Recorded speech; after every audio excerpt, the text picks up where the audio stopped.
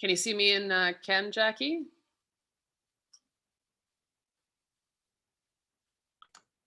I can see you, Natalie. And I'm looking at my options for view. I've never had this problem before. Side by side, speaker, okay, side by side gallery. Okay, thank you.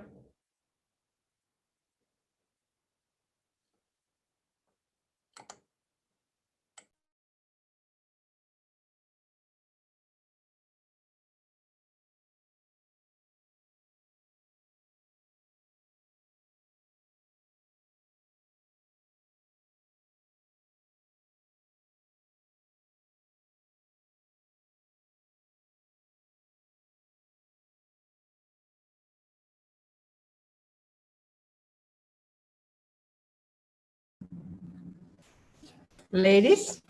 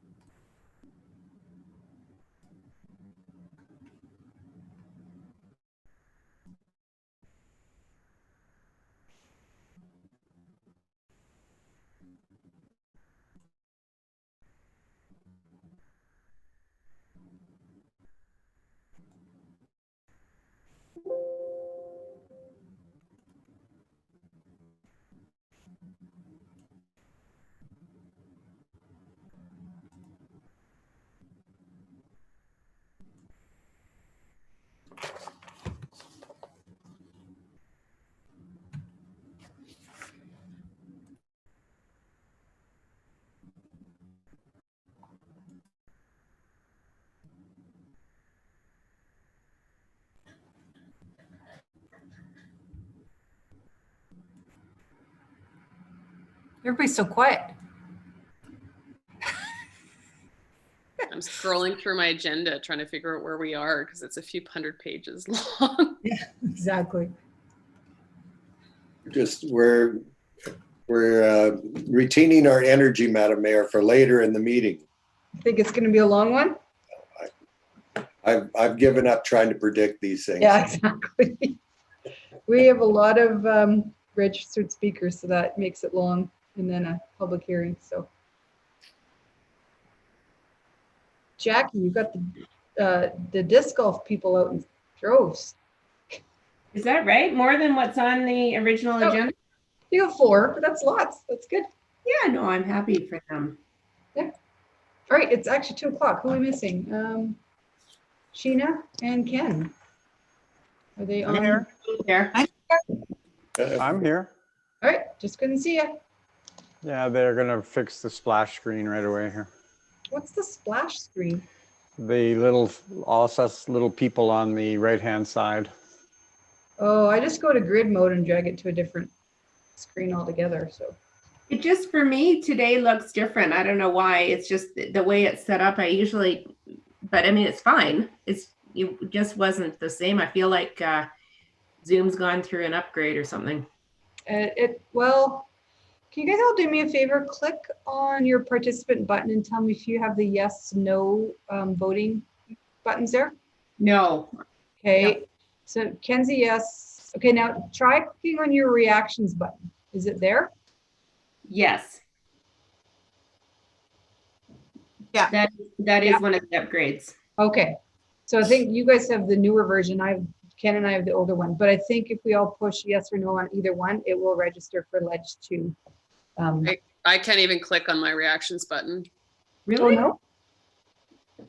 You should be able to click on the more option. There we go.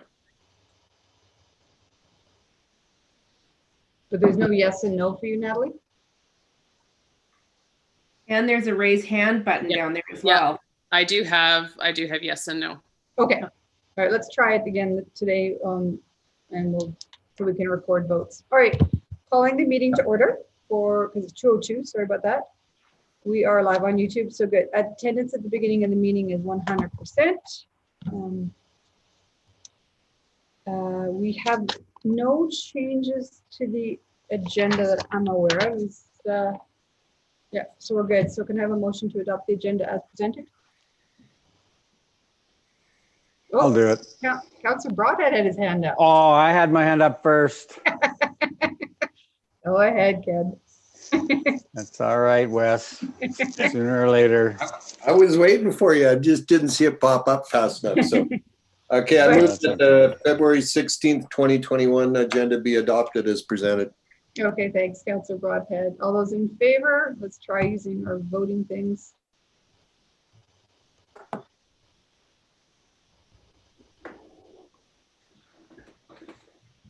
And maybe Tamara, can you tell me if everyone's voted in favor or not? Because I can't see it. Carried unanimously. Thank you. All right, presentations. I actually have an emailed list because there's more. So coming to speak for the disc golf, I have Timothy Plamadon, Nick Legault, Jean-Paul Talbot, and Connor Minshall. Are they all logged on? I see JP, I see Tim, excellent. All right, and then for the outdoor recreation facility, I have Matt Bakowicz and Kelly Smith. There's Matt, see him. And Kelly, Matt, are you both speaking, Matt, or just you? Kelly's on the road back from a client meeting, so he's unable to attend. So I'll be Okay. the one speaking. Thank you. Perfect. And then, of course, we have lots of registered speakers for the public hearing. And I'm unaware that anyone to speak ahead of time, but if you are logged in now and want to speak at 2 rather than 5, please let me know. But otherwise, I think we're going to go ahead. So let's start with disc golf. First to register was Nick Legault, and he's a resident. So Nick, go ahead. Hi, good afternoon. Can everyone hear me okay? You sure Maybe can. just give me a hand up. Perfect. So, first off, wanted to thank Councillor Hanson and Amanda Wild from the Parks Department for continuing to engage in this, and happy to see that this is continued from the presentation that we did back in December. So just wanted to touch again on disc golf just quickly, and then just kind of the reasons why I think it's good that we continue to move forward for the summer of 2021. So disc golf, even though some people might see it as a summer sport, we're seeing some continued use in the winter, which is good. And it's also continues to be a socially distant activity that we can continue to do. And that's going to be even more important as we get into 2021 and the rollout of the vaccines and the continued restrictions that we're going to see, we anticipate till the fall. Disc golf is inclusive and family friendly.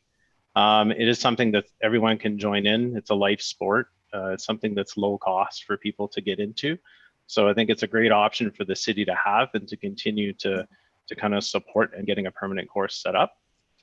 So just even recently, I mean, there's been some good positive media and public support, even in the winter months. So I actually had a contractor come by my house and say, hey, do you know about this disc golf course in the park behind your house? And I said, absolutely. He says, it's great that they got that set up. I had a chance to play with my father. He lives nearby, and the grandkids. So I think those are the kind of the great stories that come out of this. I actually also had a men's group that play regular golf in the summer who reached out to me and were almost willing to come out in the winter. So we'll hopefully see them out this weekend, and they want to learn how to play because they want something else to be able to kind of diversify their recreation opportunities in the winter. So some great stories coming out from the public and even just people that I meet day to day in terms of like the course that's been set up in Langholm Park. So today the motion is around, moving to baskets and doing a public engagement. So happy to see that the baskets motion is there. I think it's important that we get baskets into the park. We'll be able to obviously work with the Parks Department to get an acceptable layout that works. It'll legitimize this temporary course into something that could be potentially permanent. The baskets, even though purchased, can be moved around even once they're in place. So I think that having the baskets could lean to future opportunities, if not within Langholm, with a different layout within that park or to another park. And again, it'll be a great way for the city to show their support for some expanded activities that can be done, with COVID restrictions in place. And in long term, like to see some programming. So happy to see Tim on today to speak. So Tim will be here from the Edmonton Disc Golf Association. So, looking to affiliate with them long term to bring some programming to St. Albert. All right. Thank you, Nick. It's nice to see you. Anyone have any questions? Seeing no questions, we're going to move on. But Nick, you can hang out and listen to the rest. Great, thanks. Next to register, I had Jean-Paul Talbot, a resident as well. Jean-Paul, you online? JP, I guess. Do you prefer JP?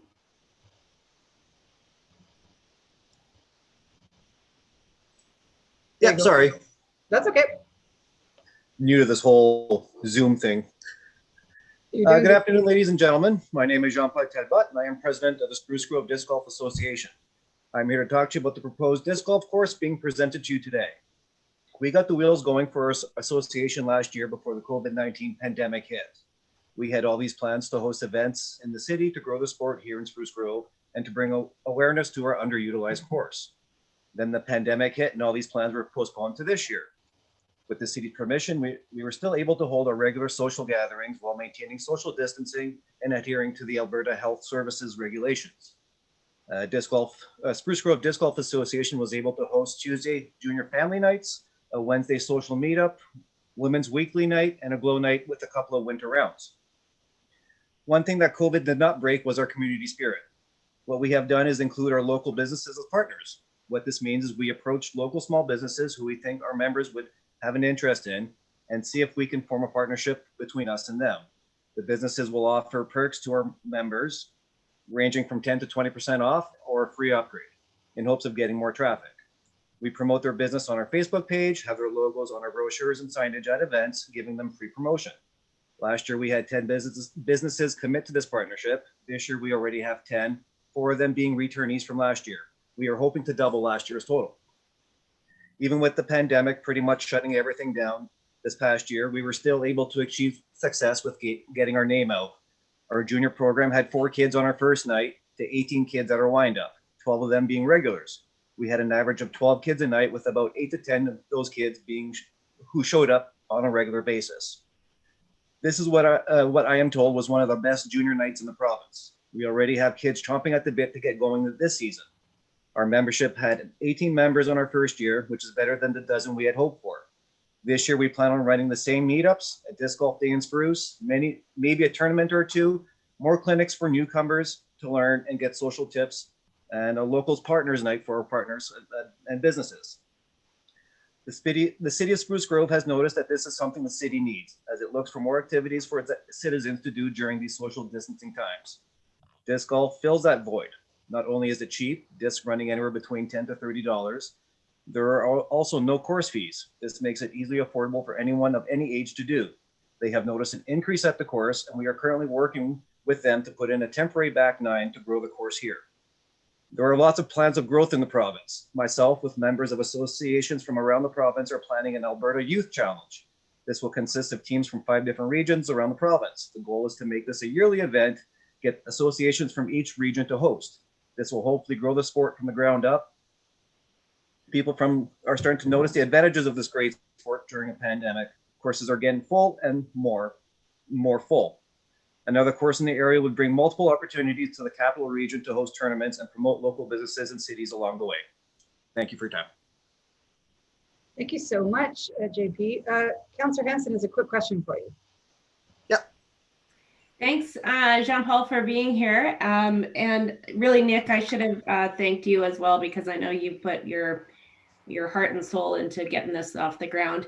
In Spruce Grove, there is the opportunity above and beyond these programs for just spontaneous use. Would that be correct? Correct. Yep. So it's just what happens? The juniors come and book it, or do you mix it up with spontaneous users, or what happens? It's not even booking. We just we on our Facebook page will plan. We'll put a post up saying like Tuesday nights are usually our junior nights, so we all meet up around 7 o'clock and we have a tee off time. But I mean, there's other people using the course while we're there as well. And then during the week, parents will come up and say the kids are coming out to practice. They're getting out and they're being outside. So. It's just very informal, and come and play. Exactly.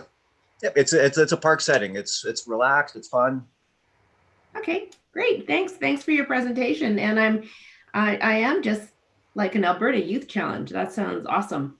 It's the first time it's actually a lot of people have talked about it, and it's the first time trying it So let's go.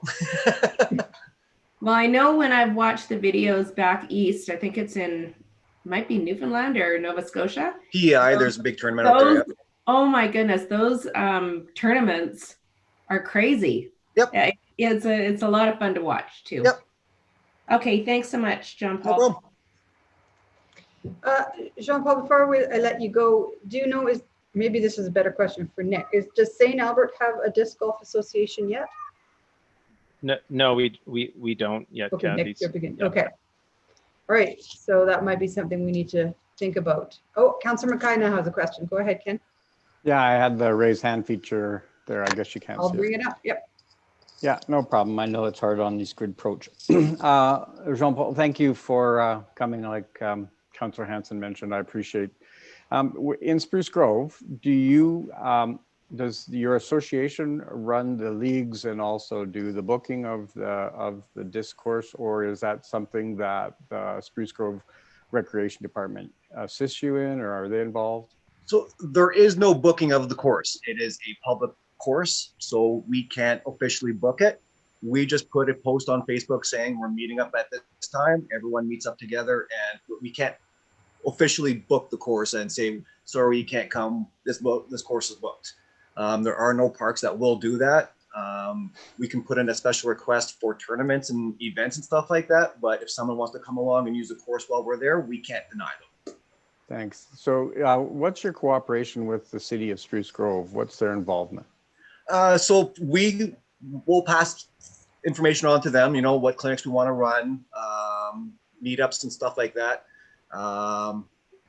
As long as it's adhering to the regulations from AHS, they're okay with it.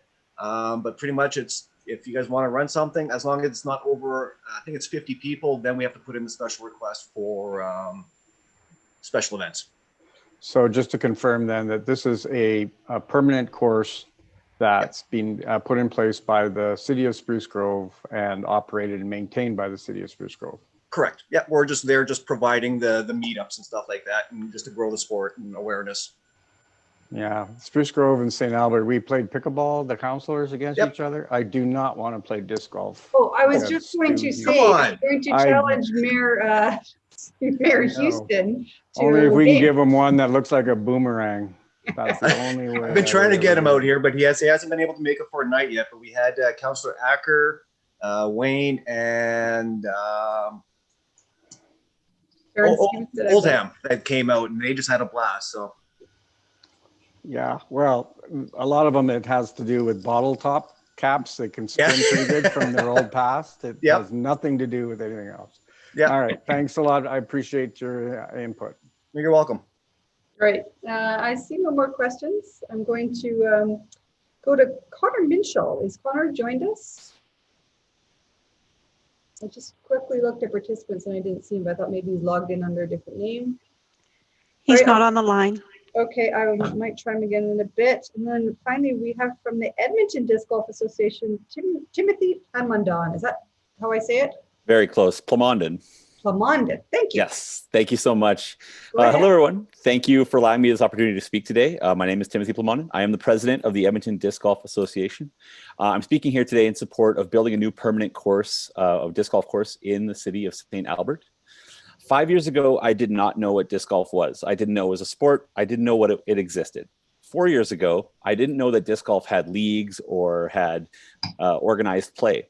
Last year, I wasn't on the Edmonton Disc Golf Association Council, but here I am today as the president of EDGA to show my support for growth of our sport locally. My story is a product of the type of people disc golf attracts: community-minded, engaged supporters who want to grow the game and give everyone a chance to see what makes it great. Regionally speaking, the greater Edmonton area is currently home to 5 disc golf courses, including 3 inside Edmonton city limits, 1 in Spruce Grove and 1 in Beaumont. As you are aware, presently there are none in St. Albert. Estimates have been made recently that there are well over 1,000 active participants of our sport locally. Globally, in the last 18 months, disc golf has become one of the fastest growing sports, having recently exploded due to its accessibility, its low cost to participate, its low environmental impact, and overall fun for everyone to play. Currently, our local courses are being stretched to capacity. Significant amounts of new players every week are trying it and loving it. Currently, as noted by the prominent disc golf app UDisc, Rundle Park in Edmonton is the third most popular course in all of Canada. So you can imagine how busy the course is on a Saturday afternoon. On any given day, you'll see entire families, groups of friends, and everyone in between at Rundle Park or any of the courses in Edmonton playing, learning, and trying disc golf.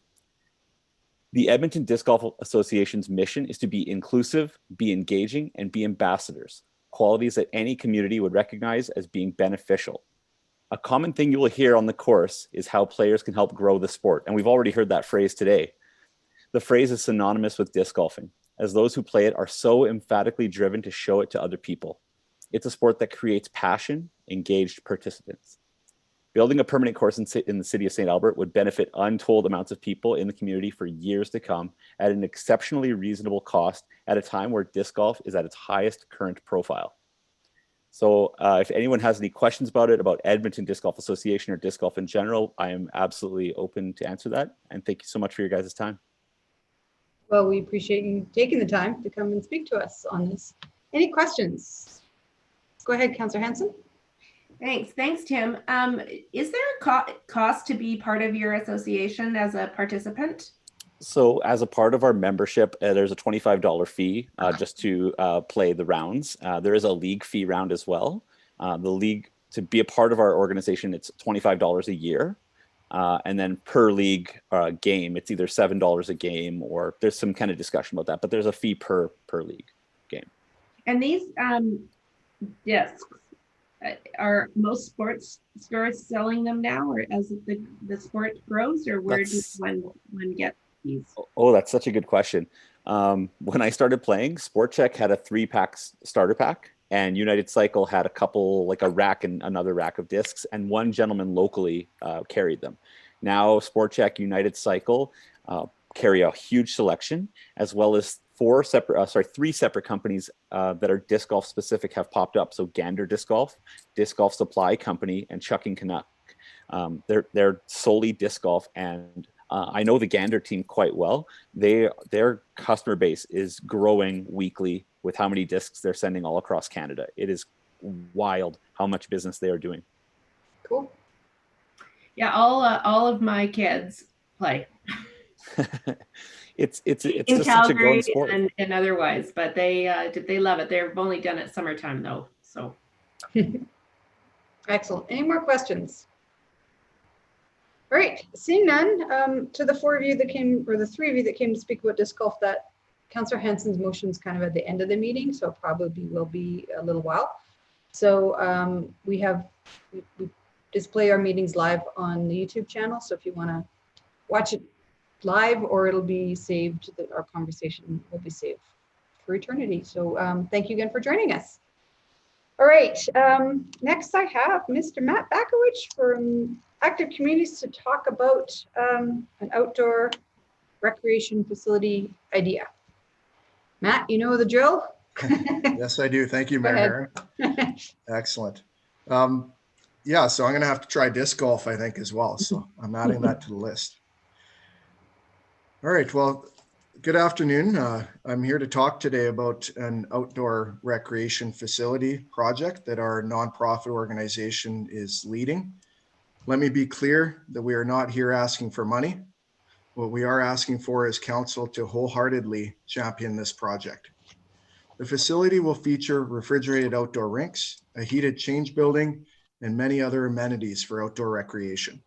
This will be a year-round facility that is utilized for skating, skiing, pickleball, basketball, maybe disc golf, and much more. It has been proven successful in Eastern Canada and will be the first of its kind in the Edmonton region. We want to build it right here in St. Albert. Over the past 3 months, the strength and size of our organization has grown, and we have raised over $500,000 towards this project. These contributions are from citizens of St. Albert who are committed to seeing this facility built. They want to see the facility opened as soon as possible so that the community can start benefiting. We have also witnessed a groundswell of support for this project, which far exceeds any of our expectations. The facility vision is detailed in a video that was posted to our Facebook page, and has over 1,500 views in the past 2 days. As a society, we are facing a new reality. The measures to combat COVID-19 have caused mental, physical, and social impacts that may take many years to recover. Recreation activities will play a key role in supporting our community's recovery from these impacts. The time is now for our outdoor recreation facility to be built. Moving quickly will enable it to be opened in the fall and start benefiting St. Albert. We are flexible regarding location and are exploring all options. Some of these are in new neighborhoods and others could revitalize existing neighborhoods. Tomorrow, we have a meeting with Mr. Hiltz and the planning department regarding potential locations. We look forward to hearing their insights. We are aware of administration's busy workload and appreciate Mr. Hiltz scheduling this meeting in a timely manner. Out of respect for their workload, we are making every effort to minimize administration's time spent on our project. Active Communities intends to obtain a portion of funding from the provincial and federal governments. To back these funding requests, we are asking for a letter of support from the mayor. We are interested in moving forward with this project in St. Albert and require your support to do so. We do have a couple of related questions. If council is interested in supporting our project, how do we obtain a letter of support from the mayor?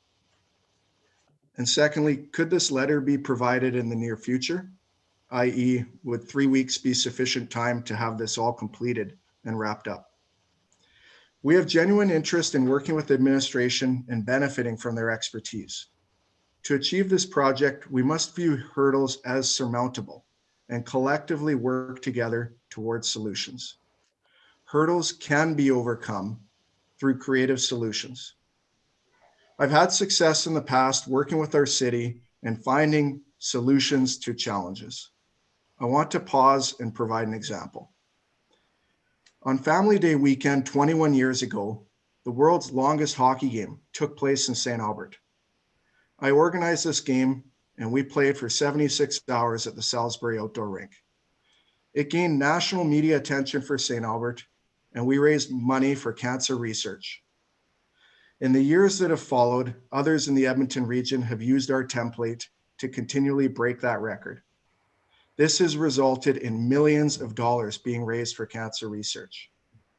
The genesis of all this, the record-setting outdoor game in St. Albert, almost didn't happen.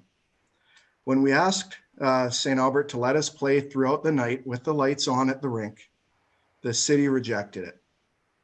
I set up a meeting with the late Mayor Chalafu, and he reiterated that we could not play.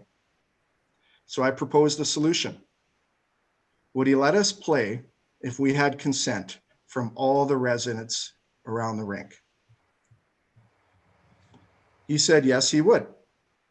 So our group went out, we canvassed the neighborhood, we got all the required signatures, and we were allowed to play throughout the night for 3 consecutive nights and create an experience that resonated with our community and across our country. My point is this: hurdles can be overcome through creative solutions. Where there is a will, there is a way. And take my word for it, there is lots of will behind this project. Thank you. All right, thank you, Matt. You got it in right at 5 minutes. You've done this before, have you? Okay, I have a feeling there's going to be quite a few questions because you're looking for some short timelines. So I'm going to open it up to council. Who wants to start? Councillor Hughes. Thank you. Thanks for coming, Matt. This is a very different request than what you had in the previous proposal, and I think it's actually got a lot of merit. So you're not looking for specific land right now, is that correct? You're just looking for discussing potential options, but you're also looking at private land if necessary. So you're not, at this moment, you're just asking for discussions with the city, but nothing specific for money or land. Is that correct? Correct. We're keeping all options open, and that includes several private land opportunities within the city of St. Albert, and we've had conversations with landowners. Yes. Okay, but we're also discussing the city in case we are also able to do that. Correct. Okay. And you are not, just be clear, at this point, you are not intending to ask for, even if the city were to provide land, that would be the limit to our contribution. You're not asking for additional funds? No. Okay. So all of the other funds will be coming from either other levels of government or private donations or fundraising. Is that correct? Correct. Okay. And your intention is to hopefully get this done by the fall? Because that seems very optimistic, but I don't know, maybe I'm just working with government speeds for too long. So you, like, I guess, is it the intention to hope for the fall, and if not, get it done by the following year? Or I guess, how hopeful are you that you can actually meet that goal? Well, we've done a work back from that date, and we've met with refrigeration specialists. We've worked with general contractors, as well as concrete suppliers and those that have done these types of facilities in the past. They're done quite regularly, so they have very defined timelines in terms of this, and it's realistic to do this build within 3 to 4 months. And working back from that, we're in the process of obviously getting this out in the public and working towards that timeline. So if you were to ask me, is that an achievable timeline? Yes. Is it an aggressive timeline? Yes. But to my speech, if there is a will, there is a way. And I think if we collectively pull together on it, I think we can achieve that timeline. Okay. And the operating, when I saw your video, you also said the operating will be fully addressed by your revenue from this. Is that correct? That's correct. Consistent with the previous model that we proposed for the other facility. But to be on the ice, there would be an admission fee, right? Like, this is not going to be, because you have to recover the money somehow. So I'm assuming that is it just from rentals, or would it be also from just if you want to just get on the ice, like just like you would if you want to go to the Kinnex or the any of the other rinks that are indoors you pay? Is that the intention for this one as well? So I appreciate that question, Councillor, because I think number one is that right now there is a charge for people that want to do drop-in skating, public skating indoors, and we would not be charging for public skating. So in fact, this facility technically would be more accessible to the average citizen than the existing indoor recreation facilities are for skating. So I think that's one distinction. The other distinction is that City of St. Albert currently charges user groups such as minor hockey a fee for using the outdoor ice surfaces. So that wouldn't be anything new to them. And in fact, you know, it's been in place for quite some time. So I think from an ice access standpoint, our intention is for at least one of the sheets to be accessible to the public full time for spontaneous use, and for the other sheet to be available to user groups to book as they see fit, and for them to pay a reasonable fee. Certainly nothing compared to what they're paying for ice outside of St. Albert. So this would be a fraction of that cost. And frankly, the operating burden for this facility would be quite low. So there would be a minimal need to recover costs through the user fees. Some of the other revenue sources we have are gaming funds, which are accessible to nonprofits like ourselves. There are other sponsorship opportunities, fundraising opportunities. So if we get sponsorship for the boards, as well as obviously donors. And we believe firmly that once this facility is up and running and the community sees the true benefit of it, there will be even more support for contributing financially to it. And the ice quality. So what kind of an ice quality are you planning to maintain on this? So this would be exactly the same ice quality as an indoor facility. So it would be refrigerated. It would be maintained and edged appropriately. It would be flooded using a Zamboni. The boards and glass that we would be installing are the same boards and glass that we have in our indoor arenas. So all of those would be the same. The only difference here for a participant would be that it would be outdoors, which would be kind of a cool experience too. So I do want to say we've talked to people that have professional hockey playing experience, and one of them is Chris Joseph, who lives here in St. Albert. And when we spoke to Chris, he was very excited about this. He actually harkened back to his days playing pro hockey in Germany, And in fact, he said that he played pro hockey on a facility there for several years, and it was some of the best ice he'd ever skated on.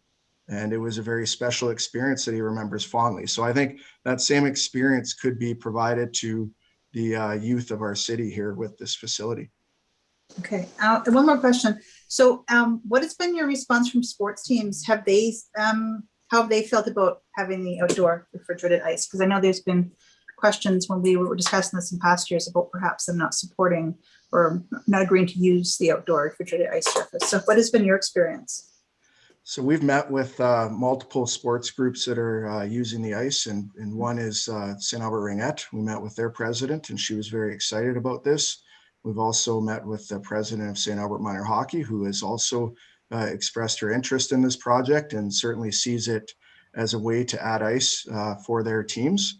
And we've also engaged with the St. Albert Raiders Hockey Club, and their president has also provided his full support for this. So there's no question that in terms of the user groups that they're interested in, I would say the bigger piece is the answers we've gotten from the public. So we've engaged with many families that participate in ice sports, and they've very much been a fan of having a facility like this instead of driving out to Legal for a 6 a.m. practice on a Saturday morning. So this provides a equivalent facility suitable for their purposes and at a location and a time that would be more benefit than what they're currently having. Great, thank you. I don't have any other questions. Thank you. Great. Thank you. I see Councillor Hanson has her hand up in the chat. Go ahead. Thank you, Mayor. Thanks for the presentation, Matt.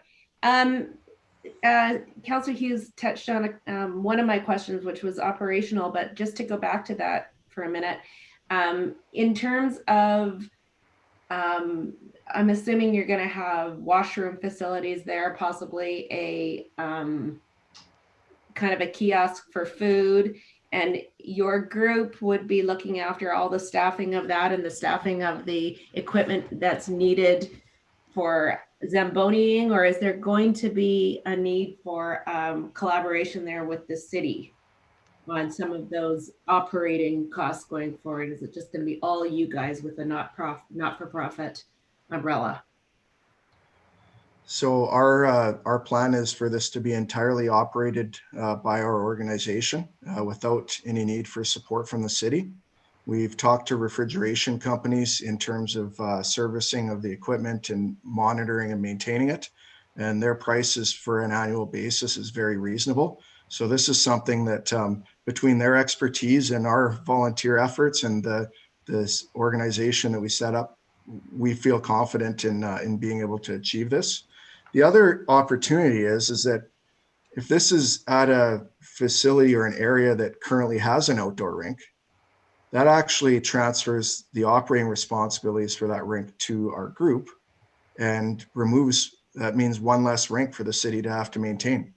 And if this project was then to be repeated in other parts of the city and scaled, then that each time we would bring another one on board means one less for the city to operate. So I think there's some long-term savings that this could provide the city as well.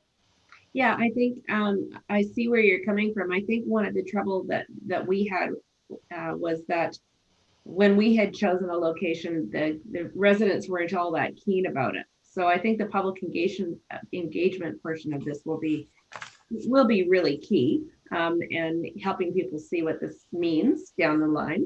The last question I had though really is about the footprint that you require, because you would probably need some parking in there with this kind of a facility.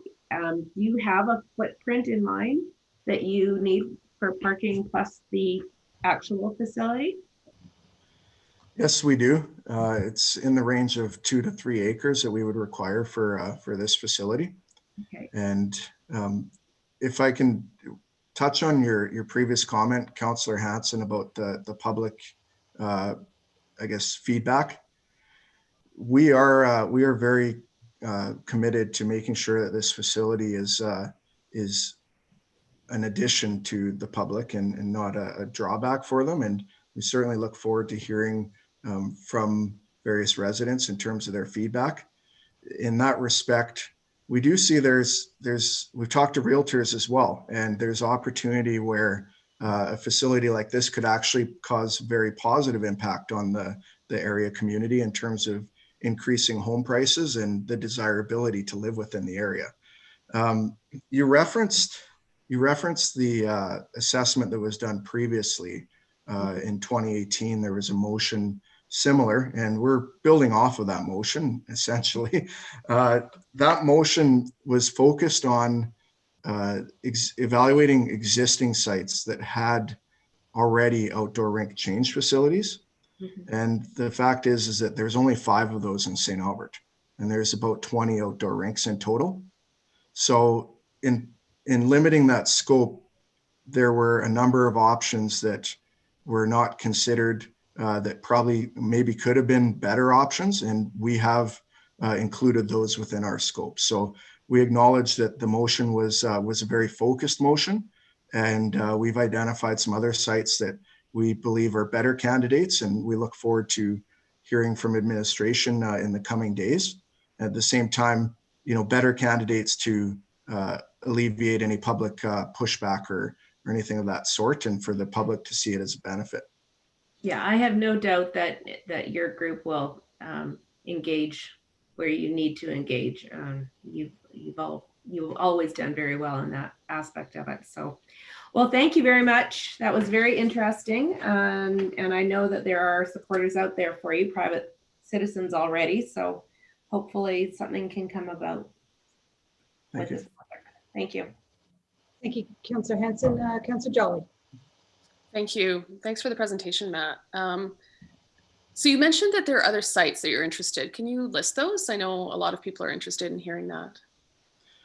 So some of those are private sites, which we would want to have the permission of the landowners to discuss that publicly.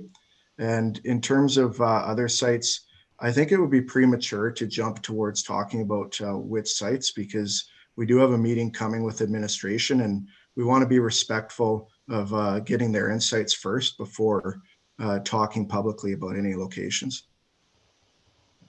Okay, I guess, so related to that question, I saw the ads on Facebook over the weekend, and it seemed to imply that this was opening in the fall. So I guess, how is that possible if there are no sites? So we're actively working with landowners who are interested in seeing this open in the fall. Okay, so in terms of the letter that you're looking for council, it sounds like you guys have this in the bag, which is awesome. I mean, I would love to see this in the community. So it just sounds to me like you don't need the city's involvement. So I'm just a little bit curious about why you're here if you've already got it kind of in the bag. Appreciate the opportunity to clarify that. So we are looking to go to different levels of government with funding requests, and to support those funding requests, it's a big help to have the backing of the local municipality when you're going to the province and the feds for funding. So this letter would represent the support of St. Albert in going forward. So it would help us to access funds and bring funding back to benefit the community. Okay, so we'd be supporting you, like purchasing private land, or I don't quite understand what the support looks like. In terms of the support, it would be a letter of support that, as most groups typically receive for CFEP funding for different types of grants that are available. Yeah, no, I understand that, but I guess usually we kind of see a business plan, or something. All we've seen is a YouTube video. So is there a business plan that you would share with us, or?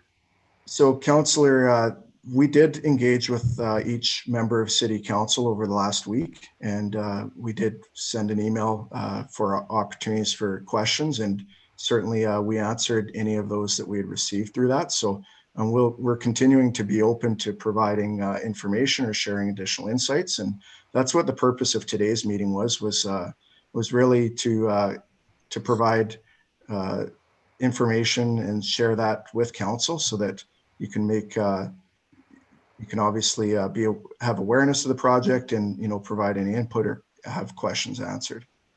Okay, so I guess my question is, would you be willing to share your business plan? We could certainly share that Okay. from that perspective. Yep. Okay, that would be awesome. So my other question has to do with budget. So when we looked into this a couple of years ago, admin kind of did their research and came back saying that it would cost about $2 million to cover one rink. And that's where there was already an existing washroom facility and warming facility. So what kind of budget are you aiming for? So we are flexible in terms of this, and the amount of fundraising that we obtain will really drive all the amenities that are at this facility. So we've presented a vision as to what we're shooting for in terms of raising funds towards, and obviously, we feel like the community is behind us for that. Okay, so best case scenario, like to build everything that you're looking for, is it like 20 million, or like what is that number? So there's been multiple facilities that are similar that have been done around the province and around North America, and Yeah. the range in price can be anywhere from say 1.5 million to 3 million, somewhere in that range. So Okay. again, it will depend upon how much funding we get, and then that'll determine how big of a facility is initially built, and then subsequent to that, our belief is that once we get the momentum from this project and the community feels the benefit of it, that it won't be soon long after that they're interested in adding future phases to it, and reaching towards that full vision that we've communicated. Okay, so that 3 million doesn't include pickleball or skiing or all the other things in the video? It does. Okay, and you only need 2 acres for like a ski track and pickleball? So the site we'd be looking at is 2 to 3 acres for the footprint for the facility. And Okay. if there's additional parkland that's available in the area, then Okay. we could take on responsibility for track setting those trails. And so Okay. that would be a value add that we could bring to the city, or work collaboratively with groups like St. Albert Nordic Club. Okay, so really just the 2 to 3 acres is just for 2 ice sheets, not pickleball and skiing and all that stuff.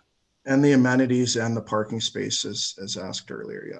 Okay, and so $3 million you can build parking and 2 sheets of ice and a warming shack for 3 million. So the 2 sheets of ice we could build, yes, and the warming shack and the parking, yes. Okay. I guess my last question is, I understand you pitched something to the city of Edmonton. Are you able to share kind of what you pitched and what the result of that was? So we're a provincial organization, and we feel it's a project that would have interest around the province. We've engaged with Hockey Alberta, and they're very excited about this project, and they'd like to see it done. We'd like to see it done. And obviously, we'd like to see more than one of these. We think there's lots of opportunity for multiple facilities like this in St. Albert and around the province. So we have engaged with City of Edmonton. We did a presentation to one of their committees, and they are currently, they voted to explore this and move forward with bringing this back in short order. So we're excited about that opportunity and their interest.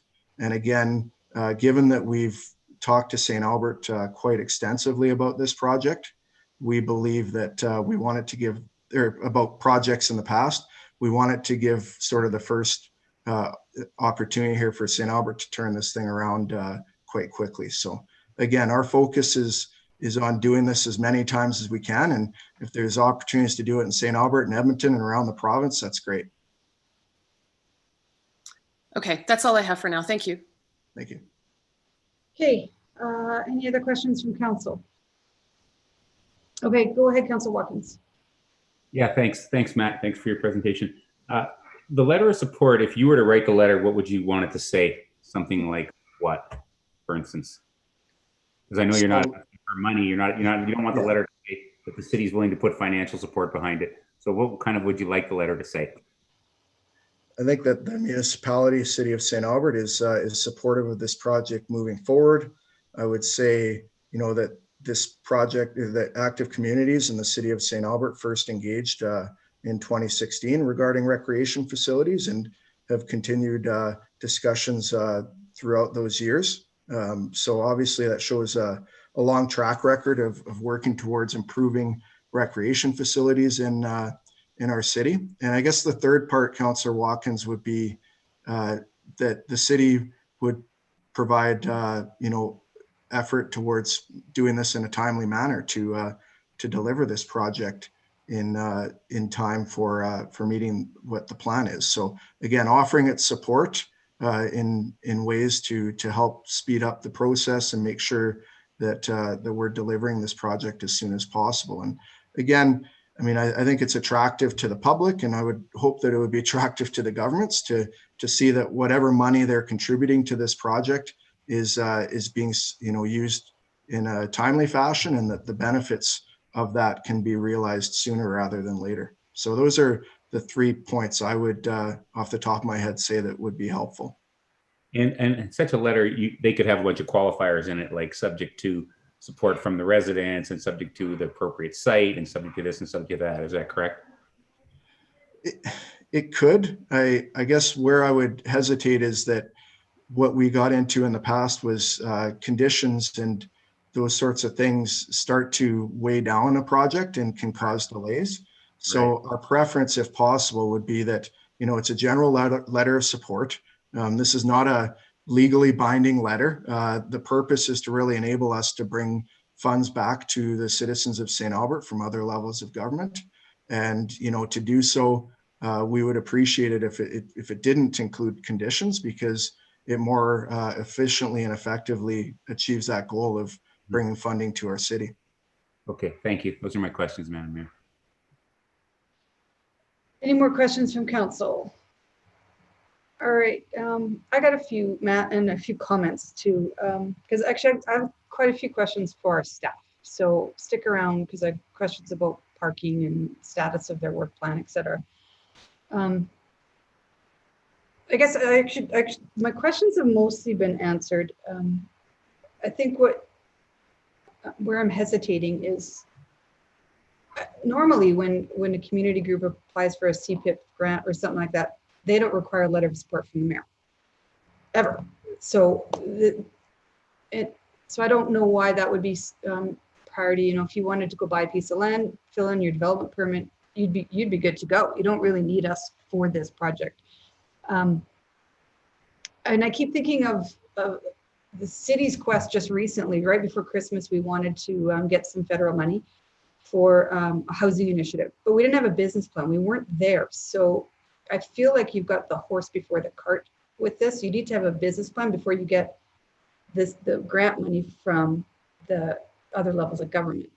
And it's going to be really hard for this council to put a signature on a letter when we don't know where this is going and what kind of community support would be behind it. Because I can tell you, it wasn't just the covered refrigerated ice rinks that we were talking about a couple of years ago that didn't get residential support. It was a bike skills park a few years ago. So these neighborhood community recreation areas, generally we get significant pushback from bringing in a citywide public facility. You see what I'm saying? I mean, it might be great for some of the residents, but some grandma might not want the disco night that you proposed in your video in her backyard. So we need to do that public engagement before the city can actually throw their support behind it, because we represent all of the public.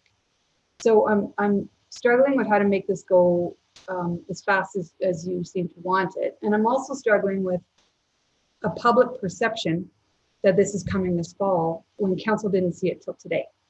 And so again, the horse was before the cart a little bit. So I think we need to work together a little bit on aligning the timelines with what you're asking and with what council and the city can provide, because it's not aligned right now. I'm gonna ask Carrie and Kevin a bunch of questions about parking and permitting, et cetera, and the servicing of lands that aren't serviced, because I see this as a fantastic solution for our ice needs, because we do have ice needs, a temporary one, because we eventually want to build indoor rigs. Actually, that's a question I have for you. Could we eventually lay down 2 sheets of concrete and the boards, et cetera, and then cover it one day and turn it into an indoor facility. Is that something that could happen? I think everything's possible, Mayor. Again, I would come back to your points about what the community wants, because obviously as soon as you surround the facility with, to try and make it like a real traditional recreation facility, then there is potentially more activities there than simply some practices and, some public skating. So again, that is a possibility, but I would say that would depend upon the site that's located. In terms of the business case, so we do have a business case, so it's not that we don't. And we did engage with council, throughout the last week, and certainly and administration, to be clear.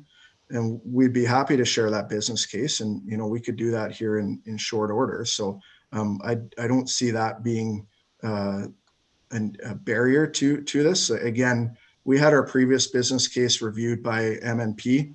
That was a much higher scale business case. I'm a chartered professional accountant and certainly go through the financials with great detail. And MNP found that business case to be quite detailed financially and quite sound financially. So I would expect that you would find the same level of quality in this business case, and certainly would look forward to providing it here in short order. Okay. All I received from you, Matt, was the video link. I didn't see anything else. Did I miss something? So the video link, and then obviously an opportunity to engage and ask questions, and so if you'd like to see a business case, we can provide the business case. Yeah. Okay. We just hadn't been asked for that, and frankly, there's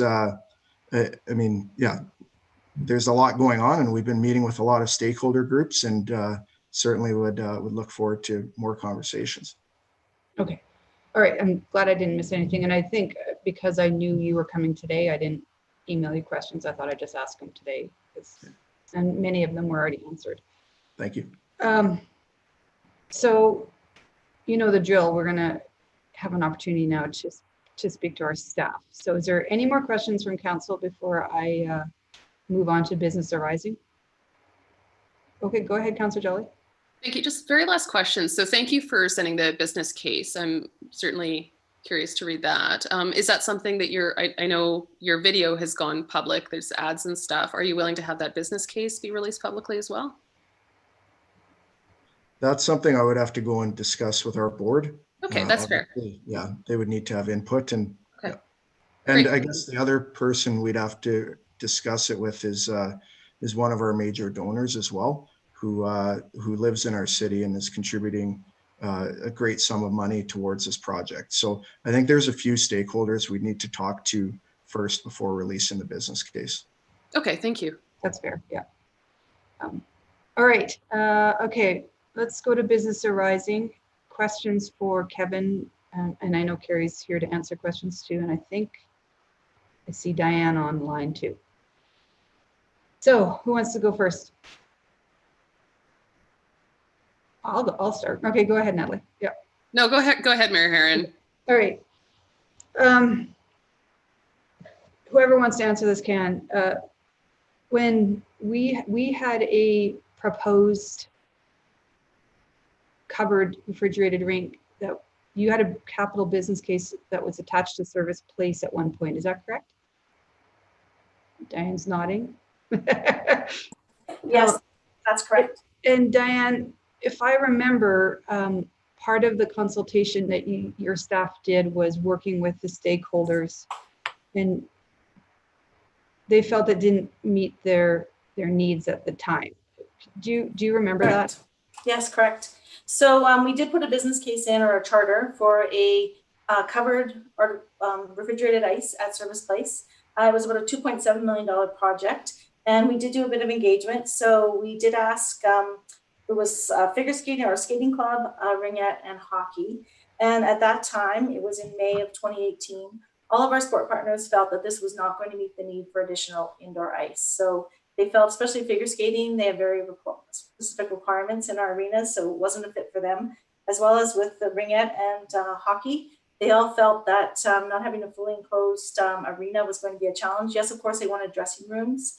And if that can be accommodated, that would, meet a bit of their needs. But they just really felt that it wasn't going to meet the needs of their program, and were not really supportive. They thought it was a nice idea, but they didn't think it was going to meet the need for additional ice for them. Okay. Do you think it was because they were hoping for, a full indoor rink, and so they were answering this temporary option as not as favorable? Potentially could have. However, we do rent out our outdoor rink right now. Outdoor rinks, we have about 450 to 500 hours a season booked out. It's mostly to schools and Wonder Fun. So minor hockey has the opportunity to book outdoor ice. They don't pick it up a lot. And we bring in about $3,000 to $4,000 a year on any bookings on our outdoor rinks. Yeah, that was the question. I actually didn't know that we charged a fee for outdoor rinks. It's pretty minimal. It is about $28 an hour, and that includes the change room, or $16 without the change room. And again, schools with our reciprocal use have access for free. And Wonder Fun is really the largest group that uses the outdoor. Yeah. Yeah. All right. So Adrian, you're online.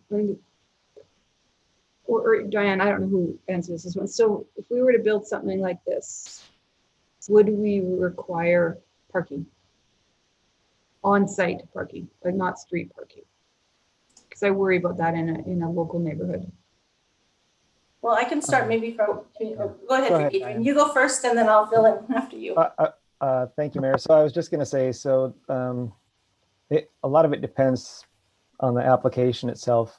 But for example, in a public and private service land use district, there are requirements for indoor and outdoor recreation services, a minimum number of parking stalls per number of seats created or per gross square footage of area that is created for the recreation service. Now, an applicant could come in with a study that recommends different parking requirements than what is in the land use bylaw, but I guess we would need to see a lot more details still before we could give you more information than that. Okay. So if they were to buy a private piece of land and came up with a concept and put in a permit application, there would be some on-site parking required. It's just, you don't know how much. Yes, and then I think if it's a private piece of land, we'd have to look at the zoning of that parcel. Yeah. So if there's a redistricting, basically in order to get to council before the summer break, you would have had to have had a complete application into staff yesterday. So yeah, and we're just, yeah, I'm sure that you're aware we've got a lot of stuff that we're trying to go through with the development industry with all the applications. So we don't have a lot of flex right now, but in order to do a redistricting, it would complicate things much more, or make it more challenging, I'll say. So yeah, kind of the where this is going is super, super important and key to this. Yeah. I've spent the weekend trying to figure out pieces of land that this could potentially go on, and there's obviously some unserviced land in the city. Would we allow something to be built on an unserviced piece of land and provide temporary type servicing, whether it would be, what do you call those trucks that pull the sewage in and out and, water? Does the city allow that? Honey wagons. Honey wagon, that's it. Okay. Do we allow that in the city right now? Does anyone know? Yeah, I just wanted to, I thought I was muted. No, you're good. So if it was in, say, like an urban reserve or something that didn't have the appropriate districting, an outdoor recreation service is a discretionary land use. Okay. It's so you'd have to still go through the notice process and things like that, but it is a discretionary land use. Yeah. Carrie. And further to that too is like, you can always find, creative solutions to these issues. The biggest hurdle we would have is with the refrigerated ice plant. That would require servicing or power. Yeah. Okay. For operations from an ongoing basis, especially if you have an inconsistent winter where you're going to go from 0 to -20 down to back to 0 and everything else, you need to have that consistent power supply. And I guess you would need water. Yeah, that they could probably truck in, and that'd be an added expense for them. But you can get around that one by trucking it in. However, again, it's an ongoing added expense until you actually get that area serviced. So it does create some barriers, but you can always do it. Because I really do see the solution to be on some of these unplanned lands, like the community amenities area. It's just not going to be ready this fall, but we could probably support this if they got involved with the planning of that piece of land, which we're going to do this summer. So that goes to my next question: is the workload? I know, Adrian, that you're busy, but I have Diane. What's on your agenda for 2021? And let's talk a little bit about the planning process for community amenities. Council approved, I can't remember how much in the budget, but it was a significant amount to plan our future rec center. So we're really excited about that. So what does that involve and how much time? You're muted. Thank you. Yeah. Thank you, Mayor. Yes, 21 is a very full workload for us in terms of our work plan. So we have the community amenities site. So council approved $500,000 to do the planning for that site. And it's only the first phase of planning. So it's the needs assessment piece. It's doing some engagement with the community and stakeholders, and it's coming back with a concept plan for future consideration as we move forward. Planning of facilities like community amenities and all of the amenities that would be on that site could take up to 5 to 7 years as we go through the process. So we're excited to start that work this year, but it is definitely a longer term project. Also, we have a lot of park development happening this year. We have Kingsmead Park, Riverside Park, Village Giroux. We have park master plans for Jensen Lakes and Erin Ridge. We have Lacombe Park to finish. We have Brainon's White Spruce Park, a development this year, which is very exciting for the city, of another major city park destination. We're looking at freezeways in Rotary Park for next winter, skating on Sturgeon River. We have a parks bylaw that is very much in need of updating, and so lots of engagement happening there. We have a lot of recreation facility life cycle work. We are refurbishing Fowler Athletic Park this year, a large project resurfacing there. We have a large project at Service Place in our aquatics facility. We have exciting projects like solar panels, playground replacements, the Rose Court redevelopment, Alpine Park acoustic panels. We're looking at our reciprocal use agreement with our schools and revising that. And of course, we have the service delivery changes and modifications, our facility modifications as we work through COVID-19 and trying to open up and deliver service in all of our rec amenities, trying to get our outdoor rec facilities ready to go for the spring because we know they are going to be really busy. And then of course, we just heard from Lions in their RV park and wanting us to see if we can work with them on a site. Potentially maybe disc golf and small dog park area we'll talk about today. We've been working with SASA again around their project to look at an indoor covered full-size turf and maybe a potential at Real, Larry Lexek Field. So those are the projects that are on the docket for this year. So what are you doing next month? Well, Carrie, you want to jump in on that conversation? Yeah, just further to what Ms. Ingrid indicated is we're also, because the community amenities site is going to be so intensive, we're actually looking at seconding one of our staff members to work on that just. So that's also going to be taking a valuable asset within the Parks and Recs team out of their general project delivery, and just focusing on community amenities. So there will be some additional probably performance, gaps that they're going to have to be able to cover with their existing staff, and maybe even looking at additional staff. But probably the best way of looking at community amenities will be the secondment. So if a good solution for Active Communities Alberta is the community amenities site, they could just partake in the public consultation piece there and be an active player and make sure that there's a 2 to 3 acre site that's carved out that they could, and they would be able to build and run something up there independent of the city. Yeah, I think that, a good question, Your Worship, is that is possible. And where council will need to balance it is all the wants and needs that kind of come to that site and what's going to fit and what's not going to fit.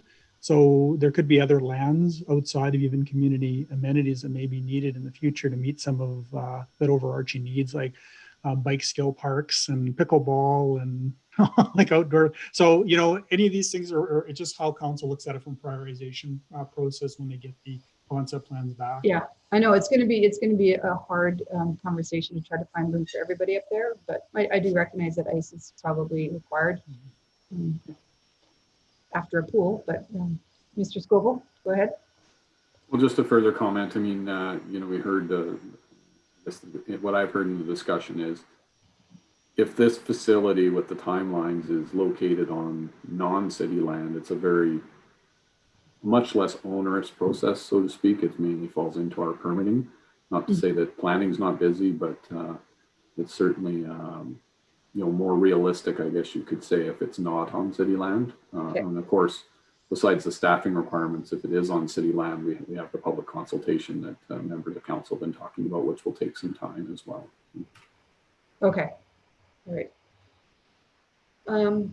Questions of Kevin or Diane, or go ahead, Councillor Jolly. Thank you. This question's for Adrian. So I'm thinking about private land. Is this an approved use anywhere in the city, or is it all discretionary? I know it's a big question. Basically, I'm trying to ask in terms of timelines, whether, you know, does there even exist land where they could just go ahead and build this site without the normal planning process? Even on a park or on a public and private service parcel, it's a discretionary use. Okay. So that would require notification to immediate property owners, immediately adjacent property owners. So there are no by right outdoor recreation use areas. So in terms of timelines, just for the normal legal planning processes, we'd be looking at like an August approval date for that land, thereabouts, at the earliest? No, so that they don't necessarily have to do a redistricting. They would just have to go through the development permit processing and then do the discretionary notification, etc. Yeah. So you're talking a few months minimum. Okay. If it falls within the appropriate land use district. If there's an amendment involved, then yeah, your time is very tight. Yeah.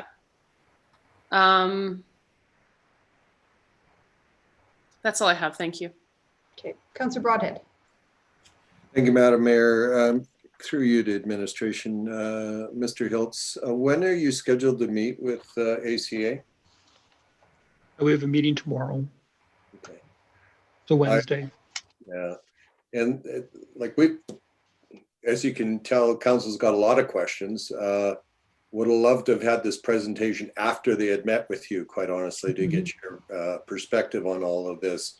So my question to you is that after you meet with him, will you be presenting your findings and for council's consideration just for our information, or what's the process going forward then? Well, I think from an administrative perspective too, is we have a number of questions. We have to get a better understanding of the project as well. And then, you know, as what Mr. Scoville had indicated, the private land options probably are the quicker options if they can, you know, find a suitable site that, as Adrian had indicated, and does not require redistricting. So there's a lot of these type of, I'm not going to say barriers or obstacles, but there's a lot of unknowns that we have to work through. And what we've kind of learned from a lot of our projects, if it's from our previous outdoor covered ice, or if it's from pickleball and things like that, the community engagement and NIMBY are a big part of it. And so I think we're going to have to get that that work plan business case moving forward. We can, once we can have those more information, we can provide that information back to council. And that would probably require further discussion. But I think where this is kind of heading, it's either that from that discussion, we're kind of hearing from both Mr. Bakovich and from council, is that if this is on private property, there's one process, or it's going to be kind of part of that community amenities discussion as well, which is probably going to take it into 2022, 23. Okay, fair enough. Thank you very much. Thank you, Madam Mayor. You're welcome. Any more questions from council? Go ahead, Councillor Hughes. It's not a question. I just thought I'd bring forward a notice of motion because time's of the essence. So I was going to give that for the next council meeting that we waive the 21-day notice requirement, and that the mayor on behalf of City Council provide a letter of support to Active Communities Outdoor Facilities Project and confirm the city's commitment to work with Active Communities, provide assistance to progress the project. So we can have that debate later, and I'm looking forward to seeing the business plan and seeing administration's feedback on it the next 2 weeks. But I also I think that there's a timeline here that they're trying to meet like that. So I'm just gonna let you guys know that's what I've done. Thanks. Okay. All right, any more questions? All right, seeing none. Matt, you still with us? Yep, there you are.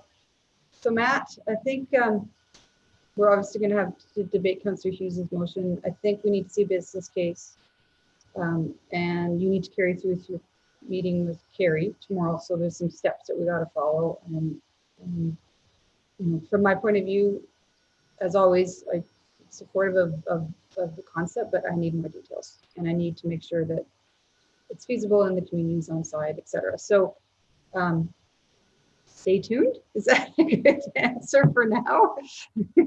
Does that work? That works great. Thank you, Mayor. Okay. All right. Thank you again for joining us. Thank you. Okay. That is it for speakers. Although I'm just going to ask, I see that Chris Delamar is on. Chris, you're registered to speak to the traffic bylaw, which starts at 5. I'll give you the option. Do you want to speak now, or do you want to wait to the public hearing?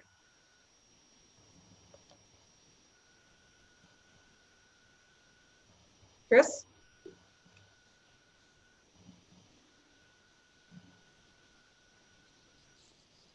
You're muted, Chris. You're probably trying to figure out how to unmute.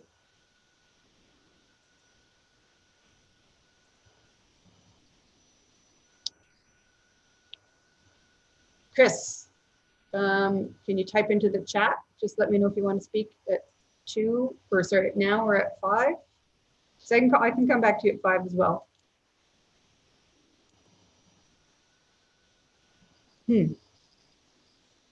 Maybe Ledge can privately message Chris and we can try to get this solved, but I'm going to need to go on because we do have a time sensitive 3:30 in camera with Ernst & Young. So what time is it now? 3:15.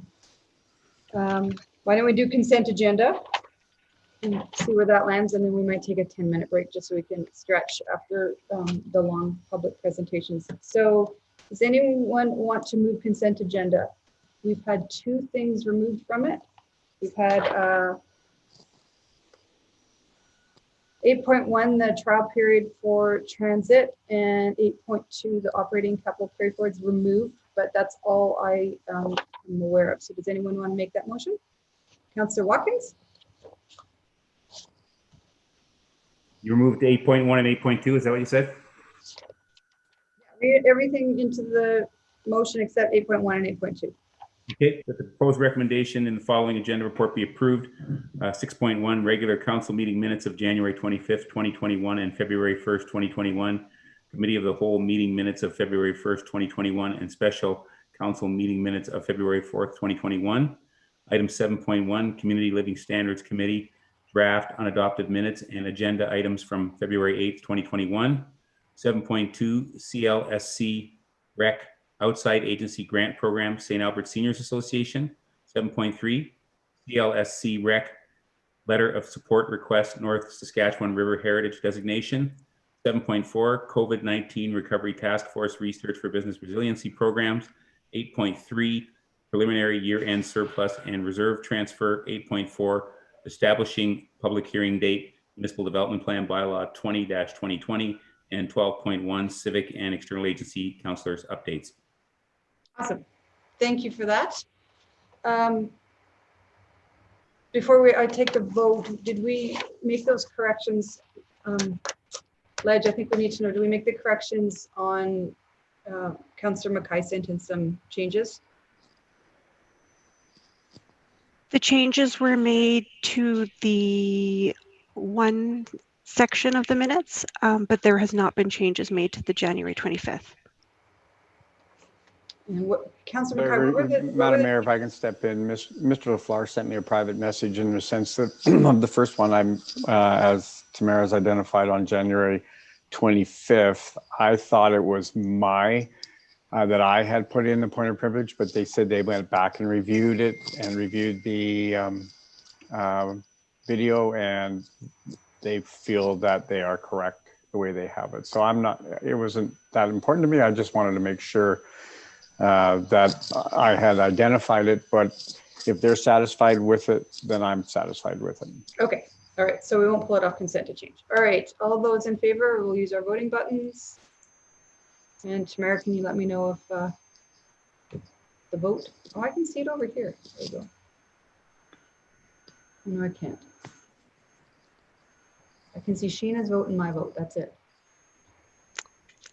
That is carried unanimously. All right, thank you. All right, do you guys want a couple minutes break before the 3:30 with Ernst & Young? All right, I'm seeing thumbs up and some nodding. Sure. Sure. Okay, so we'll meet back here. Let's meet back at like 3:28, and then we'll make the motion to go in camera for 3:30. Sound good? Okay. All right, thanks, guys.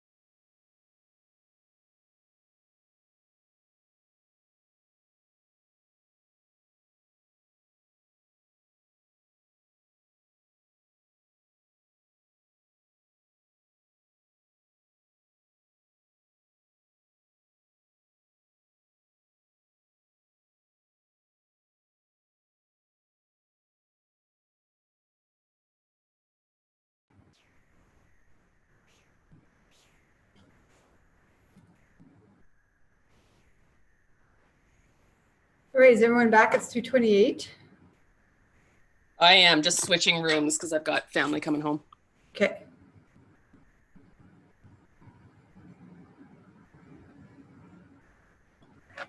All right, I see everyone else, and I did get a message from Chris Delamere about his voice was frozen and he's going to speak at 5. So we've got that covered off. All right, so I need a motion to go in camera, and it's in the chat if anyone wants to make that. Go ahead, Councillor Hanson. Thank you. That council move in camera to discuss a matter pursuant to Section 17 and Section 24(1)(a) of the Freedom of Information Protection of Privacy Act. Okay, and Councillor Mackay, your hand was up. Was that to make the motion or to speak to the motion? Okay. All right, all those in favor? Whoops.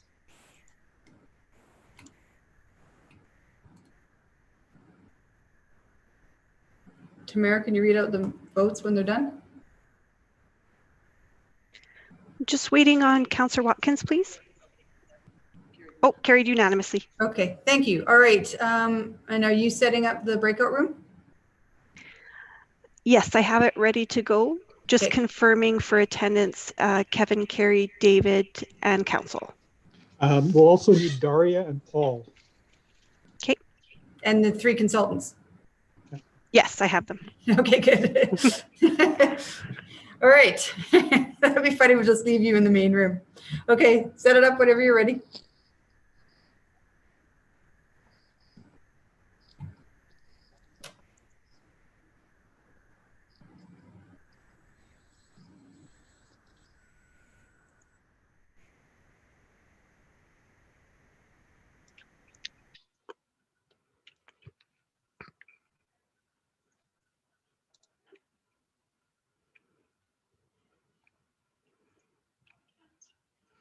Why is council? Oh, it's not working.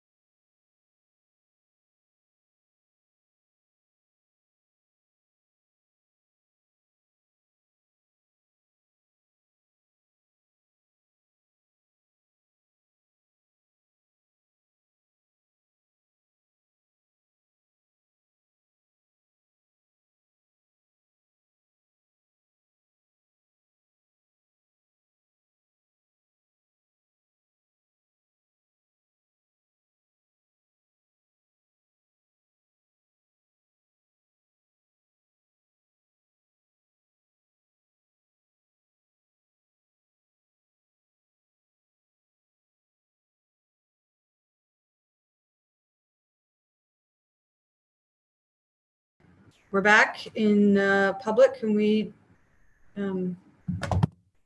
take away the meeting is in recess? There we go. Thank you.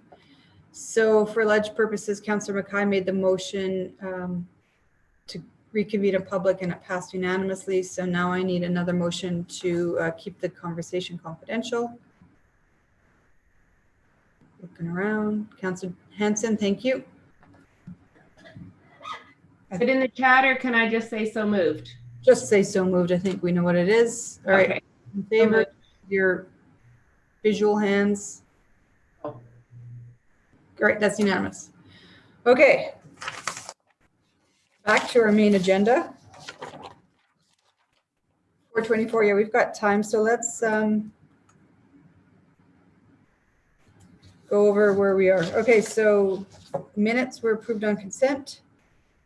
The package and the draft minutes from the Community Living Committee were on consent. 7.2 was passed on consent, and I will read the motion. That the obligation of the St. Albert Seniors Association to repay the 2020 outside agencies grant funds previously received and used for unapproved expenses be waived. That administration be directed to provide 2020 outside agency grant holdback in the amount of $23,962 to the St. Albert Seniors Association, and that an amendment to the operating grant agreement be executed to allow these things to occur, notwithstanding Council Policy CCS 22.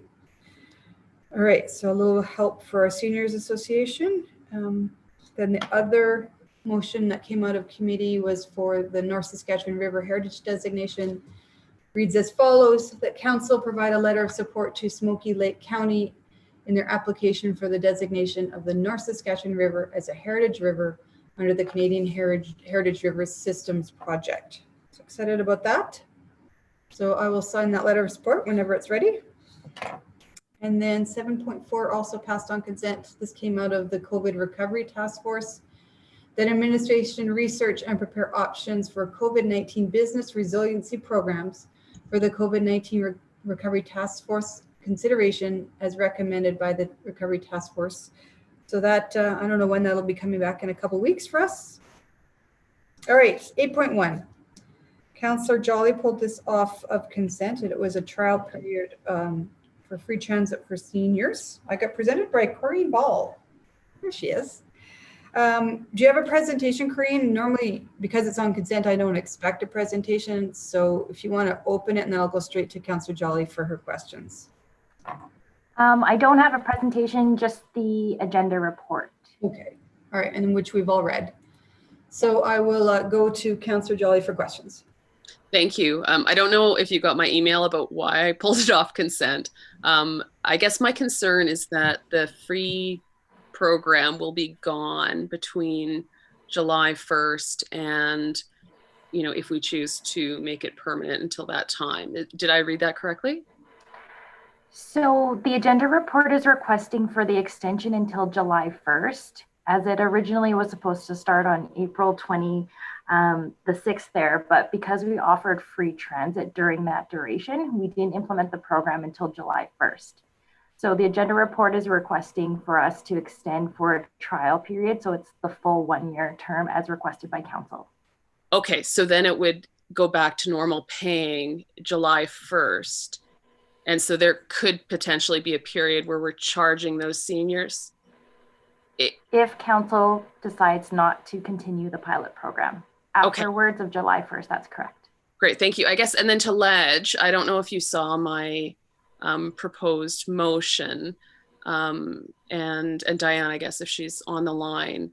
My proposal is to extend the free period to September or the end of the year. I don't know if administration has an opinion on that, just to give that grace period, and then fund that through the stabilization reserve. I don't know if anyone can comment on the details of that. Kevin, did your staff get her email about why she was pulling it?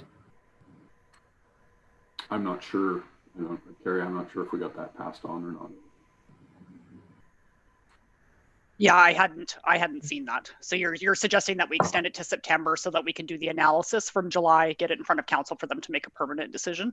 Yeah, or even till the end of the year if it can happen that quickly. And I just picked half of what the original funding was, or a little bit more than half. So 15,000 from the stabilization fund to extend that to say December 31st or whenever. I would have to leave that to Transit to comment on whether that the funding is appropriate, but that could be done. So that cost analysis would have to be just reviewed again. And so at this current time, I couldn't state whether or not that would be the accurate amount, but in ballpark, that would be approximate, yes.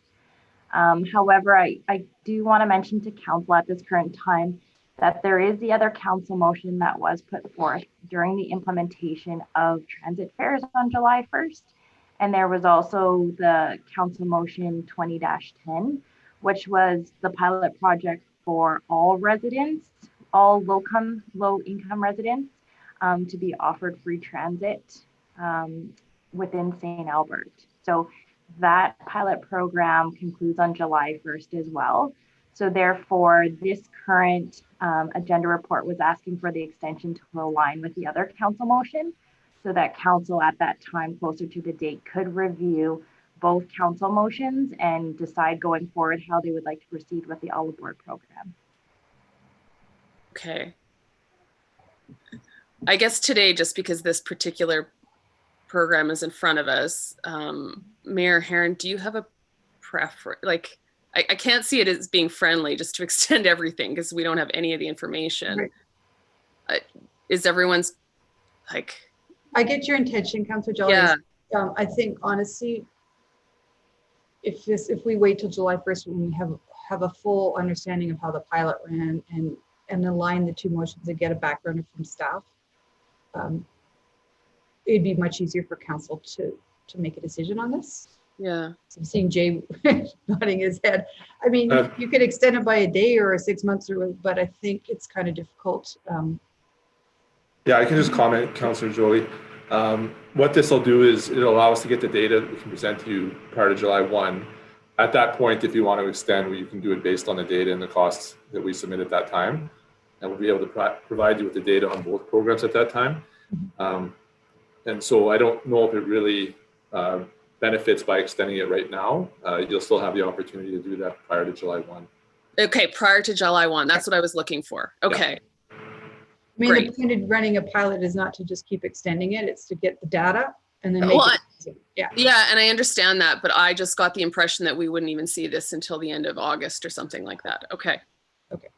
Okay, so great. Prior to July 1, we'll be able to extend or make it permanent, I guess is a better term. Okay. I don't have any concerns then because we'll be able to make that decision before it ends, and that was my concern.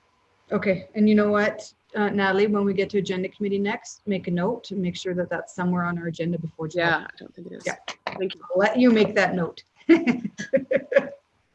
Okay, do you want to make the motion as is then? Sure, if it's in the chat. I bet. It's that the trial period for free transit for seniors be extended to July 1st, 21. Oh, there it is. Yeah, I can move that so that the trial period free transit for seniors be extended to July 1st, 2021. Awesome. All right. Any opening comments? Okay. Good call by pulling it off just to ensure that there was no lag in the transition. But all right, all those in favor? Councillor Broadhead, are you opposed? There you go. I didn't think so. All right, that carried unanimously. Oh, I was all for that. Councillor Mackay, did I miss you? Well, no, I'm on reactions with the yes button. Are we? Okay, yeah, I should. I'll go back to that. I'll stick to the clicking of the buttons. All right, I pulled the next one off. It's 4:30. Kevin, is there any presentation on this one? Probably not, right? I don't believe so. Okay. Do you want me to just go straight into questions? Does anyone else have questions? It's just me? Okay. I had numerous, so I'm sorry. And most of them are on capital and most of them are on the carry forwards, not the ones that are closed. Well, I have a question if you Go want ahead. me to jump in. Sure. It just goes on to, I guess, page 2 of 4. And the question around it is maybe just a wording in relation to it. It's talking around the municipal capital carry forwards and closed projects. And in the paragraph under the bullets, it just says, in addition to the $213,000 for the higher cost to complete the HRIS payroll system, there's the $97,000 for a sound study for the pickleball court. My understanding is that $97,000 and it was actually to install the sound barrier, not to conduct a study. So I just need clarification Yeah, on and it. I had a question about that too. So Carrie, answer that, but also I thought it was already included in the budget. We didn't need 96,000 extra.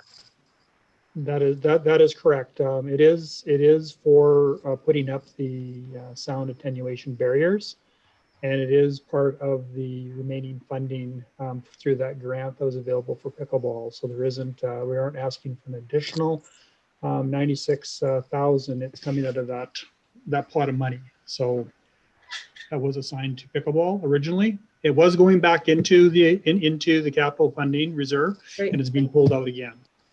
Okay. So why do we have to? There's no impact. Okay, I can speak to that too. In order for us to, we just need to increase the budget, but it is actually a revenue and it's expense. So it nets, it doesn't actually require additional tax impact. It's from that project like you had assumed. Thanks. Councillor Mackay. That was something that I thought if it was just like on one hand and one on the other hand, but I just wanted to make sure because it just looked, when I was going through the other documents, the attached, I couldn't figure out whatever it was. Thanks, I appreciate that. I have one more question on the capital projects carryover. When you move down, so it's again, it's on the attachment when we actually get in, and I don't know whether we want to dig this deep because we could be here all night. But that railroad safety enhancement where we're talking, is that the fence? Is that completed? Is that project done? I think it's some crossings as well, but I'll let. Yeah, and that's what I wanted to. It's more than just the fence, correct? Is that? And I apologize for just throwing a curve at you. I could have sent this question in earlier, but is it just for the fence or is it for actual repair of some of the crossings? Sorry if I can. So thank you very much for the question. And no, you didn't mean that. The funds are related to multiple improvements along the rail corridor with at-grade crossings as well as the fence. The fence was one component, one action item. What administration is currently working on is the Meadowview Drive. We actually had two sites that we were still investigating safety improvements or adjustments. One rail drive we believe is completed now as of 2020. And then ongoing right now and in process is the Meadowview Drive rail crossing. Okay, thanks. I was just concerned that it was just specific to the dollars that we got associated with federal funding for that. All right, I think that's all my questions right now. I have a few other ones, but I'm not going to dig deep into it. Go ahead. Okay. Anyone else have questions before I start? Okay. I'll try not to get too deep, but Diane, the project numbers are 4, and then it says 1, 2, the very first one, 1, 2, 4, 2, 0. The 1, 2 indicates the year. Is that correct? The 4 indicates capital, I believe, and the next 2 numbers indicate the year that it was originally approved. Yeah. So we've got projects going back to 2012.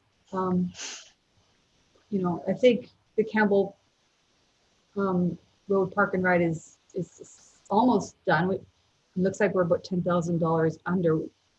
So when do we close these projects? What's remaining on Campbell Park and Ride? I can take that question, Mayor Hearn. The project is substantially completed. It's commissioned, but we are waiting for final invoices, and there's a couple of claims from the contractor that we are sorting out. So until that's completed, we can close the budget side. There's also an option that we're looking into, a long-term water servicing strategy there. So that's another option that may be coming as a scope as part of this Campbell Park and Ride project as well. And so when I look at it, are we going to spend another $10,000? Or I guess it's about 9 or under. No, we could potentially release at least 5 million out of it. Okay. Back to the pool. But we would like to wait until the Q1 is done and where the claims are going before we release them. No, and I get that. That's fine. So my question then goes to you, Diane. That was funded through MSI and Green Trip. That's correct. Does that money go into our pool or does it go back to the province? No, it would go back into our pool on the MSI side. What about Green Look at, I don't know, Anne, can you comment on how the Green Trip would work? The Green Trip, I believe, works the same way. So we would, as long as we could find something eligible for that. So. Okay. All right.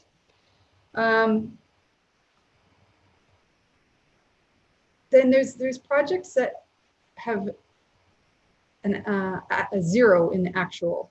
There's lots of them, and they're going back 7 years. So we haven't spent a cent on these projects. Maybe this is a question for Carrie and Kevin. When do we just say scrap the project? 414-5005 performance management system, $50,000. We've spent zero, and that was from 2014. When do we make the decision to just not go forward with these things? That one is 7 years old. Yeah, I think, it's a good point, Mayor, and I think it's something we should look at. I mean, it's not uncommon to have if you haven't initiated a project within 2 years or 3 years or whatever time frame you said, it's closed and you have to justify it if you want to bring it back at a time in the future. So that's probably something we should be looking at. So. And that would probably belong in policy somewhere then. It could. I've seen it done through the administrative side. I'm not sure that it requires policy, but certainly if council wanted to set a policy on it, we could. Okay. I actually believe it actually is addressed in the capital or in the carry forward policy that we do have, that basically says if it's going to continue beyond two years, it requires council approval. But of course, we've just gotten council approval every year to carry it forward. Yeah. So I believe it's already actually identified in policy. Yeah. So we give council approval by, if we kept this on consent, your approval would have been by passing today's motion. That's correct. Honestly, I think we should probably maybe get a report on everything that is 5 years or older that hasn't we haven't spent a cent on, and really like subdivision entrance signage. That's the 2016 $30,000. We haven't spent a cent. Let's kill it. I mean, this is a conversation council needs to start having, and we're not having it by getting this giant report with 200 project numbers, and it's kind of a lot for us to go through when we have a 400-page agenda package. And then I couldn't even find half of the capital project charters because they're 8 years old. So I don't know if this is a conversation, Kevin, that we need to have maybe at the CGI committee. Well, two comments, I guess, is one, you could change policy that it's automatically struck after a period of time if it's not started. But I guess the other comment, we've actually been talking about the signage there, but I guess that's one we're actually going to recommend to council to remove. But of course, under the growth capital plan, council has to make those changes. So that particular project, along with a couple other ones, coincidentally, is coming forward very shortly for the approval of the growth plan, where we recommend additions and deletions to council. So. Okay. I mean, this council. I just wanted to, I got further, I looked into something. We are going to actually lose the Green Trip funding on that because it's such an old project on that Campbell Park and Ride, the NACI. And then just to speak to on the capital projects, we do provide the update on the status on the quarterly reports, on all the status on all the quarterly reports too. Yeah. But we don't approve them for carryover then. It's just more of an information thing. That is correct. Yeah. So Kevin, maybe I'll draft a motion and I'll make it a blanket thing that anything that hasn't been started in the last, that's 5 years or older, that comes to CGI and that department could defend or not defend whether it should go forward or not. And it's a good way to keep them, it brings them forward for action instead of just sitting idle for an indefinite period. I think this council did such a good job, I don't know, a couple of years ago when we went through the growth capital list, the unfunded, and we cut up what, 100,000, what I can remember, a lot of money out of that project. But these are the ones that already been approved and we don't look at them. We don't give them a second look very often. So All right, I will do that. I did have another couple quick questions. One about Fire Hall 4. There is a land acquisition for Fire Hall number 4. It is project number 415326 or 328, sorry, for $350,000. I then went and looked at, then we have it somewhere else. We have a Fire Hall, yeah, Fire Station number 4 is also project 420332. Went and looked at the project charter for that one because it's only 1 year old. I could find it. It has $2.5 million in the project charter for land acquisition. So why do we have 2 project charters for land acquisition for Fire Hall 4? The one thing I will speak to is that the 2.5 million is it's land and design, so it's not just for land acquisition. That 300,000 was approved a while ago, and it's just one of those ones until we actually acquire the land and understand how much we're going to have to. We just didn't want to give it back until we had actually been able to acquire the land and understand what the costs would be. So that would be something we would definitely look at once we were at that point. But the 2.5 million does include land and design. Okay, all right. I might make a motion to take it back, Diane. All right. I don't know. I mean, we could always figure it out if we have to. And then,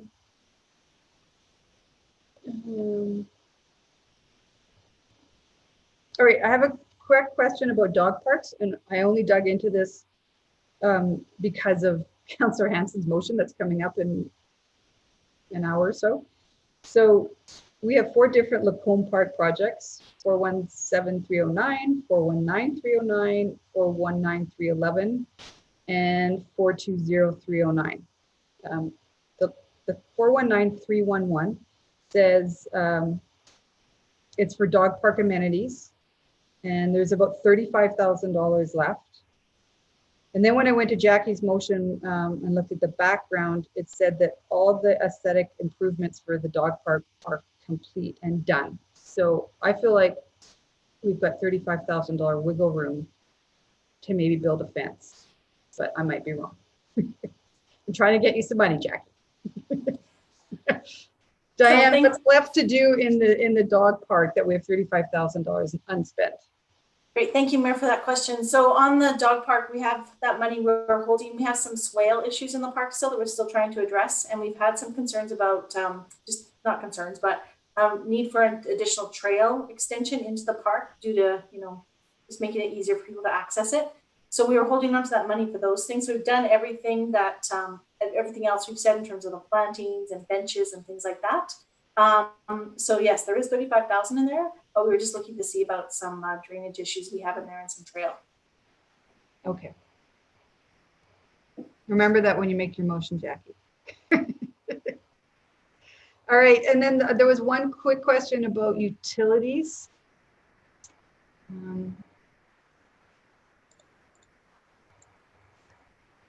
So for the capital projects that are closed, there's a surplus for debenture of $2 million. I'm just wondering what that means. So I can answer this, or Donnie might chime in. I believe that is related to the Project 9 completion, and there is some outstanding maintenance work or sort of maintenance holdback that we would do, and that was the holdback there. But we wouldn't contemplate debenturing for those items that came up. We would kind of touch base with the maintenance fund or find a different way to fund it, but it wouldn't be reasonable to debenture. This is closed. This is closed. This is the closed projects, Kate. Not a carry forward.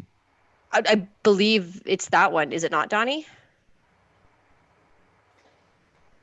What Mayor Herron is pointing to, the closed project, there's a surplus debenture of 2 million. I think that'll go back to the pool, if I'm not mistaken. Does that just go back to our offsite levy pool to service future utility debt?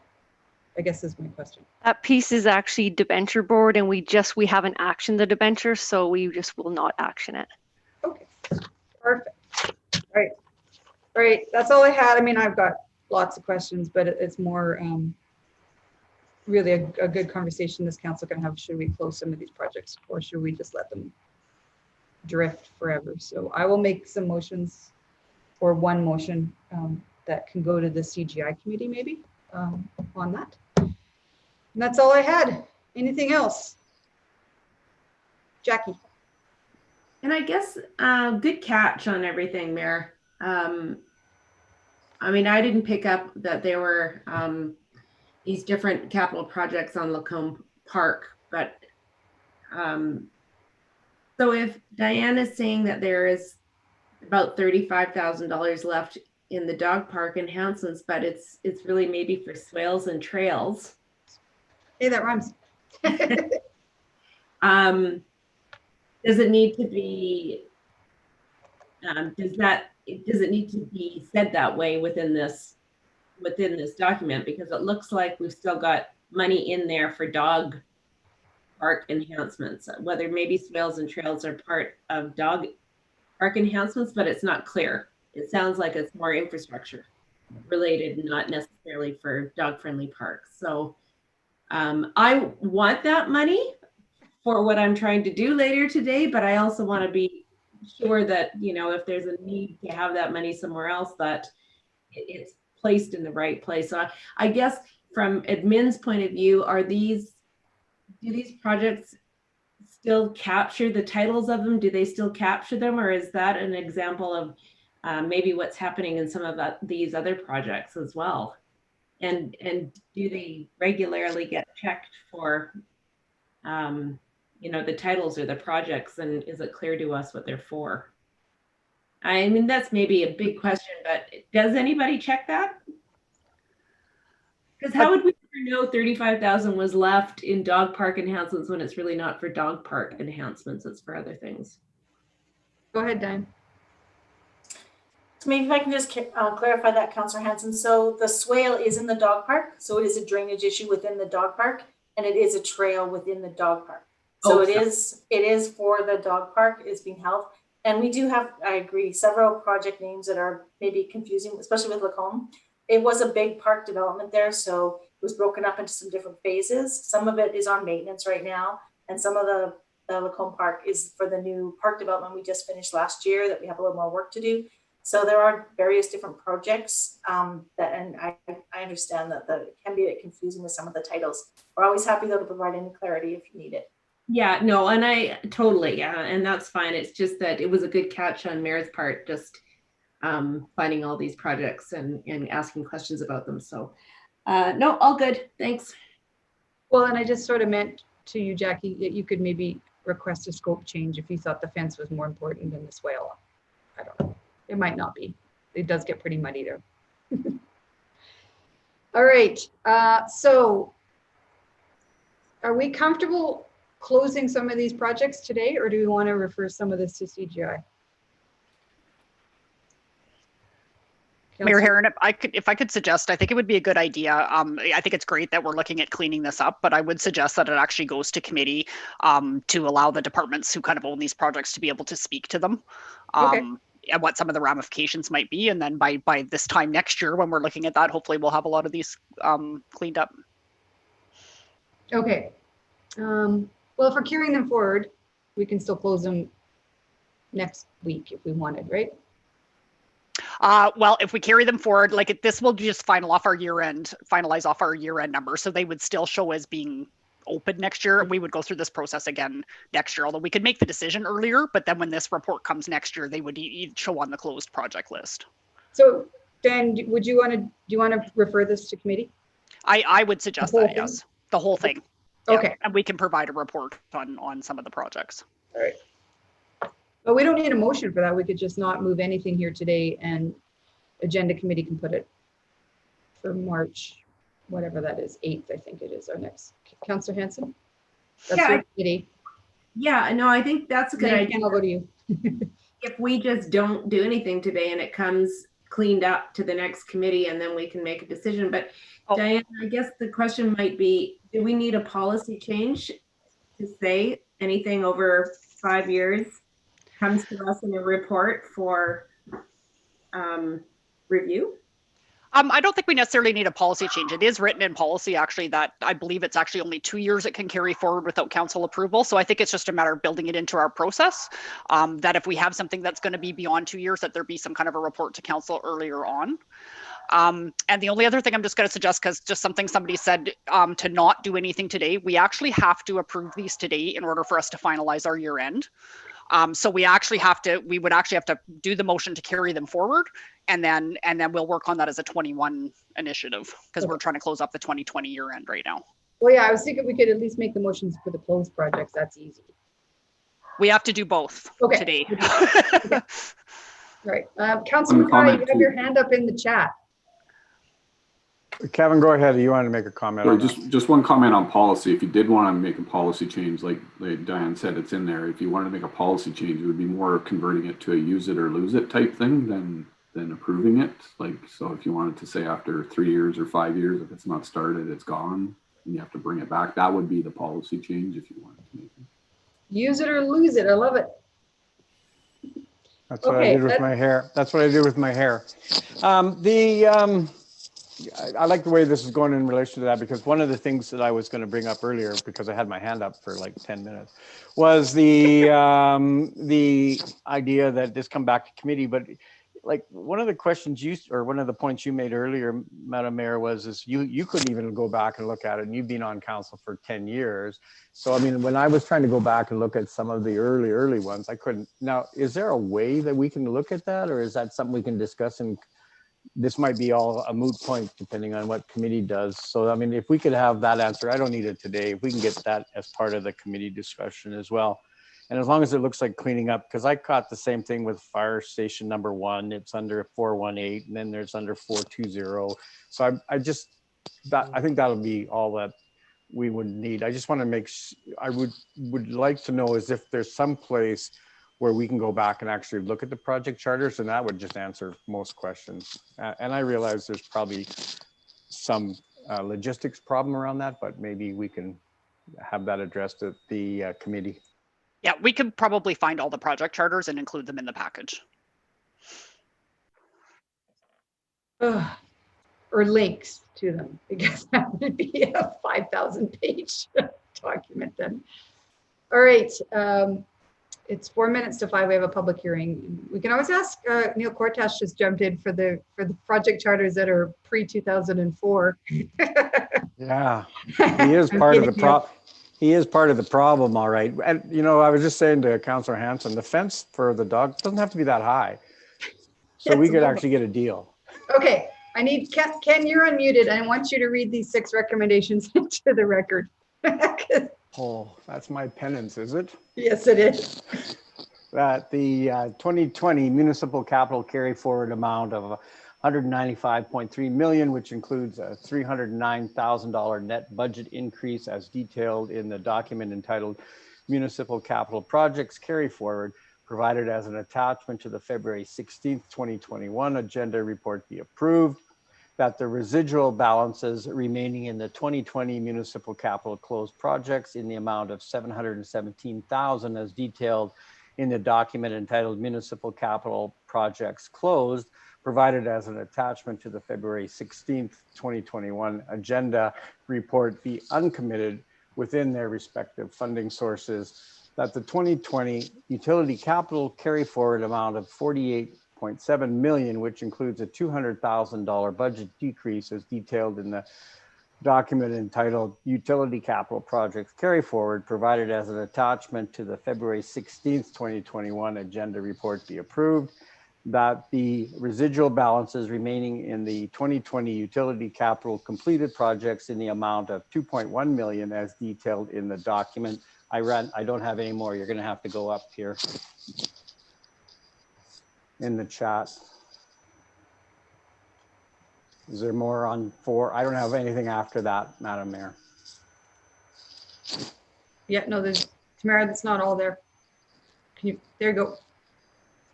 Where did I end? Provided the 20 is going to be uncommitted within their respective funding sources. Number 5, that the 2020 municipal and utility operating carry forward amount of $6 million as detailed in the operating carry forwards provided as an attachment to the February 16th, 2021 agenda be approved.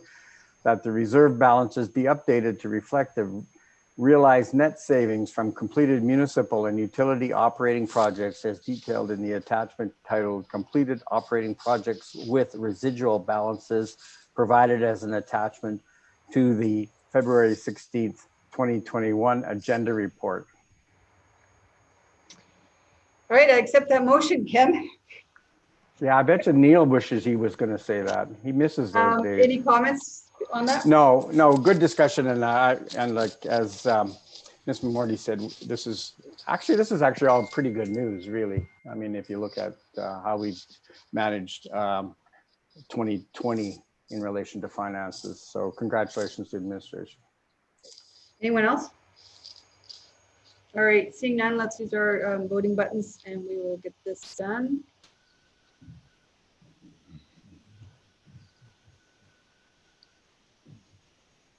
Tamara, can you tell me when we're done? Just waiting on one more.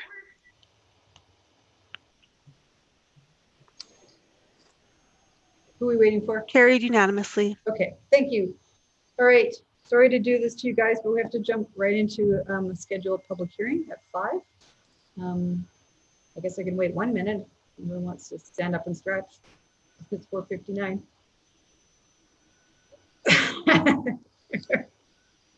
Jackie's gone. But we're going to start. I'm going to pretend to bang my gavel and open the public hearing on bylaw 4/2021, an amendment to the traffic bylaw 18/2005.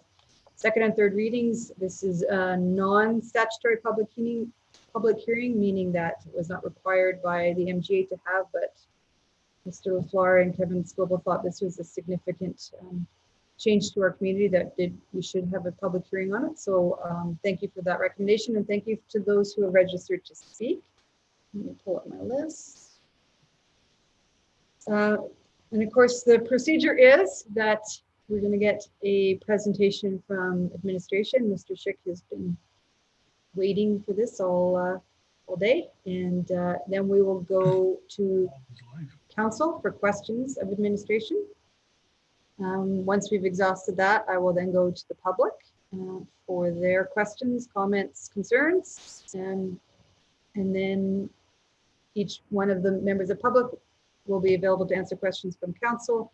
We'll exhaust that, and then we'll go back to Mr. Schick in administration if there's anything that arose out of the public, and then I will entertain a motion to close the public hearing, and we will do second and third reading. You guys have all done this before, so let's start. Mr. Schick, take it away. Thank you, Madam Mayor, and good evening, everyone. So today I actually do not have a formal presentation for council, but I just wanted to share some information in regards to follow up from the committee meeting on January 18th, where there were a couple of specific recommendations or requests for administration to look into. And to give a follow-up, I have the following information to share. So one item that was communicated or request was that administration reach out to St. Albert school boards about the existing or current school zone times, which currently are set as 8 a.m. till 4 p.m. on school days only. And so administration, we did send an email out to all school boards and actually received feedback from the public Catholic as well as Sturgeon School Division. We never did receive a formal response back from the Francophone School Division.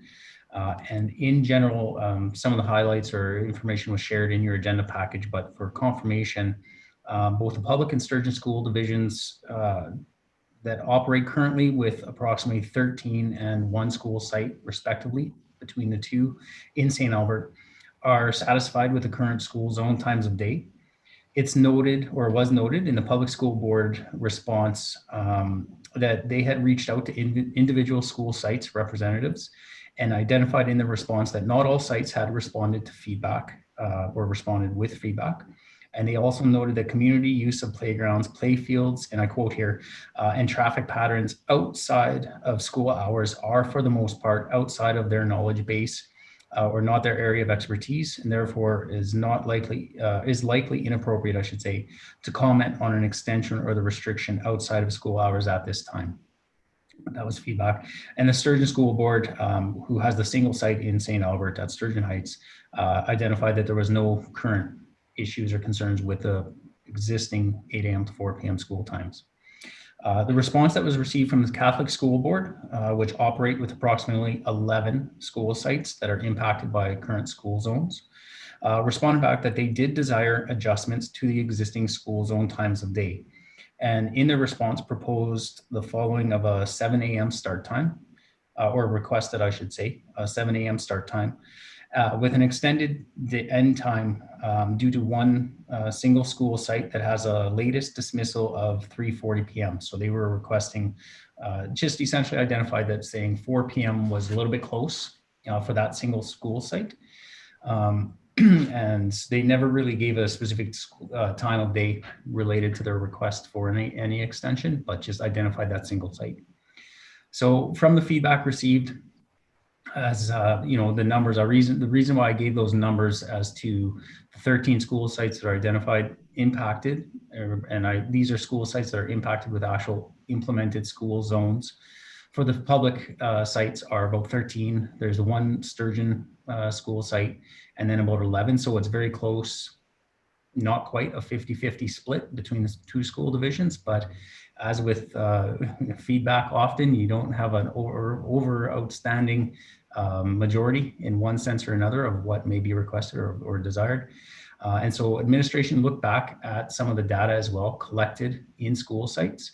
And from the data, it looked that volume for traffic and vehicle demand was increasing from 7 till 8, but it was recognized that it was in the latter portion of that time period, that hour.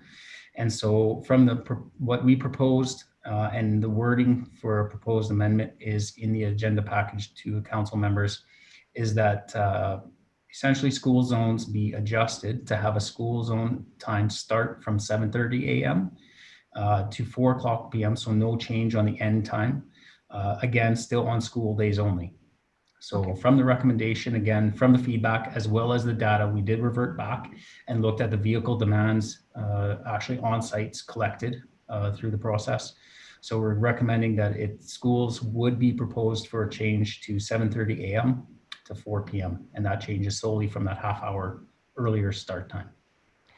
The second area of information requested from committee was that administration follow up with municipalities that have enacted reduced neighborhood speeds.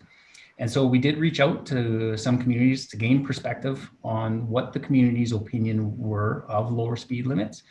Unfortunately, we did not hear back from the town of Beaumont, and we were not successful in communicating with Okotoks as well.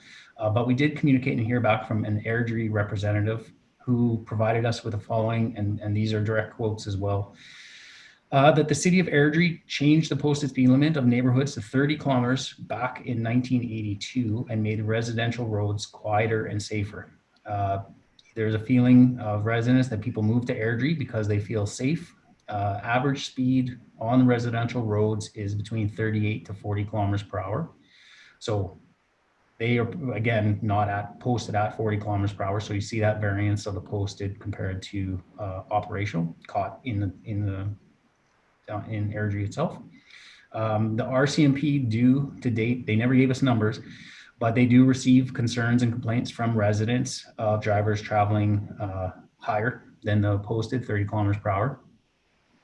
But no quantified number in terms of number of concerns or complaints received by RCMP were provided. The overall feedback though from residents was positive from their administration's point of view about the reduced speeds. We had also inquired about collision information. However, the Airdrie representative we were talking to identified that they don't maintain that information, but the RCMP do, and to date, we haven't received any collision information from the town. We also were in contact with the city of Edmonton in seeking information on the general public opinion as well. They referenced, of course, a past pilot program. Some may be aware that they had initiated in 2010 a pilot program for reduced neighborhood speeds, of which 6 communities in total were piloted. 3 at the end of the pilot program maintained the reduced speeds of 40 kilometers per hour, and 3 were adjusted back to 50 kilometers per hour based on public feedback. However, as most are aware, in November of 2020, Edmonton did pass their amendment to their bylaw to reduce the citywide neighborhood speeds to 40 kilometers per hour. And so it looks like they are reverting back, and they did share information to say that although public opinion, similar to what was performed here, although public feedback was sought and an engagement performed, their final recommendations and ultimate support towards the reduced neighborhood speeds was not solely based on public feedback alone, but the engineering review and administrative process followed leading up to it. And so that I just wanted to follow up again. I have no formal presentation, but I do have the past presentation that was shared with committee that if there are any questions, I can share my screen and go over past information to reiterate or clarify. And Sure. other than that, I'll leave it open to questions. All right, thanks, Mr. Schick. And I just also add that I texted the Mayor Beaumont to tell him we were thinking about this. His response was, I said, how did the public react? He goes, I don't know. It's been 40 kilometers an hour here forever, and it's just our normal. A lot of our residential streets just naturally go 40. So it's just the norm in Beaumont. So it's not questioned. So I found that interesting that it's been like that for a long time. All right, questions of Mr. Schick.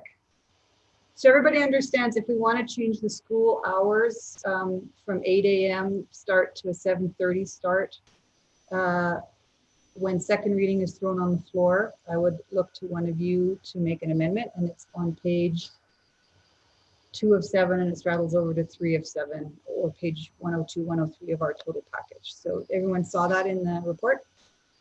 Awesome. Okay, questions? Councillor Mackay, and then Councillor Hughes. Thanks. Thanks a lot, Mr. Schick. I appreciate the information and the detailed. So I might refer to your presentation that you gave at committee, because some of your statistics in relation to collisions are actually contained on the presentation. So like slide 18 has some of the neighborhood collisions and some of that. My kind of the first question, and it arises out of the presentation when you were involved in discussions with the school boards around speeds and the times of day. Have we ever received any analysis in that time frame of the number of collisions or the number of traffic offenses that we track in school zones as they exist currently? Yeah, absolutely. So let me try. I hope that I'm far more successful than what I was during the committee meeting. And hopefully I can share my screen here now. Oops, bear with me.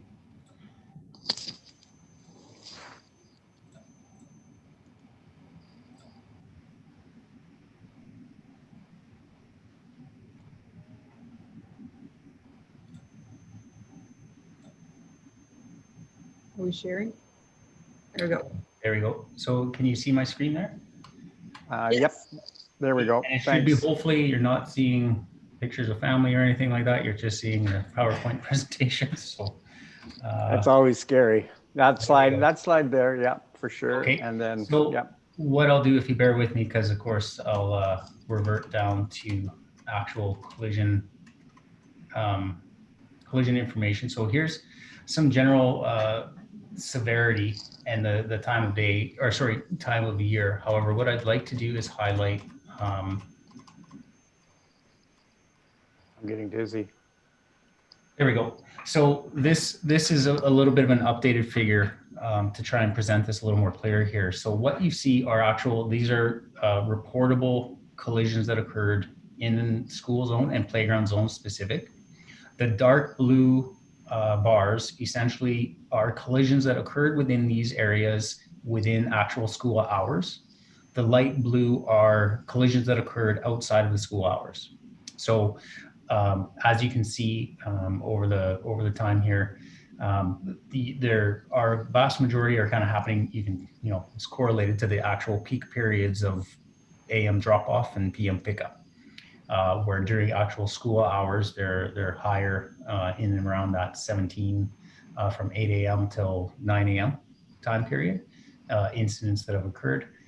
And at the PM peak from 3 till 4 is where that happens as well. Now, you see also kind of not an anomaly, but a higher number from 5 till 6, essentially, where it's outside the school hours, but it's happening within these zones. And so we do, sorry, go ahead. No, go ahead, Dean. I didn't mean to interrupt. I thought you were done. No, I guess it is,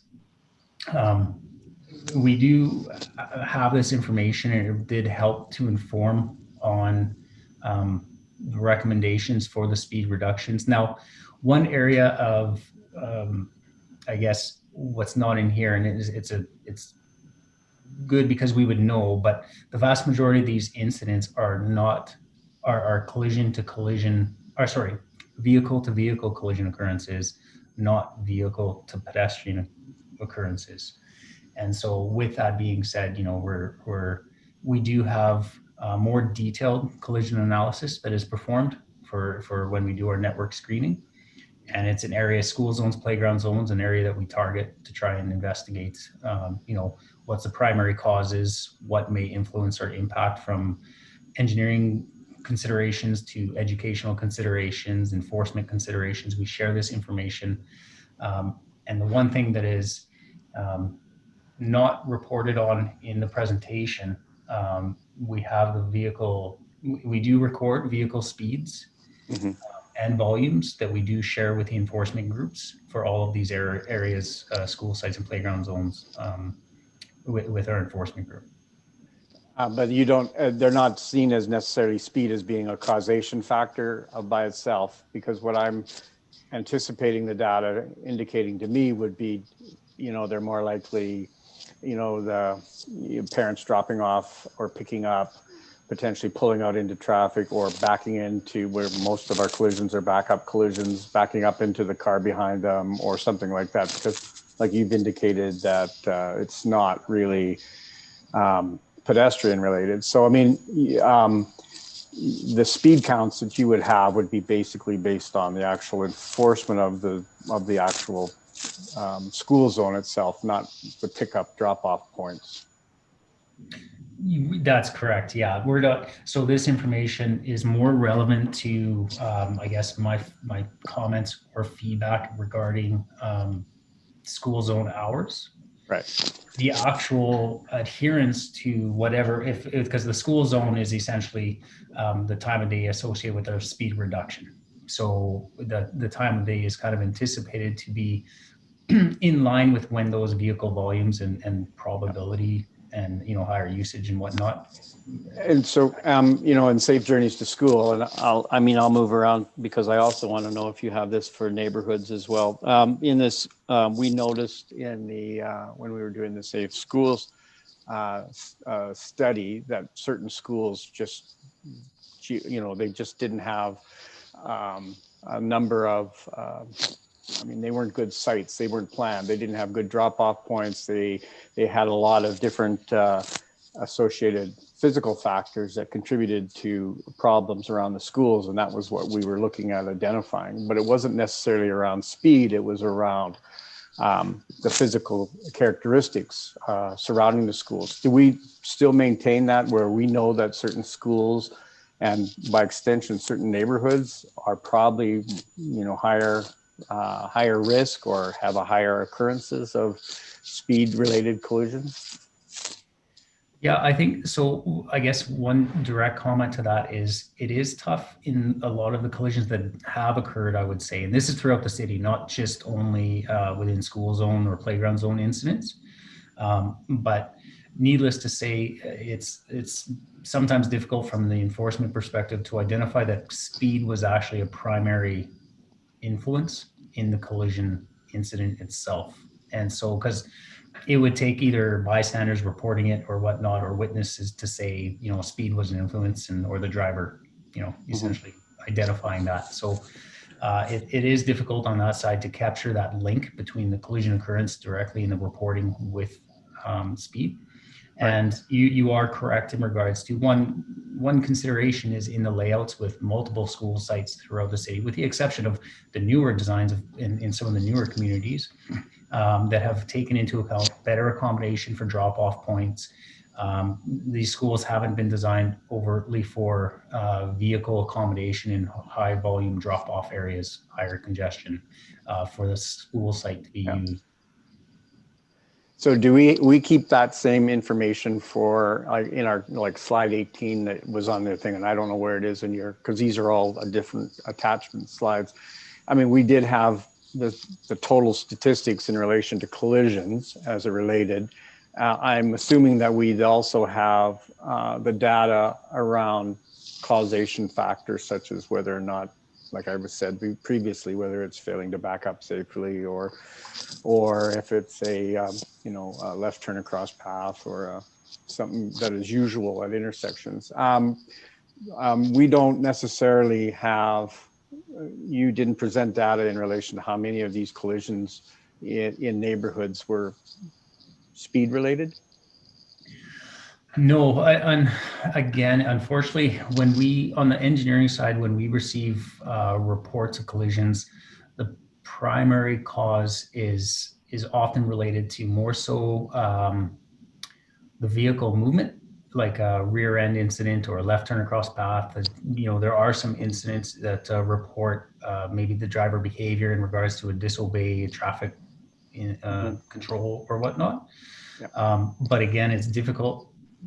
A lot, I think, on our end with the reporting, the severity of the incidents are what are more so related to these, maybe more the actual tangible speed influence that may have been involved with the collision. So as injuries are kind of more probable, or there's a greater risk of an injury if speed is higher, often then these considerations are made with the reports themselves. But again, it's difficult to turn around. I would not want to be suggesting to council that I be anyone that would say speed was an influence in any certain percentage or whatnot of the collisions, because I just want to be able to back that up with anything. Yeah, and no, I'm not expecting, I was just wanting to be more curious. So, I mean, the TAC guidelines that set your speed limits and the guidelines that the city of St. Albert follows relating to that. And then we're also moving to I read in the ISL report, and I read in the active transportation plan that we're moving towards the safe systems approach as well.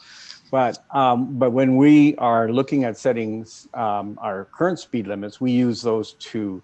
But the algorithm that you would use in relation to TAC would set the neighborhood speed limit based on a whole bunch of factors, but collision data and speed is also considered, correct? Yeah, so the TAC guidelines themselves seek more of the operational and design considerations of the roadway. So it's not as impactful. More the safe system component is where that actual risk and collision and safety influence come into play. So, I mean, I guess the TAC component utilizes the design factors and criteria to identify what would be maybe deemed as safety risks. Identifying, like, from sight line to whether pedestrians are accommodated, the curvature of the roadway, hills, anything along those lines, accesses, again, conflict points. And so that's how there is a broad safety component to applying the TAC guidelines, but it does not specifically investigate collision occurrence, because at the heart of it, what the TAC guideline is intended to do is ultimately set a posted speed limit for a roadway, almost incorporating with its design. And so you won't have collision information on a brand new roadway, but you'll have these considerations of actual, intersections, curvature, and other design considerations. It's interesting though, because in your report, or in the report, you identify that TAC guidelines are suggesting a 40-kilometer-per-hour speed limit. Does that mean that by extension that all of our road designs are faulty? That's correct. And so actually, and this is where there's a truly non-subjective, by following the TAC guidelines, when we applied them, it investigated the roads as they were designed and as they were operating.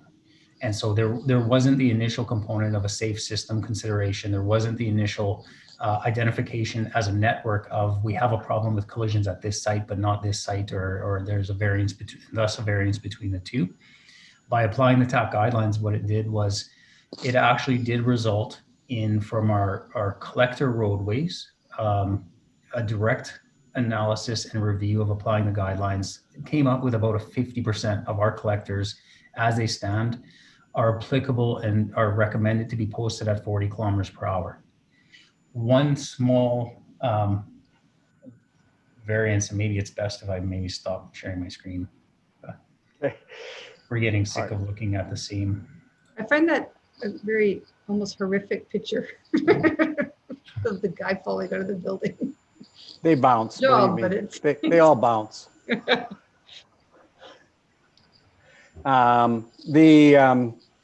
we go. Yeah, thanks. And just for safer systems, a system approach that's closely tied to Vision Zero, correct? I mean, it ties in with the fact that you have, I'm trying to think off the top of my head, not only safer speeds, it's safer drivers, it's tied into like the vehicle designs and the safer streets itself that you just dealt with. So it's a more holistic approach, but I don't know where I mean, sometimes I wonder where they get all their data. One quick last question, Madam Mayor. I know I've been monopolizing and I apologize. And thank you, Dean. The current process we have right now identifies traffic calming process. If a majority of residents in their community, their street, want to come back and say, look, at 50 kilometers an hour is too much, we can go to 40 kilometers an hour, or in special circumstances, we've even established, as the reports identified, a number of areas where there's 30 kilometer per hour zones based on meeting that criteria. If we go to as proposed, the 40 kilometer per hour speed limit, that's all gone then? We wouldn't have traffic calming processes. We wouldn't have the ability of residents in a community to basically come to administration and say, yeah, you know what, 40 doesn't cut it. Maybe I want to still maintain my 30 kilometers. So I guess in terms of the traffic calming program itself, no, it would still exist as it does today as a policy and process. Essentially, though, the speed limits themselves, and even to be quite honest, to date, although we initiated a pilot project with the traffic calming work in Erin Ridge and Lacombe area, the overall was aligned with the traffic calming, but it's not necessarily something that I think would be a deliverable of administration to say we want to start varying speed limits throughout the community. At this point in time, administration would highly recommend that there be some form of consistency in the approach. I think the benefit of running the pilot project with the two communities was that a general review was performed, similar to what City of Edmonton had done a few years before us. It gave us an opportunity to see what maybe some of the impacts could be, what was general perception, that feedback, and what administration and council could hear. And I think what the traffic calming project though will continue to do is identify what may be public concerns, requests for the additional components or considerations of the engineering improvements, additional educational components or enforcement, share information with enforcement and concerns, and continue to strive for that ongoing evaluation as well of these sites and whatnot. But I don't think we would open the door necessarily where we want to, with what's in front of council, with the amending bylaw today, start to initiate again these short, slow zone segments, modifying the way that we conduct our speed reviews and the way that we integrate our recommended speed limits and whatnot.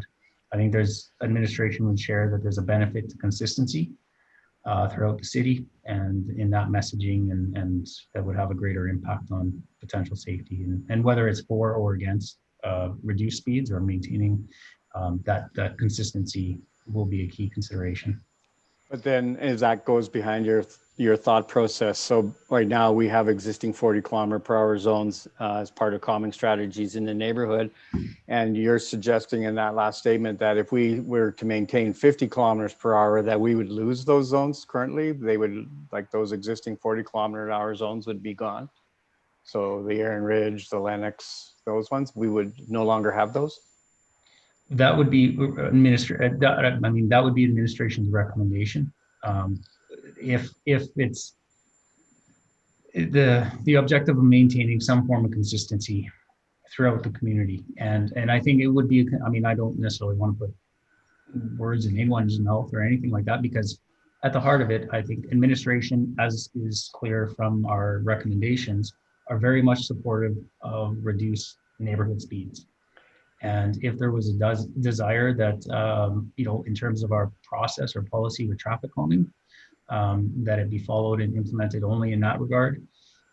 If it were a case of, you know, these communities essentially then would have to be like desired and a process followed to initiate that based on the resident sole commitment and response and support for reduced speeds, would be maybe a substantial undertaking for administration to perform such review and engagement and whatnot with each individual community. Hence the effort with this program and this project and the intent with the final deliverable and recommendations. But yeah, needless to say, if council was, you know, if the desire was to revert back to 50 kilometers per hour, then it would be suggested that maybe it just be maintained as a citywide unless otherwise directed. But yeah, we might have to have a further discussion on that one, Dean, because I can't, I right now I don't know whether or not I follow that. But anyways, that's all my questions for administration, Madam Mayor. Thank you. Okay, I think I had Councillor Hughes up next, and then you did wave your hand, didn't you, Councillor Hughes? Yeah, and then I got Councillor Hanson's got her hand up virtually, and then Councillor Broadhead. And then I'll go the rest of you. Go ahead, Tina. On screen. So what was the rationale between blocking up, like some of the increase in speeds? Like I look at Sturgeon and Churchill and it's like, it's gonna go 60, then 50, then 60 again. Like, and then, and also we have the one over on Sturgeon and it's gonna go slower, then faster, then slower again. Like I look at this and I'm thinking, this is just gonna create more problems than, what was the rationale for this? So again, all the recommendations revert back to the actual detailed engineering review and applying the TAC guidelines with the other considerations, again, of the safe system approach and again, our site specific. So the roadway itself was evaluated against the various criteria, looking at possible risk and factors of, again, back to the design considerations and risk factors, and that came out with the recommendations of the posted speed. I think it's the objective here from administration point of view was, you know, trying to look at it in a efficiency component for our road network as well as the safety side of things. And so in terms of, you know, setting some form of consistency, I guess, unfortunately, it's not quite a blanket where you can turn around and say the whole segment of, using Sir Winston Churchill as an example, the whole segment is equal. And in terms of those risk factors for all the different segments as you go from the southwest to the northeast of the city, but where it was aligned and where we could, and it would be kind of appropriate in meeting with in alignment with the Canadian standards for posted speeds and guidelines, I should say, not standards. We suggested that there would be opportunity to address network efficiency and increase these speeds with further consideration and review of the safety components.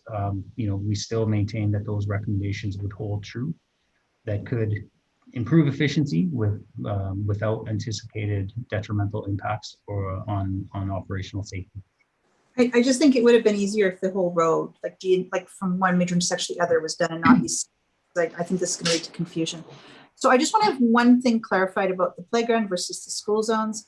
So, and I can't remember what was stated at the committee level. So were we going to get rid of initially all of the school zones and just have playgrounds? Or no, we are going to keep the school zones.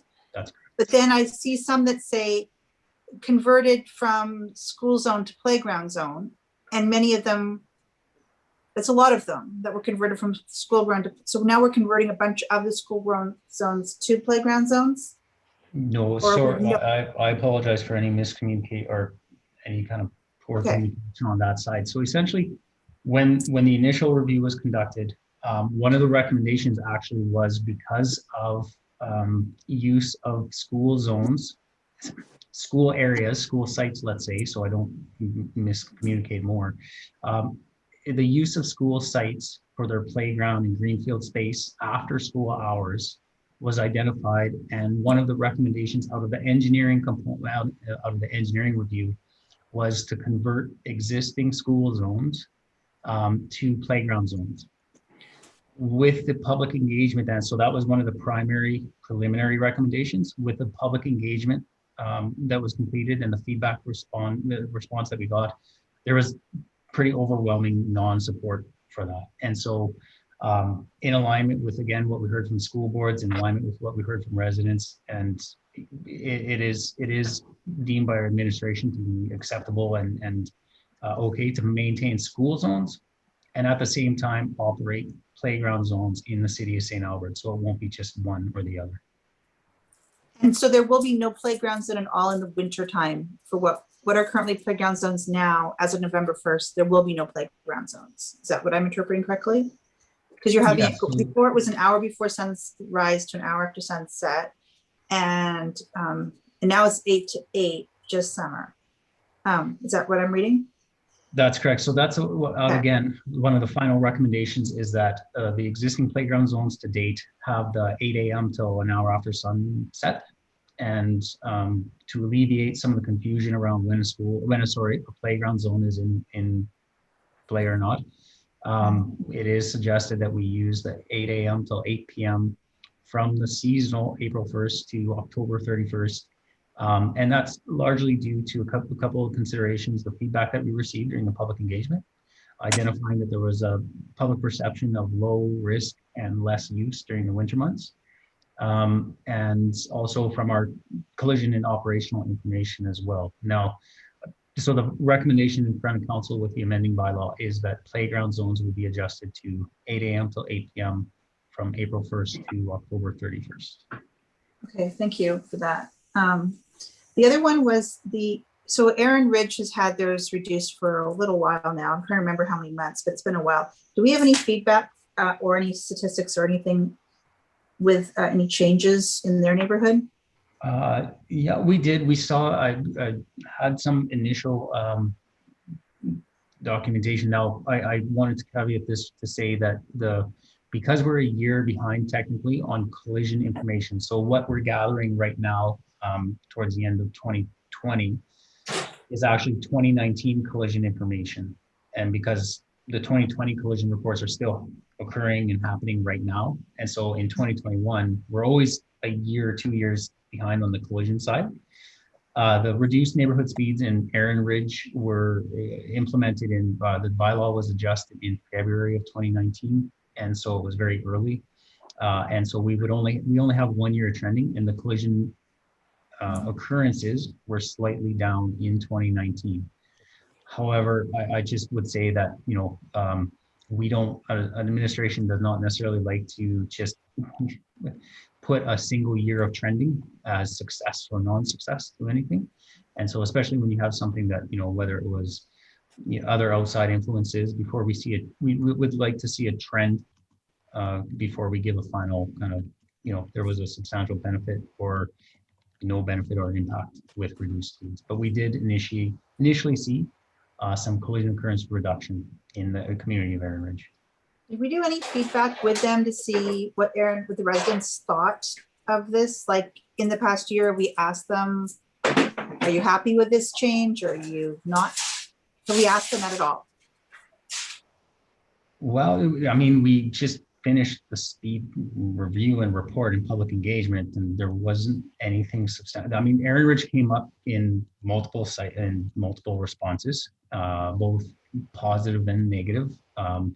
It wasn't overtly anything in regards to, I would say one way or another. But no, I guess the short answer to your question would be no, there has been no direct to Erin Ridge residents solely engagement about the reduced neighborhood speeds. Because it's just the concern I have, and I'm trying to have you reassure me at this moment is just that, like, when you're looking at a 43 to 57%, 43% in favor and 7 against changing those neighborhood speeds, that's a 14-point spread. So it's actually a significant number of people that didn't want the neighborhood speeds to change. So I'm having a difficult time overriding that. When we did ask them what they wanted, and then we're just like, well, we asked you, but you came back with the wrong answer, so we're going to do it anyway. So I feel like we're moving right now, and I'm having a difficult time trying to come to terms with the idea that we're not listening to what the majority of the public had to say. And because I'm trying to find something where it would say that we learned at the back end that the people liked it, or something like this, or didn't realize that they'd appreciate it, because I mean, I have a very, very difficult time going against what the public had to say when we deliberately asked them for their opinion. So if you can speak on that. Yeah, absolutely. And so one specific area was, and it was kind of shared during the 18th presentation, was that, so I think it was a mix. It came out to an average of 45% support. So 55% non-support between the 43 and 47% with the online and the hard copy mail out that was sent out for the engagement. Now, out of that 55% non-support, and this is what really also influenced administration's recommendation, was that, and I apologize because I don't have the exact percentage right in front of me, but it was a substantial amount, 20-25% of those that provided a non-support actually identified that they felt local roads. So we have our collector roads, and then we have our local roads.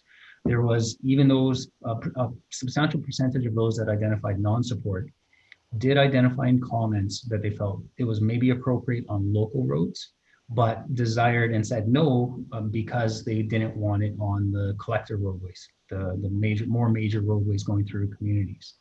And so in review of that, administration, what we did is we looked at the viability of separating the two, local roads and collector roads, and it was presented and shared the rationale as to why it may not be viable or necessarily the best implementation plan to separate collector roads and local roads. And that's because, of course, for one thing, the consistency in coming through a neighborhood, keeping kind of the neighborhood roads, whether you're on a collector and a local, the same. The operational considerations, a collector road has the same functionality largely, except it operates with higher volumes and higher usage of vehicles as well as pedestrians. In terms of like the driveway, again, we're very much a front-facing community with our roadways, with accesses and driveways and whatnot onto our collector roadways. Pedestrian accommodation, transit is accommodated on the collectors as well. and then additionally to that was considerations of the signage to notify drivers or road users of the speed changes, because for enforcement and for the benefit of acknowledging to drivers, there would be the signage needed to sign each and every roadway coming off of the collector, as well as back from the local roadway to the collector. You would have multiple signs if you had a separated local road at 40 kilometers per hour and a collector road at 50 kilometers per hour. The amount of infrastructure and ultimately resulting maintenance costs, clutter, aesthetics of the community and whatnot. It was just not recommended to keep that. So albeit I do understand and I can appreciate the identified link of support, non-support at a blanket, it was not necessarily just solely a blanket non-support for reduced neighborhood speeds. It was some comments of non-support were linked to non-support for that collector roadway. And as much as administration would love to check the boxes for everyone and make everyone kind of happy, the review of the considerations for operational and sustainability for signage and whatnot just wasn't there to separate the two. Okay, one more question is implementation. When I looked at the bylaws, they're coming into force as soon as the mayor signed it, and yet we're not going to be able to change over all the signs in the city to indicate it's 40 kilometers an hour overnight, unless I'm missing something. So I guess, shouldn't it be something like in a month or something to give the city actually time to make those changes? Oh, Because I just thought when I I hope read I it, didn't type anything wrong. I think for the implementation plan, I believe I communicated with, it'd be anticipated to take 3 to 4 months. And with that, what we would do is very much focus on an implementation plan to address it community by community. And so to ensure that when the time came that a community was going to be targeted for implementation, we would adjust and sign the community as a whole. And we wouldn't get to a point where a community was half done. Let's say if the guys were out and doing the changes in a day, we would make sure that the community is adjusted. And okay. So it's not actually taking effect today, it's taking effect as we change the signage. Oh, absolutely. Yeah, sorry. If council approves the amending bylaw, this is going to take for, I would maybe warn and say that 3 to 4 months as well will make sure that we have a strong implementation plan, share that implementation plan with council as well as make it public. So we kind of have, we talk about communication tools from online versions to show kind of a map and whatnot for the city, so residents could get a kind of know where we're going to, where we've been, and what's happening. But we would want all that in play. We'd have to order materials and equipment, and so yeah, it's. And you'll have like big signs that say "Notice things are changing," right? Like it's not just like sending some social media. Like I'm looking for big flashing signs. Yeah, so that's we would attempt to make sure that there was message signs, as well as with any change. You may have seen these in the past. They're not the best looking signs, but they're a big starburst kind of sign that say "new" to try and bring out awareness to the change. Okay. We're not trying to surprise anyone. So when you came into the community, you would hopefully know if you're an aware and defensive driver, you would notice the changes. Okay, thank you. No more questions. All right, Councillor Hanson and then Councillor Broadhead. Thank you. Thanks, Dean. I'm thinking about I guess you're calling them collector roads, and the likes of Arlington, Deer Ridge Drive, Lacombe Park, or Lacombe Drive and Lacombe Park Estates. And what comes to mind for me is in some of the older neighborhoods, some of these collector roads are wider than maybe some of the newer neighborhoods that really serve the same function. I'm wondering what has always concerned me, and I'm talking about the north because I live up there and so I drive it. I'm thinking about when I'm driving down Deer Ridge and people are trying to back out of their driveways and kids are walking to Muriel Martin School and JJ Neary School, that it's really hard at 50 because people are often driving 60 and people are trying to back out.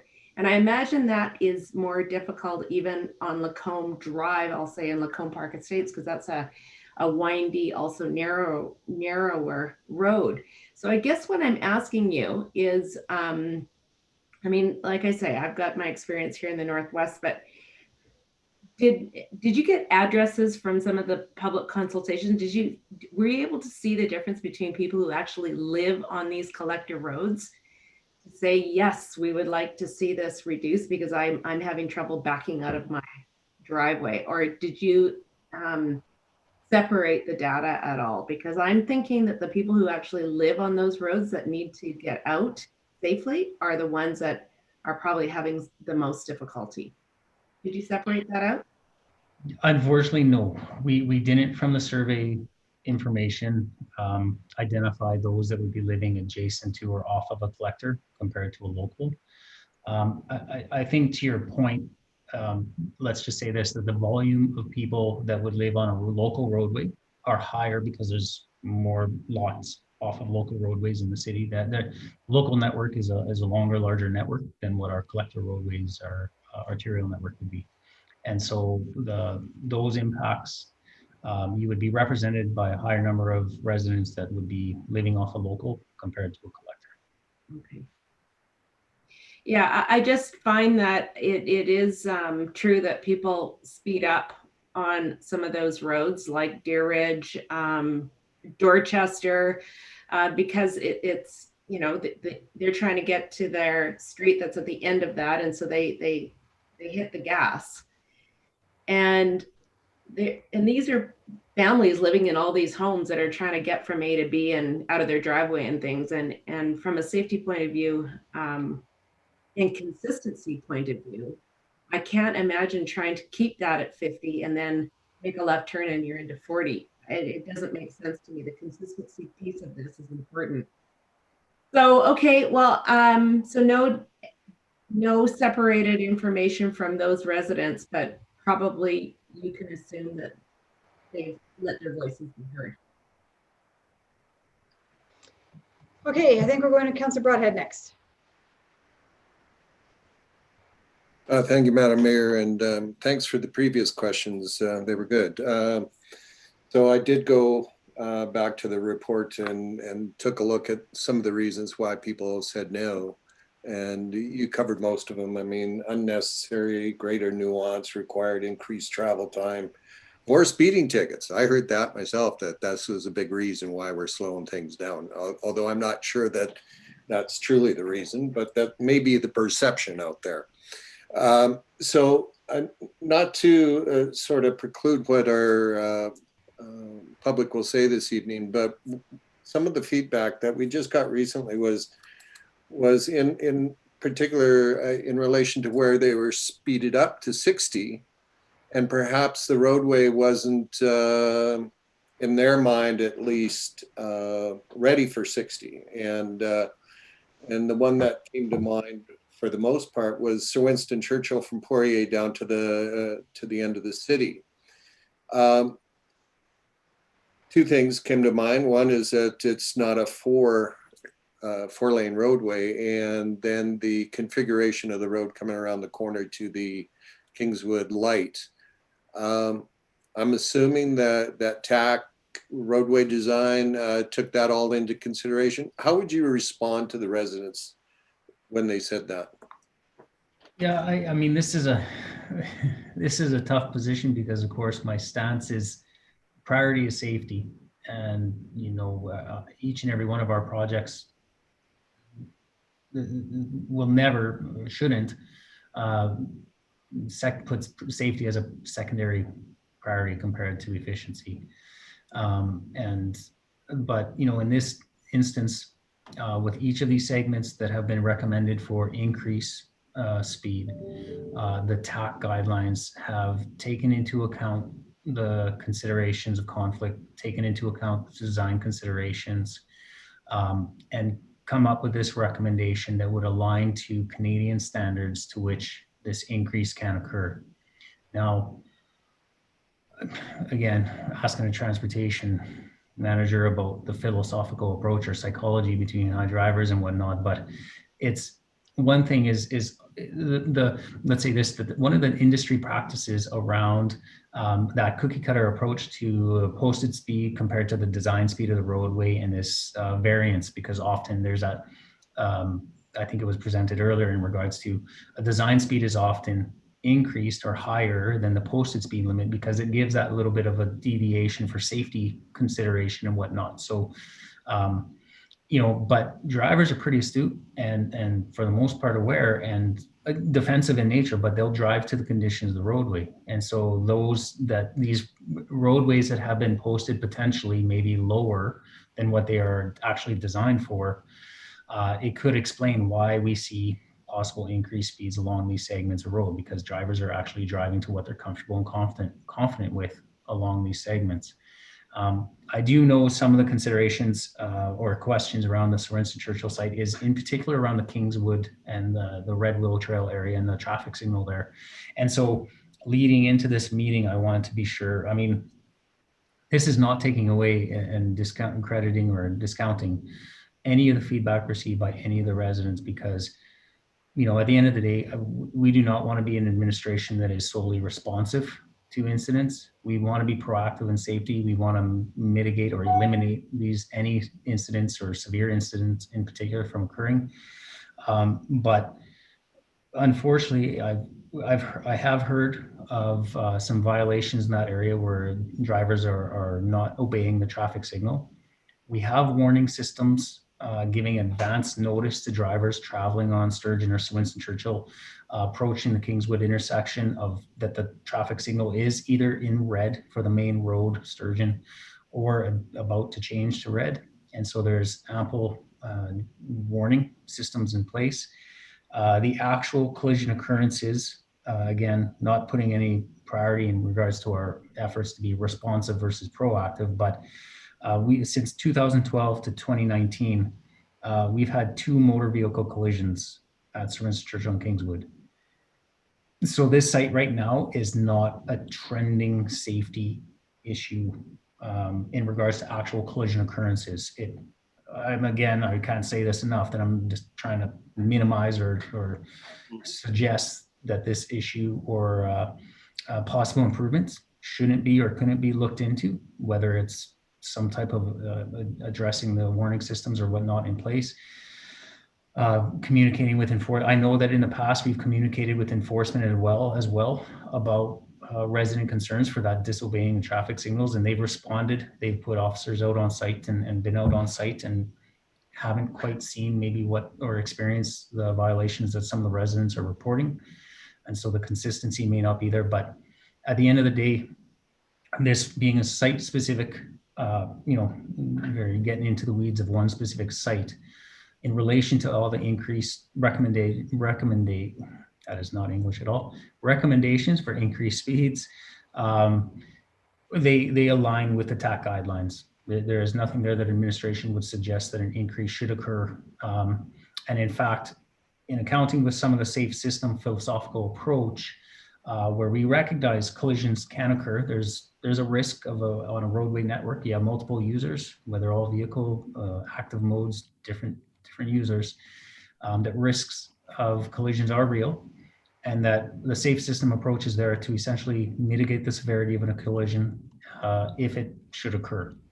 And so these speeds are kind of aligned with that. There are some segments that in Ontario, and I'll use Boudreaux as an example, where if you go through the actual report, there was recommendations there that some segments be increased to 70 kilometers per hour. That is not in line with a safe system consideration. That's not maybe what would be deemed appropriate for an urban setting with a corridor like Boudreaux Road.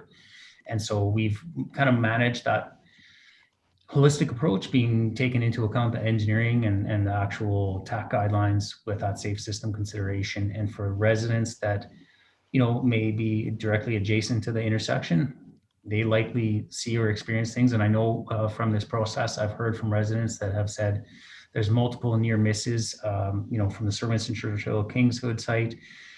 Another site that I had heard from was Poirier and Kirkwood. And again, it's not, unfortunately, from an administrative point of view, we aren't always there to see and witness these near misses. We attempt to go out and we perform site investigations and respond to any concerns. But if visibility is good, the roadway is designed to accommodate the vehicle volumes and the movements, and we aren't able or successful to witness or see a direct instance of a concern or what site conditions could be there that would be essentially trending for these concerns, it's difficult for us to provide a response. And so, yeah. Sadly, I was like 19 years old. I was crossing Sturgeon Road at Kingsway Drive with a dog, and the light was red, but the car went right through, killed the dog. And I'll never forget that. It's in my memory, this beautiful dog just spinning across the road and died because they ran the red. So I know there's no empirical, or that's just my memories. I have a little bit of concern on that one too, Dean. Yeah. Yeah. And there, in acknowledgement to that, again, I don't think it's something that would be ignored. I think that, again, we can look at the site. There has, I guess, take this with a grain of salt. This is me now just talking as from my own knowledge or experience is that whether it's 50 or 60 people disobeying a traffic signal, I don't so much know as it's the speed that's an influence as some other factor consideration. So there has to be something, whether that is influencing that behavior. And so, and I don't know if I would pinpoint it to speed, being that it's occurring right now with 50 kilometers per hour. Sorry, Councillor Broadhead, on that same one. So there is a bit of a bend around that corner. There's a four-way stop for Sturgeon Road and Sir Winston Churchill, and then it's a pretty sharp bend. Are you saying there's a warning? So as you go around the bend, that the light's coming up? Yeah, that's correct. And to be fair, I mean, again, this is off. I think there's site improvements that we could look at to just investigate and look if maybe we can influence that behavior that gives, whether it's adjusted speed or not, just greater confidence for road users in that area with that intersection. Keep going, Councillor Broadhead. More questions? That was it for me. Okay. Previous questions covered my other points, and we're good. Okay. I see no more virtual hands up. Just a follow-up question. Just a follow-up question in relation to the financial costs and the impact. It's coming out of the reserve. Just looking at the recent document that we approved around operating reserves, it says we have about 235,000 in there currently, and this is expected to cost 230. Will that leave us a little short, or is there are we topping it up with some of the other dollars that we just approved? No, I think the requested funds estimated at 230,000 to implement the actual proposed amendments, and the reserve was in and around that 235. So we have, I mean, there's not a lot of contingency, and I got to be fair, I don't know if there's any other council desires for use of those funds, but administration right now is recommending the use of the Speed on Green Reserve to fund the proposed changes. No, not unless we're going to talk about speeding dogs in dog parks. But no, that wasn't my intent of my question. It was more around whether we're going to leave ourselves somewhat short in relation to that reserve if we approve the recommendations and the funding. All right. Is that it, Councillor McKay? One more quick question, Dean, before we go to the public. This bylaw, I would assume, circulated throughout all departments in the city? Because I feel like when we change some of the speed limits, especially in Lacombe, it influenced our transit schedule and transit costs. So has that all been taken into account? A resident actually said that is this going to delay our buses, or we're going to need more buses? So how does this affect transit? Oh, excellent. So when we performed the internal stakeholder review, this would have been in and around the fall of 2019, I believe, in and around that time period. And transit did identify that reducing neighborhood speed citywide would influence service levels. However, with the proposed amendment and the service level changes that were approved by council at that time, the transit is meeting all service levels, and there would not be further concern from their from their perspective. Okay, so it's all accounted for. Correct. Yeah. Okay. All right. Okay. Let's go to our very patient public. I'll go in the order that they're registered, and I got to say I'm really grateful that the first person on my list is Chris Delamar, because he's been here since 2 o'clock waiting for his turn. So Mr. Delamar, can you unmute yourself? For all those residents who haven't participated in a public hearing before, you have 5 minutes to speak. I've got a little timer, you'll hear it. I can give you a signal at 4.5 minutes if you want, but you'll hear it ding at 5. And then there's going to be a chance for council to ask you some questions if you're okay with that. So go ahead, Chris. Then thank you for waiting. All right, thank you, Madam Mayor. My biggest problem is I've been a resident for 35 years. I'm currently the property manager of the fourplexes on Mission Ave, and the proposed changes to the 30K, I don't know if you're taking the playground zone right out, but changing the road from 50 to 30 to 40, now going 40. I mean, I already see enough of, damages or whatever you want to call it.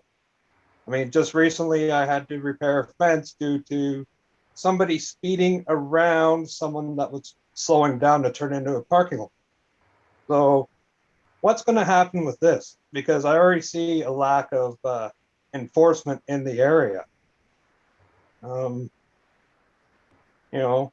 Like, who's going to pick up the bill should someone go right through a fence and go into one of our buildings?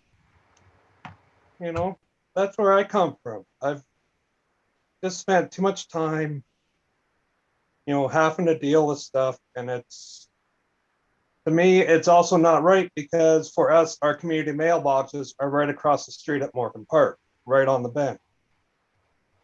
You know, I see traffic every day where they're not paying attention to pedestrians. How do we get across? One of the suggestions I got from social media, somebody's like, oh, we'll go to a crosswalk. For us, that's either we cross St. Vital to cross Mission, which nobody stops there, or we go up to Malamo Ave to cross Mission and come down there. Now there's young families, seniors, persons with disabilities. How does this affect them? And at the same time, how does it affect me when I'm out having to mend a fence and someone comes racing by and practically takes me out? Where does the nonsense stop? So I'm gonna have, at the end of all this, Chris, we are gonna go back to our staff, but I'm gonna just confirm. So Mission Ave, you're concerned with the removal of the 30-kilometer zone. Is that correct? Yes. Okay. So Mission Ave right now is 50 until you get up towards the Meadowview Drive intersection, then it slows down to 30, and then it goes back up to 50. And the proposal is to make the whole thing 40. So I mean, it's probably a question. Oh, it's a question for administration, but maybe it's to you too. So if people are actually not having to slow down at all, they just 40. What I think is people are going 50 and they're not actually slowing down to 30. But if they're forced to go 40 the whole way, that might actually be a benefit to you. I'm not sure. Do you agree? My big problem, madam, is people aren't even paying attention to people having to try and cross the street to go to our community mailbox. Is there a crosswalk there right now? No. Closest ones are either you cross St. Vital and go across Mission there and go up the bike path, or go all the way, or go up to Malamo Ave, cross there and take the sidewalk back down.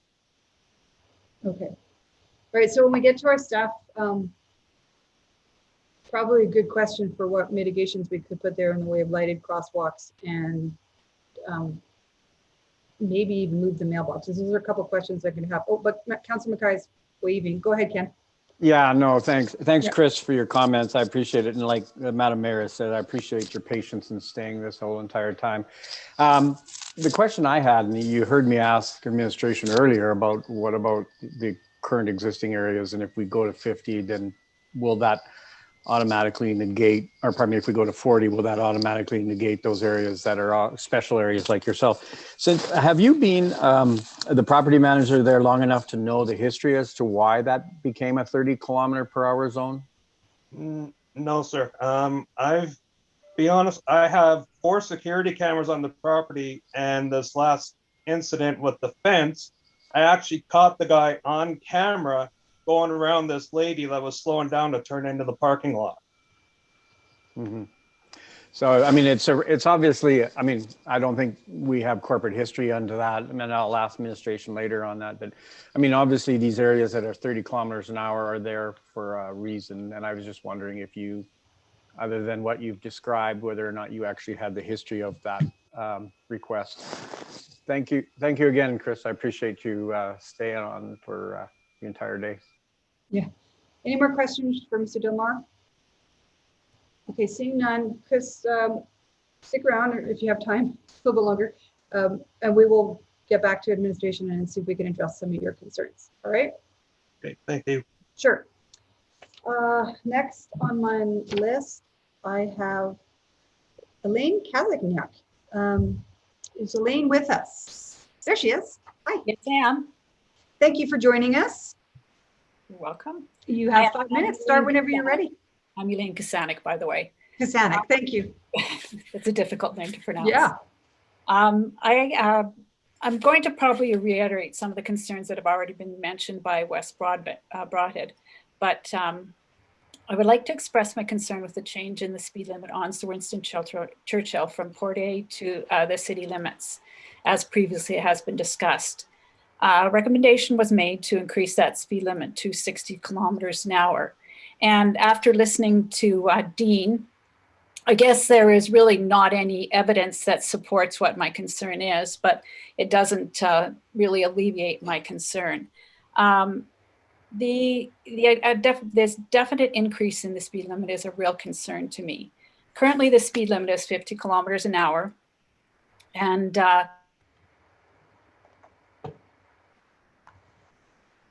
Uh-oh.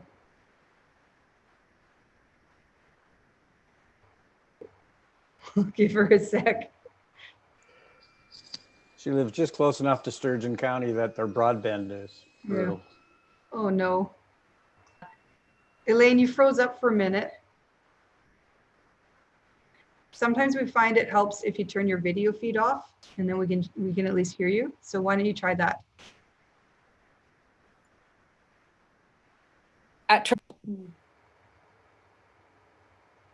Elaine. Yes. Okay, so you froze for a good chunk of that. So why don't you try turning off your video? Pardon me? Turn off the video so we can just hear you and not see you. And then it won't use up as much bandwidth. And then we'll, there. Now, maybe start right from the beginning. I'll give you extra time. I'll just start it again. Okay. Okay, so my concern is the same, is with the speed limit on Sir Winston Churchill to from Porte Avenue to the city limits. The recommendation was made for that speed limit to be changed to 60 kilometers per hour from 50. And that's a roadway that I travel frequently. And what I have experienced is that with the speed limit at 50, people are traveling 60 or beyond along that roadway stretch. It creates a concern, I think, more for at the bottom of the roadway. So currently you will be, if you're traveling down the road at speed limit, I find that you're often tailgated by somebody that's trying to push you along to increase your speed and get to the bottom of the hill a lot faster. And on the straightway stretch, I think it maybe does justify a increase in speed limit. My big concern is after the T intersection at the bottom of the hill, the curve around the bottom of the hill, that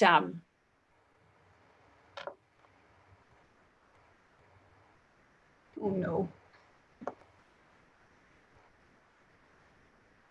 And the lights that are in that observation from that area, because 2 years ago, my daughter moved into the community and exit from her home. So, so what you frankly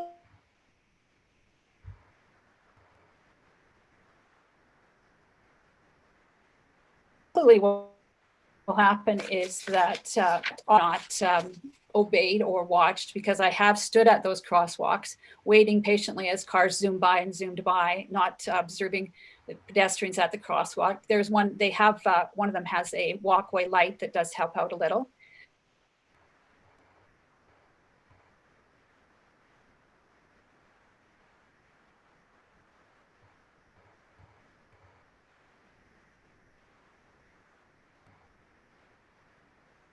This is a shame. But there's a sharp curve and the lights allow access to the Redwall Park and the Kingswood Park, one of the two exits from Kingswood Park. It's extremely well-used park area and a very busy area on weekends. You'll often find that people are parked in Kingswood Park and then end up parking across the street and having to use those lights to cross over to enter the park area. At this point, you have people that are frequently running through the lights. My daughter moved into this area 2 years ago. This is her entrance and her exit from her home. They also frequently bike and walk in the park system using these lights. When she moved into the area, I was warned by a friend that this is a dangerous intersection. A friend of mine has lived in the area for a considerable number of years and has experienced people not stopping at that light. When she moved into the area, we experienced that on numerous occasions also, to the point now where we no longer, when we arrive at the intersection, whether it's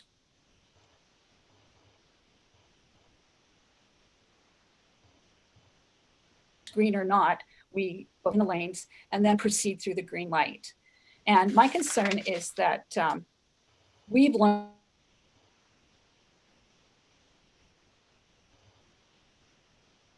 we know that it's at that intersection, and you have people going through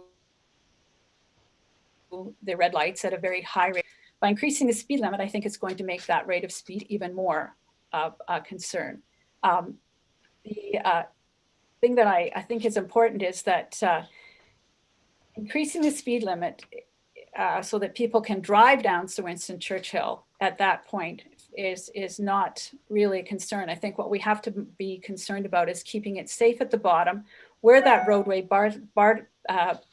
backs onto or is beside a major park system, the Kingswood Park system, which you have a lot of people that are using winter and summer in that area, crossing that road back and forth. And I think it's important that we consider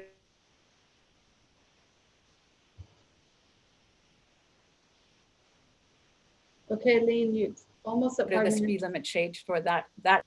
Okay. So I completely disagree with this change. I think that it's important that we leave it as is. And if I had my druthers, I would probably like to see that it would be decreased at the bottom of the hill where it is adjoining the parks area and the frequent use area for families and young children. So I just like to thank you for listening to my concerns, and hopefully you'll take them into consideration when you're making your decision. We absolutely will. Is there any, because I think your concerns are not alone. I think there's a few. So is there any questions from council on this piece of change on Sir Winston Churchill? Sorry, I keep forgetting the name. Any questions? No, I think there'll be some general questions at the end of all this. So I'm going to go to Jeff. He's got his camera on. Jeff Bertram, thank you for waiting with us, Jeff. Go ahead, start your 5 minutes whenever you're ready. Thank you. Good afternoon, Mayor and Council. Thank you for this opportunity to speak with you today. My name is Jeff Bertram. I live at 10 Kingsborough Court, and I have for the past 31 years. Kingsborough Court backs onto Sir Winston Churchill Avenue in the proposed speed limit amendment area described in Bylaw 04-2021, item 3.A.2, and recommended under item 3.C. This is a two-lane road from the current north boundary of St. Albert to Poundmaker Road. It continues as a two-lane road to Poirier Avenue, then changes to 4 lanes throughout the city. Mayor and Council and Mr. Schick, I'm here to tell you that this section of Sir Winston Churchill Avenue from Kingswood Drive to Poundmaker Road is a dangerous section of road. And no matter what you do, drivers will continue to disrespect the speed limit unless further actions are taken to keep this road and all 2-lane arterial roads at 50 kilometers an hour. Let me just say what everybody already knows about this long, flat stretch of road. It's St. Albert's drag strip. This is where drivers go when they want to put the pedal to the metal. Although the speed limit is posted at 50 kilometers an hour, it's very rare that anyone is ever traveling that speed limit. Commuters coming into St. Albert from Sturgeon County are coming in at a posted 70 kilometer hour speed limit up to the city limit of St. Albert. And commuters leaving St. Albert usually speed up very quickly from 50 to 70 before leaving the city limits at Poundmaker Road. In the 31 years that I've lived here, I've witnessed vehicles coming in from Sturgeon County or leaving St. Albert well in excess of 100 kilometers an hour. Motorcycles even faster. And the noise level of a motorcycle at that speed is like 130 decibels, similar to that of a jet engine. I've seen vehicles lose control, spin out of control as the road narrows from 2 lanes with wide shoulders in Sturgeon County to the narrow curved 2-lane road in St. Albert. I've seen trailers come unhitched from the vehicle pulling it as they try to slow down. I can recall watching a motorboat coming unhitched from the vehicle and passing it, passing the vehicle that was pulling it.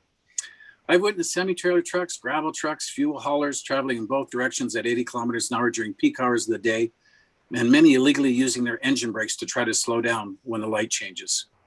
Frequently, these commercial vehicles pass cyclists, especially the many Peloton groups from St. Albert, or approach walkers, joggers, and hikers crossing the road between Kingswood Park and Riverlot 56. As you know, wildlife is abundant in this area, and just a few weekends ago, I watched from my kitchen with delight as Mother Moose and her 2 large calves walked right alongside of Sir Winston Churchill Avenue, heading to Riverlot 56 early in the morning. With the installation of the traffic signals that Elaine was talking about at Kingswood Drive, we frequently see traffic going too fast and is unable or more so unwilling to stop for these lights, and they just run the red light. Myself, my wife, my daughter have all had close calls with vehicles running the light.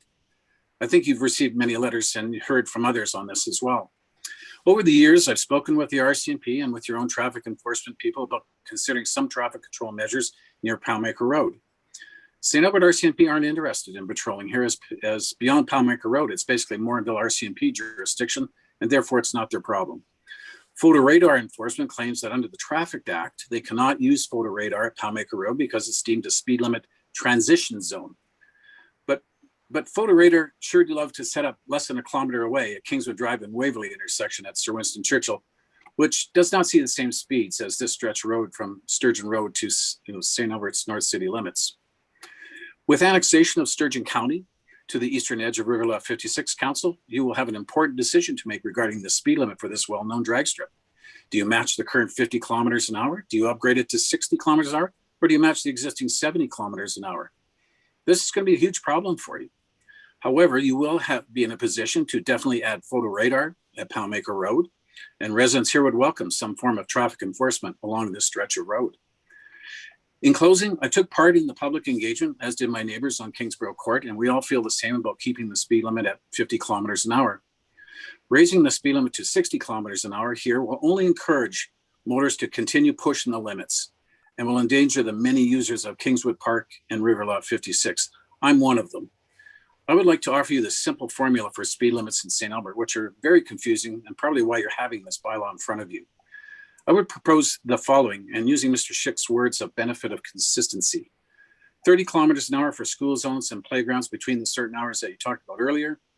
40 kilometers an hour for all residential streets. 50 kilometers an hour for all 2-lane arterial roads, such as the one behind my house.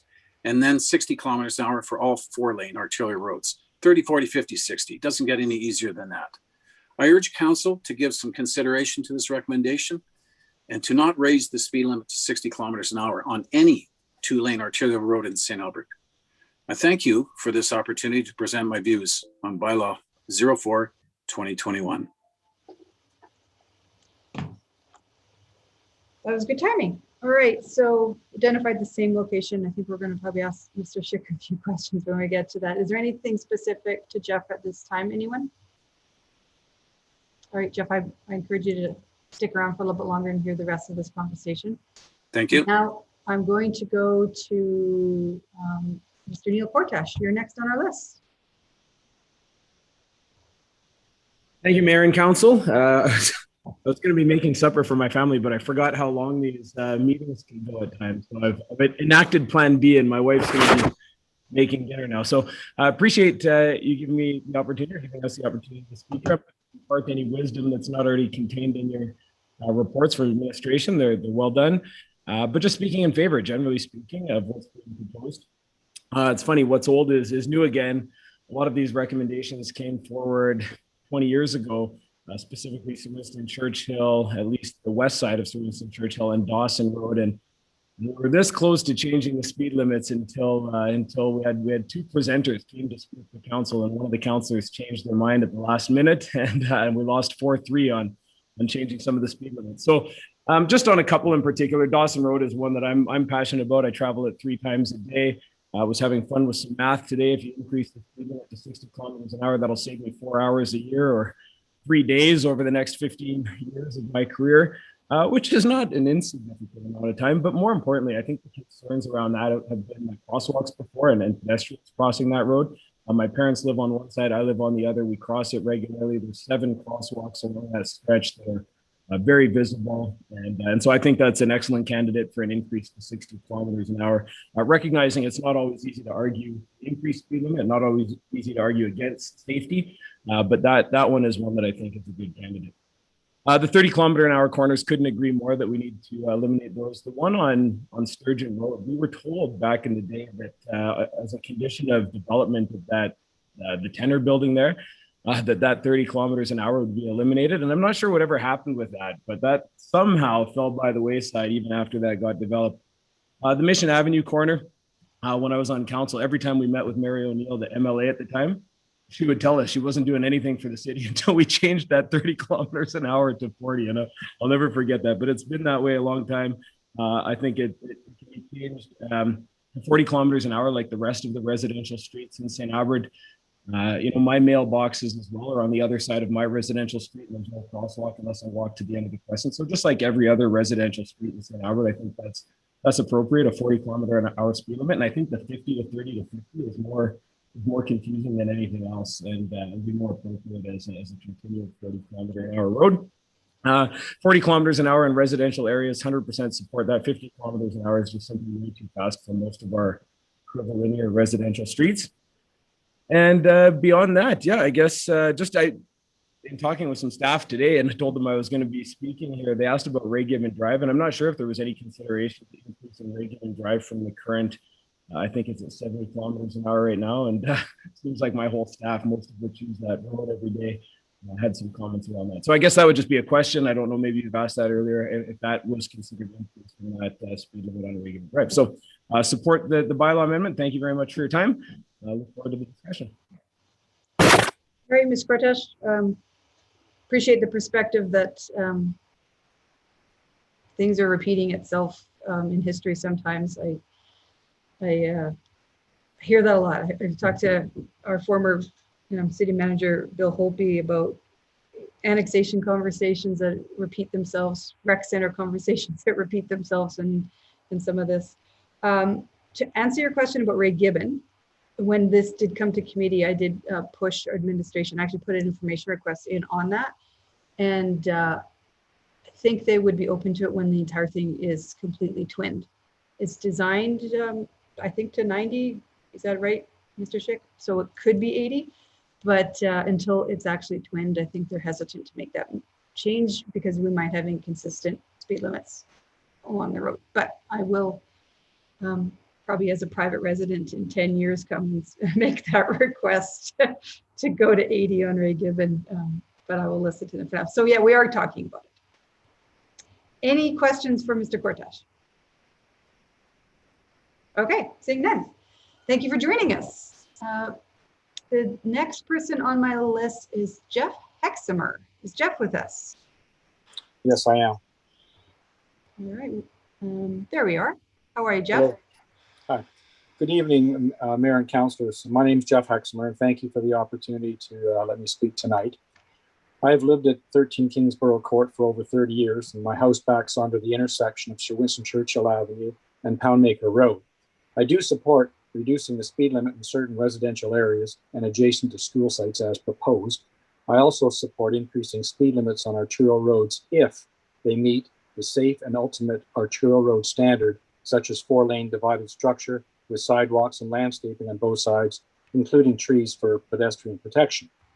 I do have a concern with respect to increasing speed limits on certain segments of arterial roads as proposed by administration that do not meet the ultimate standard, more specifically the segment between North City Boundary on Sturgeon Road or Sir Winston Churchill, south to Poirier Avenue for several reasons. First, a bit of history, and I apologize as a lot of this information is a complete repeat of other individuals. However, it must be repeated again. Years ago, I advised the city and the county of Sturgeon that the speed limits entering and exiting St. Albert were being totally ignored and enforcement must be taken before there was a serious accident. The response I received from both the city and the county was that the segment of road behind Kingsborough Court houses was, quote unquote, a transition zone, and it was too difficult to enforce the speed limit as vehicles were either speeding up or slowing down to meet the posted speed limit ahead. Hardly a reason to allow such ongoing violations. I pursued the matter with the county, and the county reduced the speed limit from 80 kilometers to 70 kilometers an hour as they understood the concerns. And St. Albert followed many years after with a crosswalk that, in my opinion, encourages citizens to cross the road, putting them in more risk as vehicles approaching and passing through the crosswalk, as mentioned before, with speeds many times in excess of 80 kilometers an hour or more.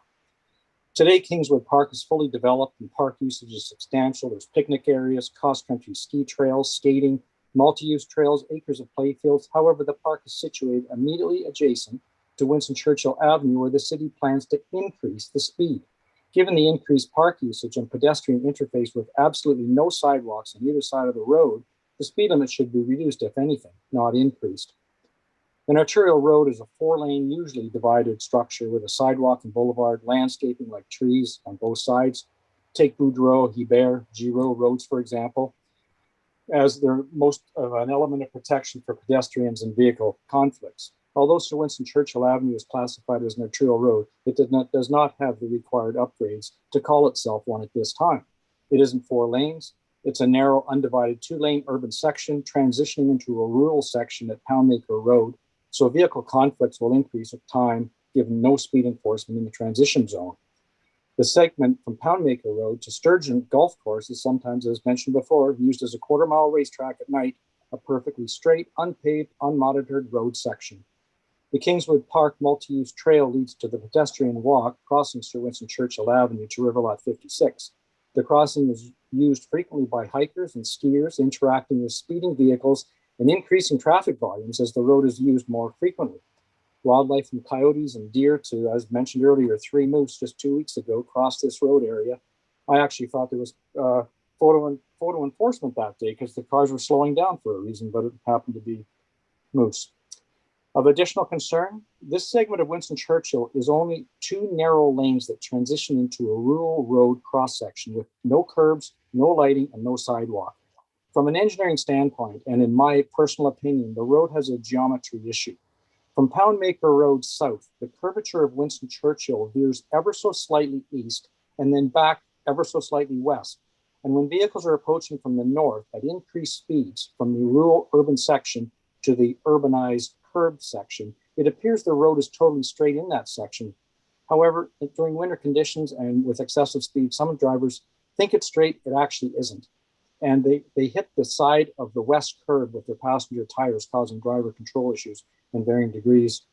And as Mr. Bertram mentioned, I've witnessed a vehicle hit the curb and they lost both their wheels on the passenger side, which ended up down by they rolled all the way down to the Sturgeon River tree line. Also, a T intersection exists at Sir Winston Churchill and Poundmaker Road. There's a very steep slope heading west on Poundmaker to that intersection, being gravel on the downhill approach and poor drainage. Some vehicles have difficulty slowing or stopping on the gravel or ice and end up sliding onto Sir Winston Churchill, which could result in accidents. Poundmaker ruts up with washboard, regularly adding to unsafe conditions, which the city is aware of because it's always out there regrading that section of road, trying to keep the ruts away. In summary, this segment of Sir Winston Churchill to the north city boundary is not constructed as an arterial road, and therefore the 50-kilometer speed limit should be maintained at best and enforced to the new city boundary at minimum, giving the increased use of Kingswood Park and Riverlot 56, absent these roadway improvements. Thank you. Thank you, Mr. Hexmer. Any questions? All right, seeing none, please stick around because this segment is generating a fair amount of public input. So we're going to ask some questions after all the public has spoken. So I'm going to go on to next on my list is Mr. Mike Killick. Glad you got the Zoom link, Mike, because I can see you. So you have your 5 minutes starting now. Thank you very much, Mayor and Council, for the opportunity to address you this evening. First off, I'd like to say very much that the proposal to reduce the local streets down to 40 kilometers really support. And if it can simply just slow down the UPS and Loomis delivery and Amazon trucks, that would be a huge improvement probably across everywhere in St. Albert. I'd also say that I'm also very supportive of the whole approach of consistency, because I often see that as people are driving around, they're not maybe paying attention to the street signs, and where they have to slow down, they're just not doing that. So the approach of consistency across the city, where it makes sense, obviously some of the exceptions that have been noted this evening, but consistency, I think, is a real key to successful implementation and messaging out to the public.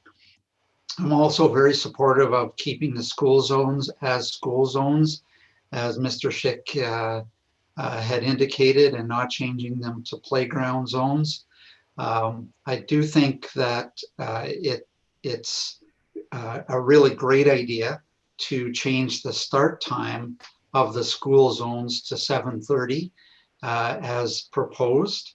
This, interestingly, changing it to 7:30 start time in the morning I noted that this aligns with other cities around our municipality. So again, from a consistency with across the municipality, this is the same as in Sherwood Park, Spruce Grove, and of course, our largest neighbor, Edmonton. They start their school zones at 7:30, and they have lots of data to support why they did that, available on their website, and it's exactly consistent with accident, both vehicle and pedestrian accident data that Dean had presented earlier. So I'm very much in support with changing it to 7:30.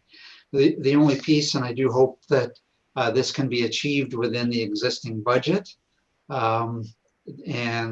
because this would mean a huge number of school zone signs would have to change.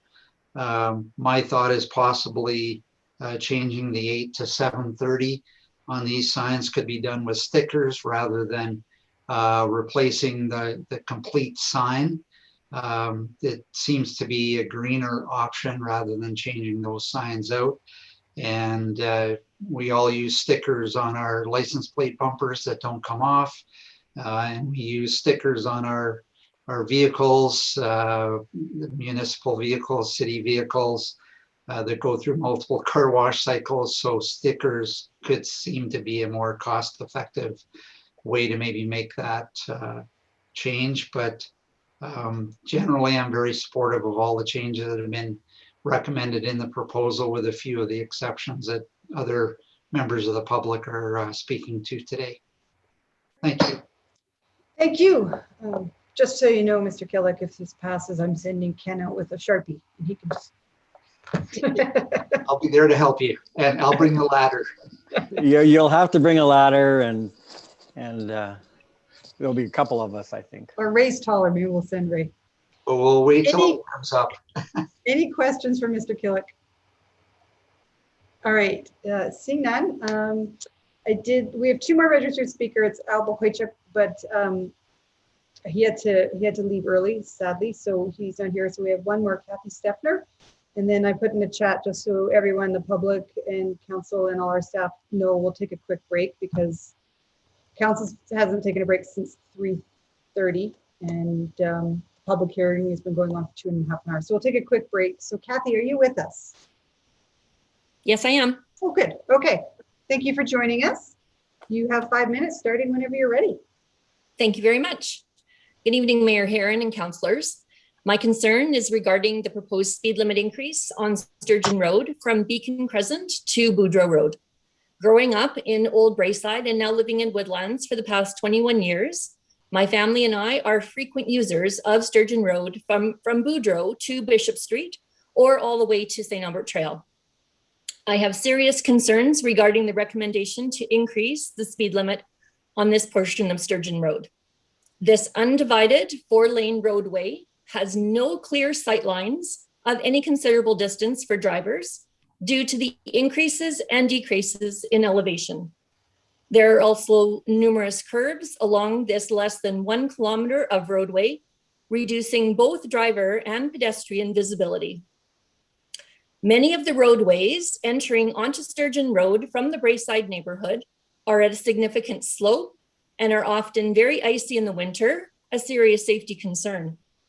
Both public transit and school bus stops are located on this road as well.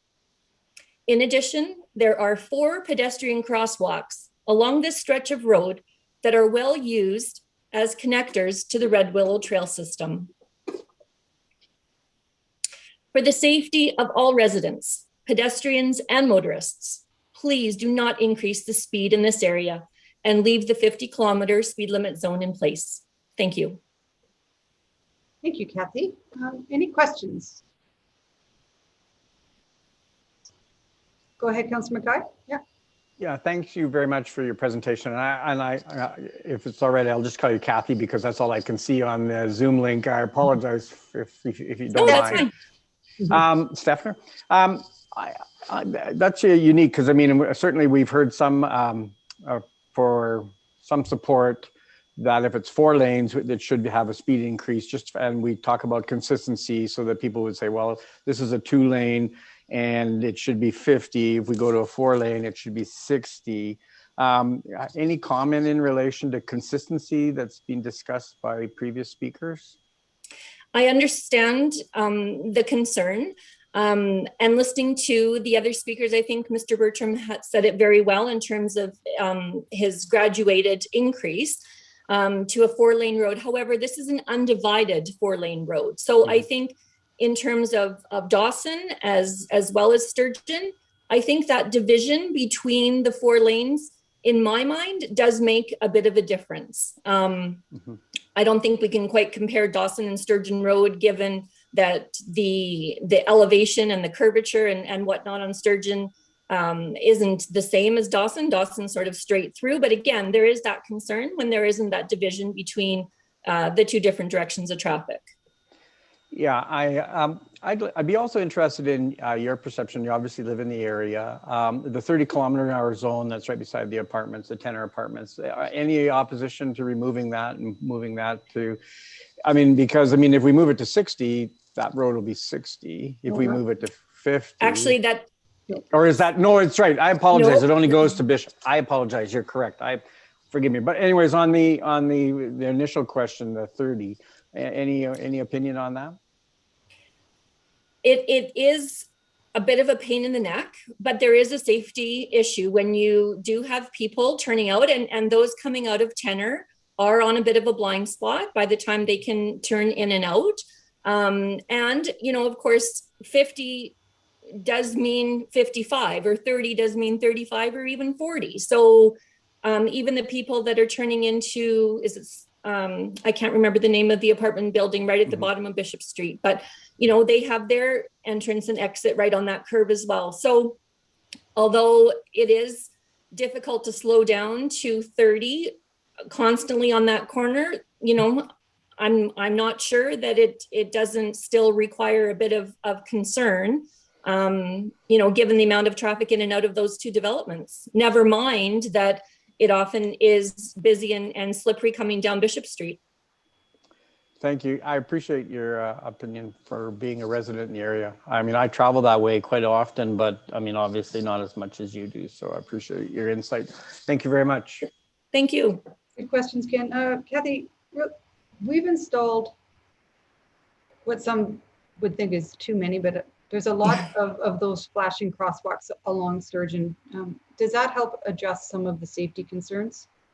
No, it doesn't. No, it doesn't. It is great safety in terms of being able to cross the road safely. But you do find that, especially coming along Sturgeon Road towards Boudreau, the increases and decreases, you come upon those rather quickly.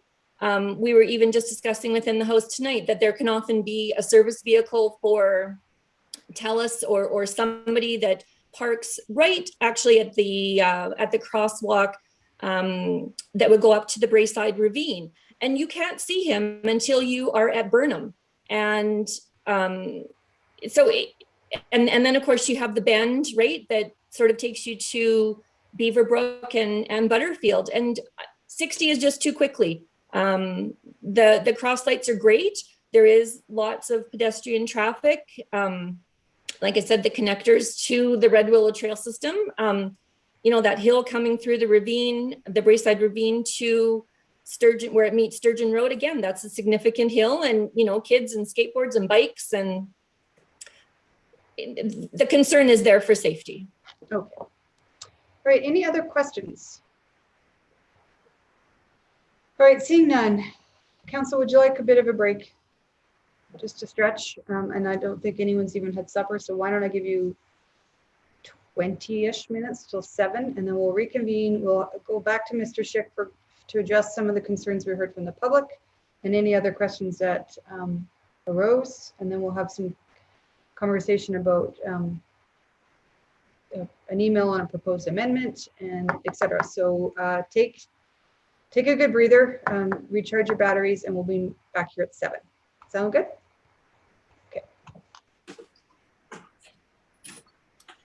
What time is that, Madam Mayor? 7:05, did you say? No, right at 7, because it's 6:42 now, so that gives us 18 minutes. Is that good? Okay, 7 it is. All right.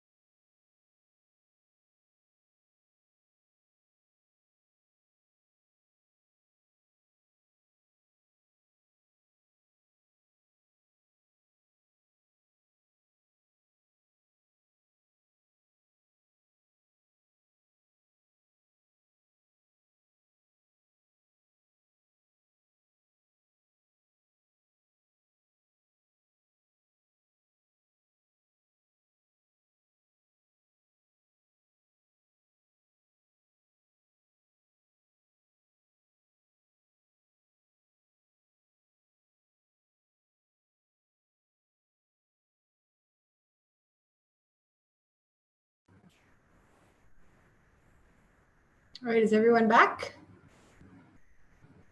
Oops. I see Sheena, Jackie, Natalie, Ken, Ray. Wes, are you back?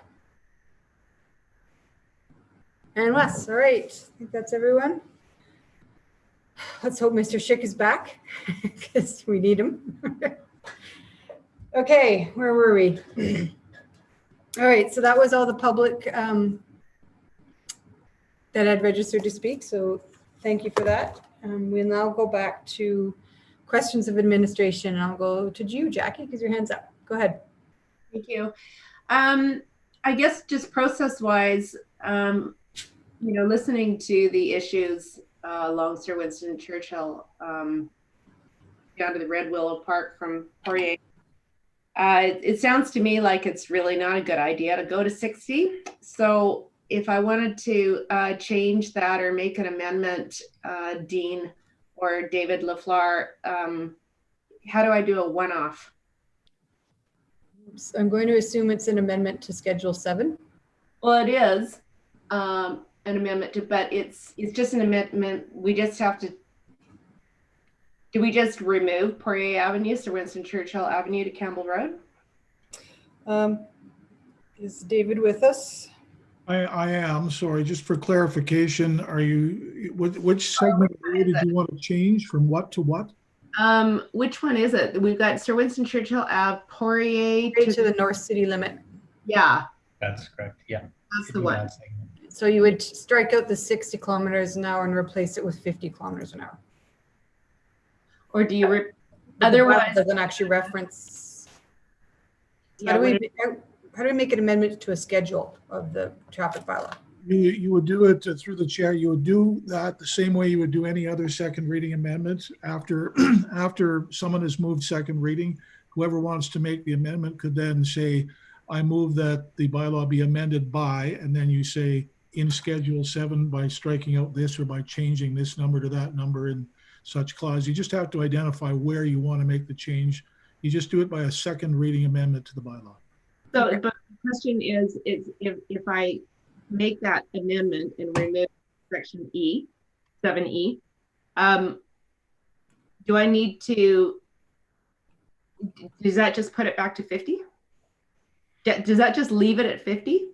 Well, if you take out 60, remember the default speed limit under the traffic bylaw, the default speed limit, if nothing else, is always 50. So if you simply remove something that says 60, then by default, that road goes back to 50.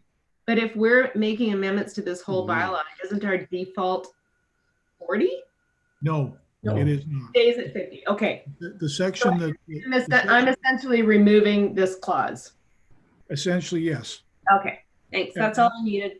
Thank you. I just want to be sure that Dean would agree with what I just said. That's correct. I was going to reference, I won't waste time, but yeah, there is a specific section in the traffic bylaw that states 50 as a default speed, and that was not part of this amendment. Okay. Excellent.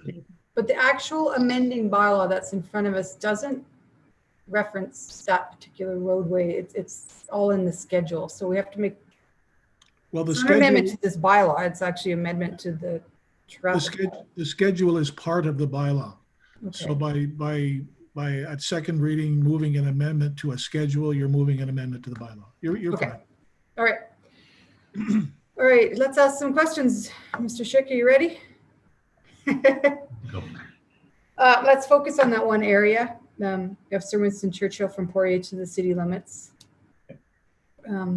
Couple questions I have are the suggestion from Mr. Bertram about the consistency of having 2-lane arterials at a default of 50 and 4-lane arterials, whether they're divided or not, I'm not sure, at 60 actually makes a lot of sense to me and provides a lot of clarity to residents.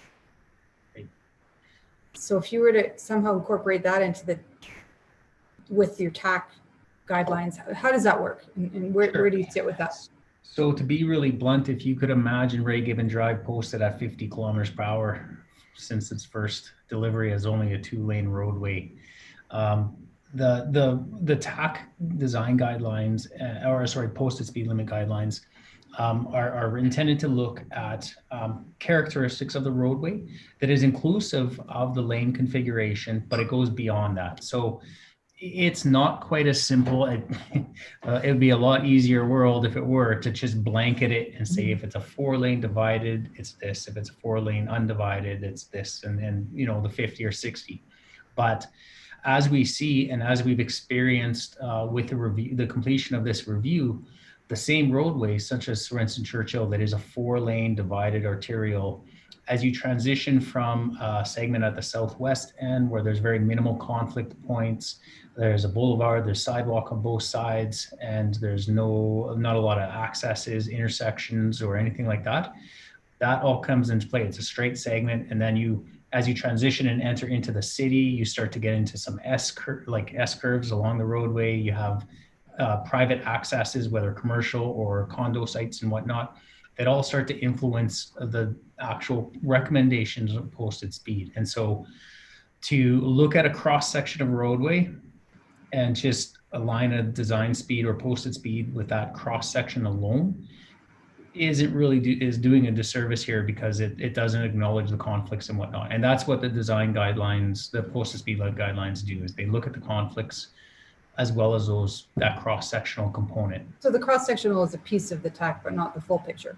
That's correct. Yeah, there's a lot more to it in regards to the risk factors, right? Okay. I see your hand up, Ken, but I'm just going to ask a couple more. Again, along this one piece, enforcement came up a lot in some of the public presentations, and I know you can't really, I don't think Aaron or anyone in enforcement is here. So I probably can you answer some questions about the supposed transition zone between us and the county? I mean, I can at a very high level. Yeah, I do know that I think there's regulations and requirements around where enforcement is best suited or maybe supported.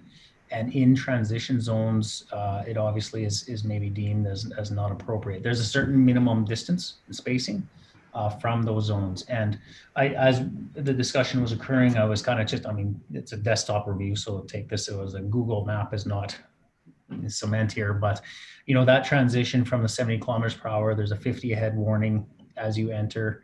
It's about 350 meters from what I quickly measured, from the 70 to the posted 50 reduction. And so, you know, it's a substantial distance, but where they're placed in terms of their own safety as a consideration for enforcement, you know, in their resource placement and whatnot, as they would have to talk about those types of influences in that site decision making. Okay. I feel like we should probably do some more enforcement in that area, but that's for another day. One last question on this little area specifically. A lot of the changes you've proposed in front of us today, for the most part, I heard were very well accepted by the public, except for maybe this one piece. And they're all interrelated, and changing one thing will cascading effect on many other changes that you've done. If an amendment came forward to keep this at 50, do you see any cascading effects that motion would have? I kind of think it wouldn't, because it's just heading out of town, like it's just that one little stretch, but I need to ask you that. Yeah, no, I appreciate that, because more so, I think where there's considerations and where there's greater influence is when administration recommended reducing neighborhood speeds, and the possible then consideration of the removal of the existing slow zones, the 30 kilometers per hour. You know, if council were not supportive of reducing neighborhood speeds, then, you know, those removing those current slow zones essentially transitions from a current 30 to a 50 if we don't reduce neighborhood speeds. So that has a greater impact. Considerations administration made in regards to the playground zone times, playground zone time. I'm going to get mucked up here with playgrounds and school zones, but the playground zone time of day in a seasonal influence, again, we're influenced by the public feedback, but largely, again, it's around that provision for the vulnerable road users and safety component, where we suggested the seasonal time in alignment with acknowledgement of suggested reduced neighborhood speeds. And so they all kind of come together in a more holistic, whereas these network increases are largely individual segments that there should not be, other than the possibility that if, for example, you did not convert to 50, or to increase the speed, it was 50 kilometers per hour, and you also at the same token did not convert neighborhood speeds to 50, then there'd be no field changes or anything like that, because that's kind of the way that we do practice now. Is the arterial speed isn't necessarily posted in the community when you go 50 to 50. It's only in transition zones. So, okay. But these ones shouldn't be. Yeah, I just wanted to avoid some, as Councillor Mackay always says, the unintended consequences of a small one-off could have a domino effect. So you, okay. I have another questions about Mission Ave, but does anyone have any further questions about this piece of Sir Winston from Poirier to city limits? Go ahead, Councillor Hughes. Yeah, Mr. Schick, I'm wondering what would be the opportunity or challenge or whatever if they were to put a red light camera on that intersection? Because whether we change the intersection to 50 or 60 or 30 or 10, you know, they're transitioning and they're not slowing down. They're either accelerating prematurely or slowing down late. And then a lot of what the complaints I was hearing was that they weren't even stopping at the intersection. So I know that all of the red light cameras are on Snabbert Trail. I don't know how much it would cost or what the feasibility is or if it's been discussed. So I'm just asking you, has this, I know that the public want to speak on this topic, there's new information to me, but what is the feasibility of actually doing something about that? Because I think that past any speed limit review change, having people stop at the intersection is probably the biggest issue at this moment, and that they're not doing that. Yeah, I appreciate that. And that does go with my general thought in that if there's violations right now, there's a separation between the speed and the violations occurring with disobeying a traffic signal, right? And whether it's 50 or 60, the speed does influence. I mean, I'm not going to contradict my own self or in regards to the influence that speed has on the outcomes or severity of collisions, or even the probability, but it's a case where if we're having issues out there with compliance to a traffic signal, there's bigger issues here that we may be having to investigate and perform some review. Unfortunately, I'm not able to talk about the specific standards or this site individually and we're meeting those standards for a possible safety device, for a safety camera device. So that would be something I'd likely suggest that we get in touch with our enforcement branch.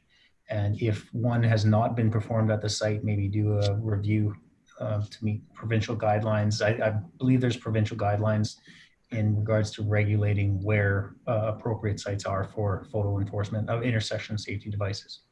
Yeah, I think that might be a discussion worth having because I think that will address quite a few of the issues that we're currently facing on that intersection. Thanks, that's it. Okay, Councillor Mackay, you can ask a question on this piece or any other because I don't see anyone else jumping in. Yeah, no, and I just wanted to verify Mr. Schick's information. There are certain provincial criteria that have to be met for installation of traffic enforcement devices. And I'm not entirely sure what they are, but so I can't speak to the criteria. And like we said, it won't hurt to have it investigated. The question I have is going back to that piece of Sturgeon Road that we're going to raise to 60. And I just want clarification. So what happens does the speed then drop to 50 after Bishop, or is it Bishop? I apologize. I'm trying to find it here as I'm talking. Beacon Crescent. Beacon Crescent. Sorry. Is that where, is it 50 up till then? And then does it drop to 50 after again? Yeah, that's correct. There would be a transition zone there. Just it would be, I guess, a little bit depending, of course, that this road is not a great north-south kind of directional comparison here, but we'll call it northeast of the curvature of with Bishop, and then Beacon is a following crescent past that as you approach Boudreaux. So there'd be a warning sign, directional sign giving advance notice saying that there is a speed reduction to 50 kilometers per hour in advance of that curve around that Beacon Crescent intersection, we'd look for a viable kind of high visibility site to place signage and transition. And then that would be 50 kilometers from that site to St. Albert Trail would be 50. I'm just thinking about all the conversations we had around consistency and transition zones and confusion that causes. And I just see such a difficulty going from 60 to 50 and vice versa. And so I would just raise that as a concern. The other question that I would have, and because I just, while I'm on that topic, I don't think that road's past Beacon and Bishop is suitable for 60 just because of the curve and the hill and everything else as you approach St. Albert Trail. I just need more clarification, Mr. Lafleur. So if the bylaw identifies our default speed as being 50 kilometers an hour, is that something that's in the provincial legislation, or doesn't that create confusion if we're going to move our speeds to 40? Why would it not be identified in the bylaw? I just see some conflict if we have a 50 kilometer as a default speed. Sorry, maybe I can answer that. That was sure specific on our end, that it was recommended to keep that largely because of the influence of the arterial network and the default typically for 50 kilometers per hour on the arterial. In the proposed bylaw amendment is very specific in the schedule to identify not necessarily the road names, but the types of roads. So again, the neighborhood roads are specific in Schedule 7, identified that give essentially a network-wide default of any local or collector roadway to 40 kilometers per hour, whereas the broader sense of a default speed in a specific section, which I'm trying to open up, which I obviously can't talk and chew gum at the same time here. But I know that. With the default speed of 50 kilometers per hour, separated that we wouldn't be having to list every arterial in regards and running into a possible conflict or anything in regards to our bylaw where an arterial is missed, which was a pretty substantial roadway to be considering when you're posting speeds and wanting adherence to. I guess so. I think I understand that. It might just, to me, create confusion and potential challenges, but I'll let it go. I'm still just baffled by it a little bit, but I'll take your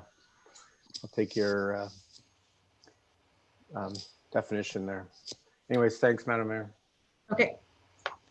Any more questions of Mr. Schick? Councillor Hanson, go ahead. I'm sorry to ask another one, but on Sturgeon Road between St. Albert Trail and Beacon, like, what do you do for these sight lines? Because it is a bad corner. So for the people that are going in and out of that apartments there, I would have thought that would have had to have stayed 30, just from a safety point of view. So, and it would have defaulted, and back to Ken's question, and it would have defaulted at least only back to 40. I think, so, I mean, there must be other places in St. Albert where the sight lines are that difficult and you have to slow right down, but was that considered on this particular street? Definitely it was. The sight lines themselves were not deemed, again, following kind of these TAC guidelines. It wasn't recommended to maintain this 30 kilometers per hour. I definitely, the guidelines themselves, I just want to be clear here that this is definitely not one that came up as a recommendation for an increase to in the posted speed. And unfortunately, it's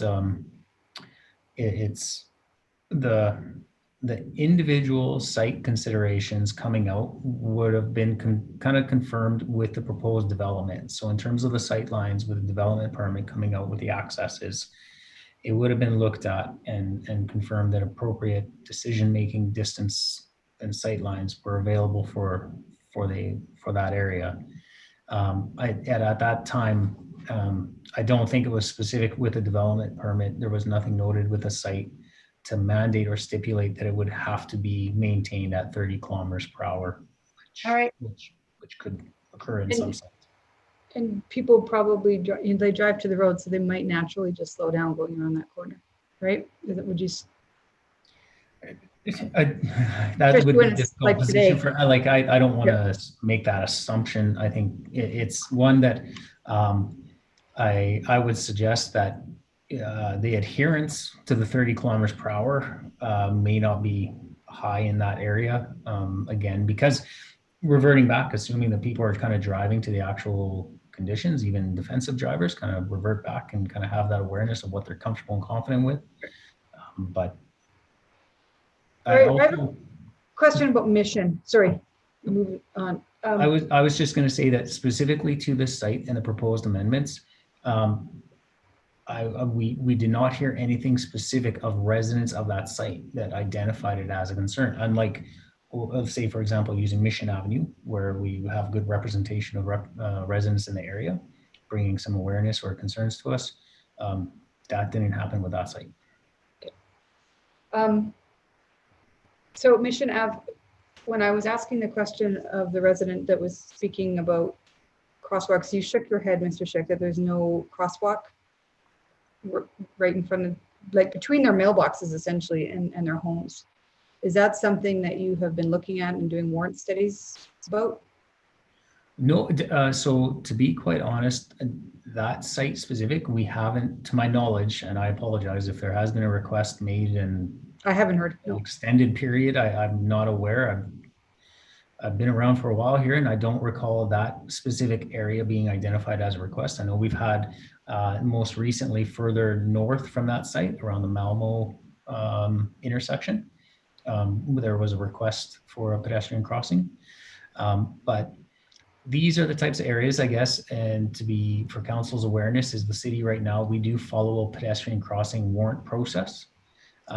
But one thing we're trying to transition to is for desire paths and whatnot. And when we have a situation like this, where there is essentially a destination across the street, such as a mailbox, that may influence, because what we don't want to do is create these inconsistencies again, where we're putting, pedestrian crossings just randomly without the rationale or the background that we can all later on look at and give responses as to why we have these crossings that exist. Maybe that don't meet a current warrant process. But that consideration like that is something that administration would take into account. And, we'd have to be just kind of using some engineering judgment, let's say, in placement of the crossing. I've spent a lot of time using Google Maps during this whole process. And I've got it up right now, and it appears there is a crosswalk over Mission Ave just before St. Vital. So there is one at St. Sorry, I thought we were talking like at the mailbox area. Yeah, I can't see where the exact mailboxes are, but that's close to the duplexes. When I was initially looking, we're in and around the crossing itself is, remember this is Google Maps, so it's not out there with a tape measure. It's about 260 meters or so south of that. I'd say that what was communicated as that kind of request site for the proximity of the mailbox. For our standards as a city, what we don't like to do is put pedestrian crossings within 100 meters. So we kind of look for a minimum 100 meter spacing between pedestrian crossings. Otherwise, you can become inundated with crossings. Into a comment that was made earlier with even Sturgeon Road, where it's seemingly, and those are all beyond 100 meters, but it seems to be a high number of crossings and signage and infrastructure. So, but that, looking at the distance from St. Vital to that, no, I would just caution and say we look at, it may not be right at the mailbox, because the mailbox site in around that parking lot is in close, like it's in the curve. And what we don't want to do is have someone crossing with poor visibility, unless we take into account design considerations like curb extensions or something along those lines that improve. Where there's a problem, there's a solution. So we would look for the solution. And that's, I guess, my other question is, I kind of feel that consistent 40 is better than 50, 30, 50. Because if people aren't going to slow down now they're going 50 around that corner. So, but if we make the changes, there's always an opportunity for further traffic calming, because the traffic calming is not just about speed limits, it's about everything, right? That's absolutely, that is correct. Yep. So might have to keep, if this passes, we'll have to keep our eye on that whole area. Maybe another crosswalk, maybe move the mailbox, I'm not sure. Okay, I saw Wes had his hand up. Thank you, Madam Mayor. And just in relation to that, how will the introduction of the extension of Rankin Drive reconfigure that whole area?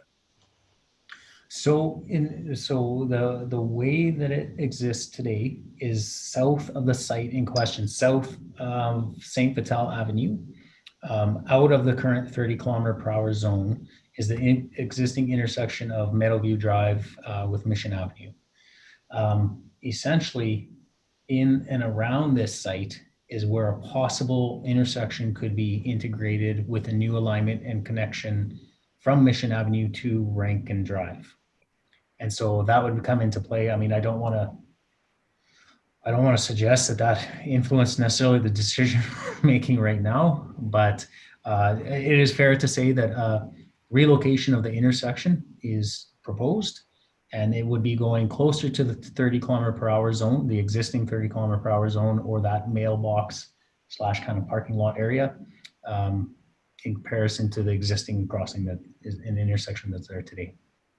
But the idea, though, is that the roadway configuration would change at some point in the future, right? Correct. That's right. That is correct. Fair enough. Thank you. All right, any more questions? Okay, look at that. I've already texted Kevin saying we need to schedule our public hearings a bit earlier or do them on a separate day like we did with the first Boudreaux developments, because it's getting late and we still have a lot of work to do. So I need a motion from a member of council to close the public hearing. Councillor Jolly, go ahead. Could we get the motion in the chat? Just that the public hearing be closed. It's on page 101 of our package. That the non-statutory public hearing bylaw 421 be closed. So moved. Okay. All right. All those in favor, use our recorded buttons. And Tamara, let me know when everyone's voted.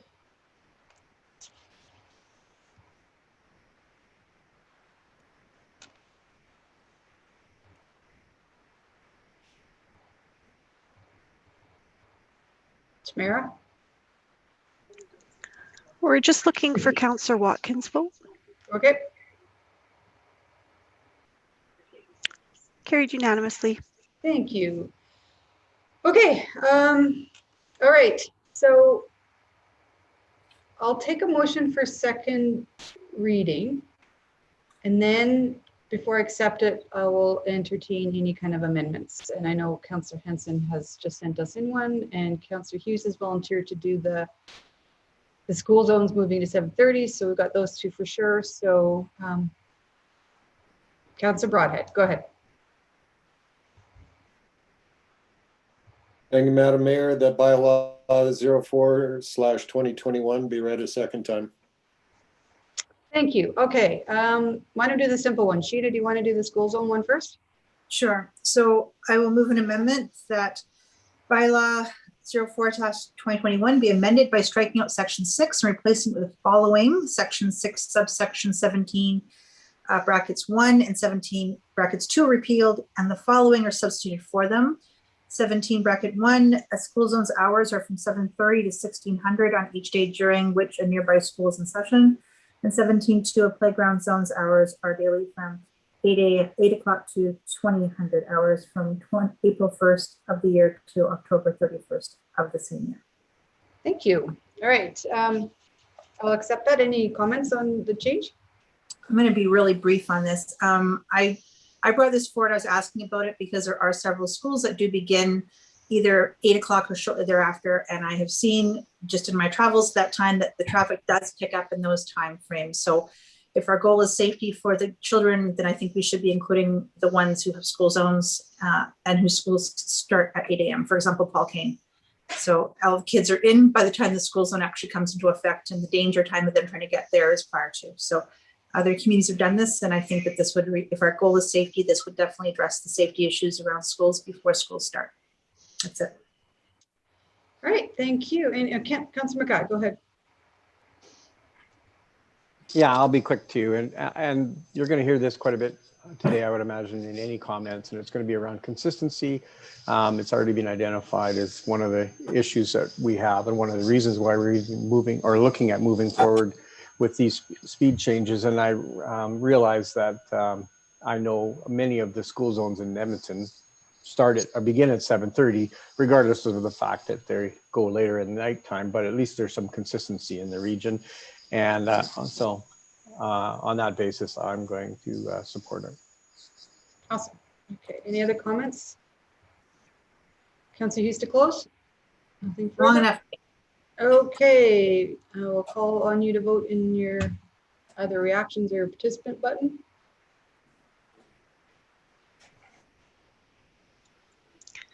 That's carried unanimously. All right, thanks for that. Okay, Councillor Hanson, did you want to make an amendment? Yes, I do, and I did send it in, but David was going to change it slightly. He said I was He said it was close. Close, He but no said it was cigar. close, but no cigar. So I'm just wondering if Tamara or somebody can put the precise wording up for me.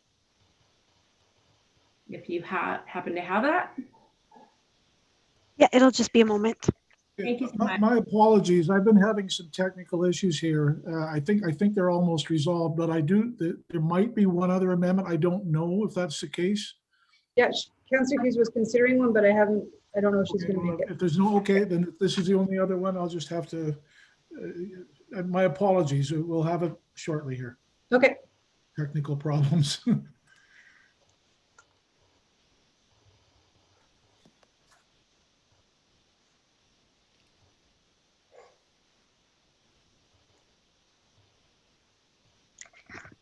It's in the chat for you.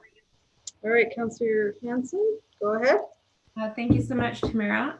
The Schedule 7 of Bylaw 4 2021 be amended by striking out 60 kilometers from Sir Winston Churchill Avenue from Poirier Avenue to North City limits. All right, I'll go to you in a sec, Councillor McKay. Just seeing if she wants a friendly. Okay, I'll get you to say what you think is the friendly. Well, what I think and what I would like to add, and it would be cleaner if we could do it this way rather than doing it individually, but I respect everybody's opinions. I would like to add the Sturgeon Road to Beacon Crescent to Boudreau be kept at 50 kilometers an hour as well. I don't know if that's friendly because we're talking about two different roads, two different items. Fair enough. Yeah. But we're also talking about Schedule 7, though. And we are. Maybe that requires Ledge to comment on. You would just add in that section.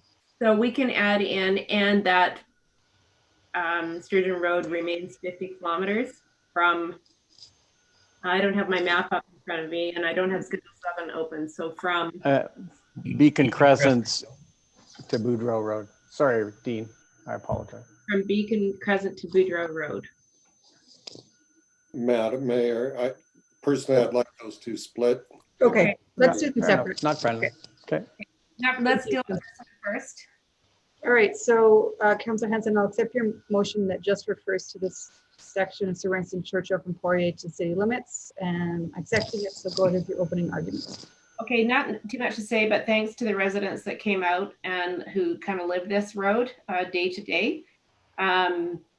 I think we've got some work to do around that whole area in terms of safety, and as drag racing is probably not something we want to be promoting in St. Albert.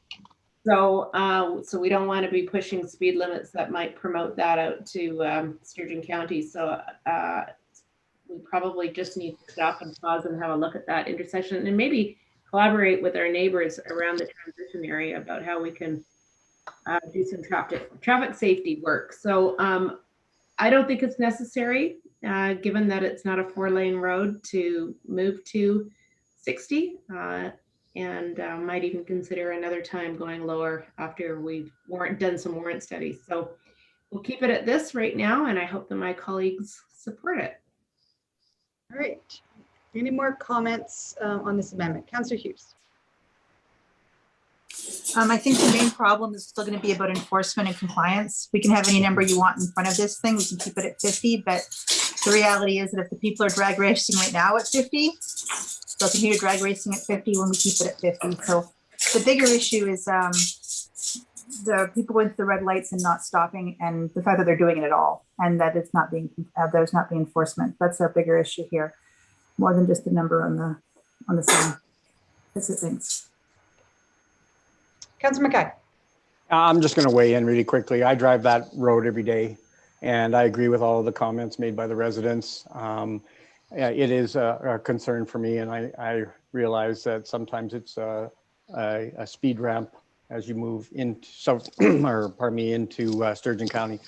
And I pick up on Councillor Hughes's comments, and I think it's going to be something that I'm going to be talking about throughout the rest of this discussion. And it's around kind of the 3 C's we're talking about: consistency, credible, and then compliance. And right now, I'm somewhat worried about the compliance aspect of it. I mean, we even heard earlier tonight that we're about $1.3 million short because of lack of enforcement, due to a lot of reasons, but there's a lack of enforcement. And, you know, it doesn't do us much good. We can post all the speed limits we want, but if we're not going to enforce them, then I don't see that there is going to be much use. Now, I take Mr. Schick's point. You know, there's the 85 percentile rule, and most people will drive to road conditions, and most people will be the ones that are obeying the speed limits. But it's the outliers. It's the people that are creating issues for Mr. Bertram and that community that are flying through the area, and basically they don't feel that there's any risk to them. So I would much rather, I don't want to see photo enforcement there. I want to see man enforcement where there's actual true consequences. So again, I mean, I support this, but I also recognize the fact that there has to be some follow-up with no matter what our speed zones are going to end up. If they end up on 40 kilometers an hour, that's still going to be a big challenge for us as well. So that's the end of my comments. Thank you. All right, Councillor Watkins. I support it. I live like 2 blocks from that intersection, and cars run through it all the time. I don't think we need to speed the traffic up there. And it is an enforcement issue. We need some more enforcement there, because I travel that intersection every day, and probably every other day somebody's running that light at that point. So I don't know how many violations you need before you can put a red light camera there, but if you probably sat there for a day, you'd probably have enough to pay for it. You'd probably have enough to put up. You probably have enough evidence to put up a camera. All right. Well, this one's an easy one for me. I'll support your amendment, Councillor Hanson. I think, Mr. Schick, we might need to look at some design standards or some changes to the way the road's designed. I don't know. Maybe a roundabout at that intersection. But yeah, Councillor Hanson, I will support your motion. Anything to close? All right, call for the vote.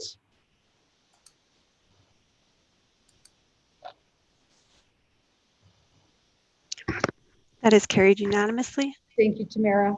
All right, Councillor Mackay, did you want to do one for Sturgeon Road? Yeah, I do. I was trying to type as we were talking, and like Mr. Schick, I can't do that and chew bubble gum. And, but I mean, if it's all right with Ledge Services, it would be the same wording essentially, except for that Sturgeon Road remains 50 kilometers an hour. Oh, jeepers, look at you guys go. You read my mind. Thanks, Tamara. So that's the notice of motion that I'd like to, or the amendment that I would like to make to Schedule 7. Okay, so I will accept that motion. Opening comments, Councillor Mackay? Yeah, and I realize that this might be difficult to accept for some people because that area that we're talking about is a 4-lane and it has had a significant amount of construction. And so when we finished with Project 9, there was a whole total resurfacing of that road. And unfortunately, what that's done is actually made it even better to go fast on. People will actually use the new road surface to actually speed up. And, you know, one of the concerns that was brought up by Kathy was that, you know, there is that aspect of the Red Willow Park Trail Park system where it is a blind corner coming out of there. And I know it's been a lot better since we removed some of those trees and the tree stands that are there, but there are lots of times when I've seen skateboarders or people on bikes come flying out of there and barely get able to stop by the road, even though there are warning gates and devices there. And if you're not familiar with that trail system, you could potentially put yourself out in the middle of the road. The other thing, again, I got to come back, consistency. And here's the challenge I have, and that's what hence my question. So you've got an area where we've got 60, and it's going to all of a sudden then drop down to 50. So that's going to confuse a lot of our drivers, and people will get used to going 60. And granted, like Kathy said, most people do 60 there anyways, but we're removing the 30-kilometer zone, which potentially creates the hazards that have already been identified by Councillor Hanson. And actually that's where my son failed his first driving test. They take you right through that 30-kilometer-an-hour zone just on purpose. But the point that I'm trying to make is I mean, why would we create portions of the same road and make them 60, then drop down to 50? It just defeats the entire intent, I think, of what we're trying to accomplish with these bylaw amendments. So I realize that there is a great portion of that road, the particular area that our ISL and TAC and administration are recommending for 60. And I think it could easily accommodate that speed. But the problem we would have is what happens before or after that speed zone. That's my major concern, major concern. And so I really only want to make it, I think it just remains 50 all the way through. So that's the intent of the emotion.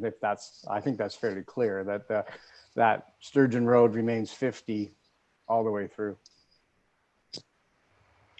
Okay, and that would be the result if this passes, that would be 50 the whole way. Yeah, I think that's the intent. I just got a text from before. It would be nice to have a question, but I got a text, but that's all I'm trying to do. All right, I saw Councillor Jolly's hand up and then Councillor Broadhead. Thank you. Councillor McCann, I'm going to support this amendment, I think, for reasons that are a little bit different from yours. From my point of view, this is an area where we're really trying to intensify pedestrian traffic. We're trying to intensify cyclist traffic, you know, going to our downtown. We're trying to see more density kind of going through that area. And that's why I see keeping the speed limit lower at that 50 makes more sense. So good motion. I'm supporting it. I'm glad that we all have our own reasons for supporting it. And I hope this passes. Thank you. Right. Councillor Broadhead. Yeah, I'm going to be the outlier here. If you turn this to 50, then you might as well do it for Dawson. I don't see it being much different, quite honestly. You have trails coming out onto Dawson. You have roadways coming out onto Dawson. So every argument that you have for Sturgeon in this stretch of the roadway, you have for Dawson as well. And part of the argument for doing this whole traffic bylaw is to bring some alignment, just a synonym for consistency, but alignment for how we do traffic speed limits here. And we've made one amendment based on, 2-lane road, but here we've got a 4-lane road.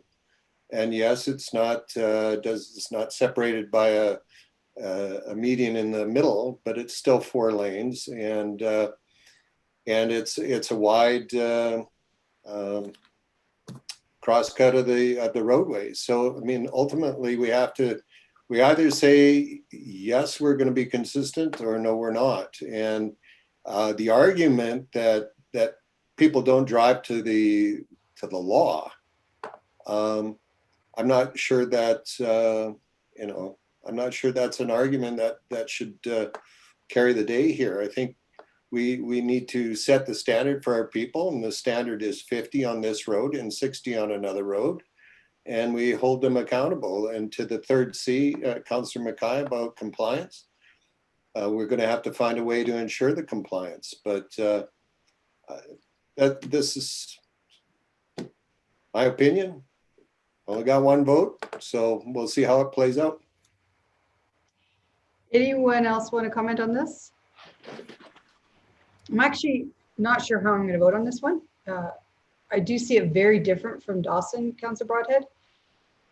Dawson to me is pretty straight, and it's going from an arterial to an arterial.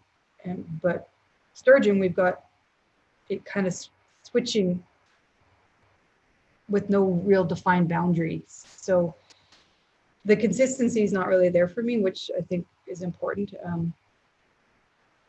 It is a 4-lane. I remember when we were doing the amendment to the land use bylaw to allow for the bigger density on the river there, we heard that the road is over designed for the capacity. So I think it could probably handle 60. It's just that it's just kind of weird to go from 50 to 60 with no defined reason.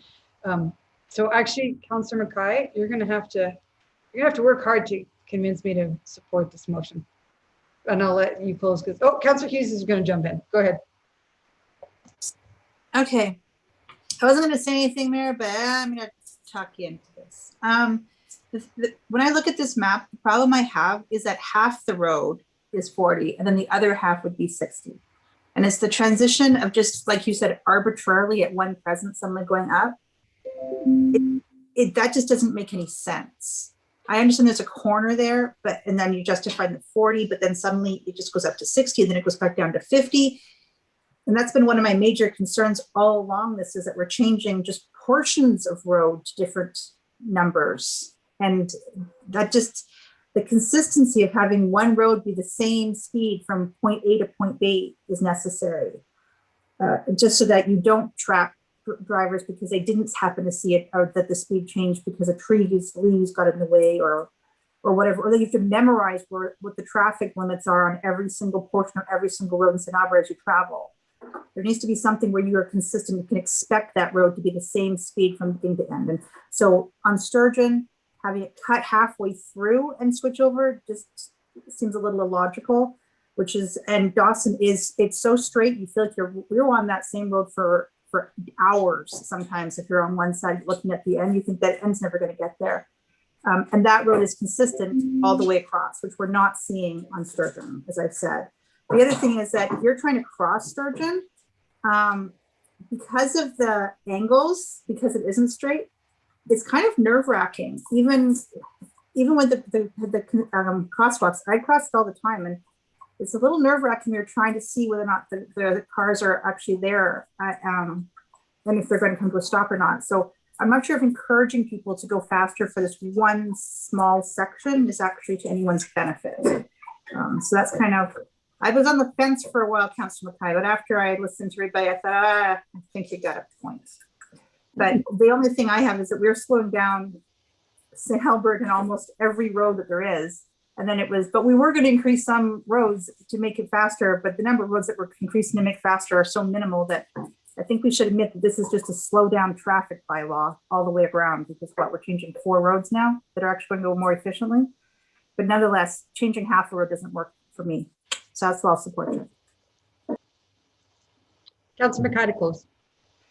Well, you know what? It's not often that I disagree with Wes. I mean, and I'm not really disagreeing. I mean, he raises good points. He raises good points.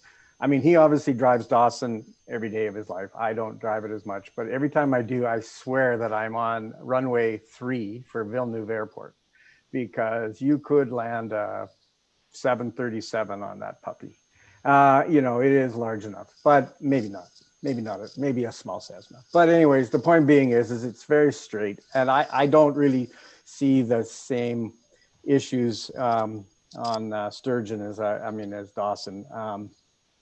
I mean, there are so many, there are a couple of really blind tight corners. There's tree overgrowth hanging, particularly right around Bishop. You have it's just the consistency in relation to speed. So, I mean, that's a big concern. And I really like actually Councillor Jolly's point. I mean, this is a major connector to a Red Willow Trail system, but it also connects to our water park.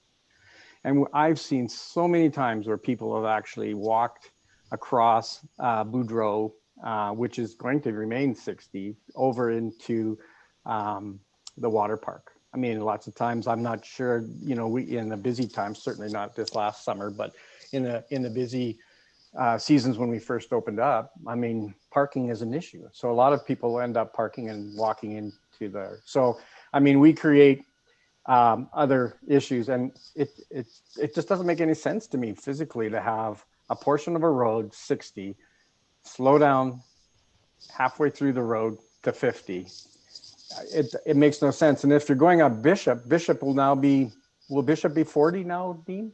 So, I mean, now Bishop will be 40. So, I mean, we're really going to be confusing everybody. So let's keep this portion consistent so that at least I can explain it. Otherwise, I'm really very worried that we're going to create a significant problem as we move from 60 to 50, and particularly on a blind corner. Thank you, Madam Mayor. All right, I'm calling for the vote.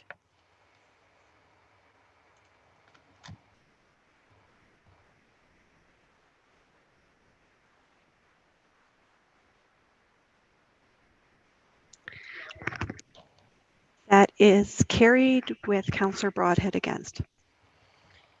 All right. Thank you, everyone. Good conversation. We are back to the main motion. Just making sure, Councillor Hughes, you thought about, okay. Councillor Jolly, do you have a? No, I was just confused about Councillor Hughes's motion, but that's great. Okay. She just gave us a heads up. She was thinking about it, but now she's not going to. So I'm back to Councillor Broadhead. You moved second reading. We've made all the amendments, so I'm going to let you, I'll accept second reading as amended and let you do some opening comments.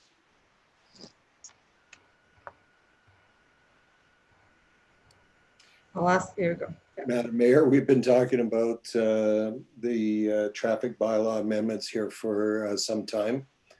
It's actually, I think, caught the attention of the community. And I think by and large, we've responded to the concerns of the community as best we can, and still support the underlying theme of making our traffic system in St. Alberta as consistent as possible. And I think the amendments tonight were well thought out and considered, and I think it improved the bylaw that's before us. So with those comments, I hope that my council colleagues support second reading.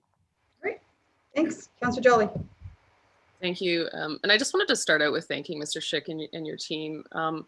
The work that you guys have put into this really makes me confident in our decision today and being able to support these changes. So thank you for that. And also to the CGIC, or the Infrastructure and Growth Committee members for really digging into this and asking good questions. I really appreciate that. And that again gives me confidence in supporting this motion. And you know, in supporting this motion, I'm gonna be weird and quote myself from 2017, before we were all elected. So before the election, we were all asked by TDN Magazine and then the St. Albert Gazette about traffic. And at the time, I said that residents are dealing with multiple speed changes in residential areas, and the absence of standard speeds not only causes confusion, but requires the placement and maintenance of an excessive number of signs on our roadways. If a 40-km/h residential speed limit addresses concerns around safety and consistency, I would support that change. And I went on to say that my top concern is safety. So I think Dean and I have that in common. And, you know, continuing with Safe Journeys to School initiatives and considering standardized residential speeds like the 40 km/h that we're seeing almost all of our neighboring communities at this point, will improve safety on our roadways. So I'm excited about these changes. Like Mr. Kortash has said, a lot of these are a long time coming. So I'm really pleased to see these here today. Thank you. Anyone else want to chime in? Councillor Mackay. I guess you can call me chime in.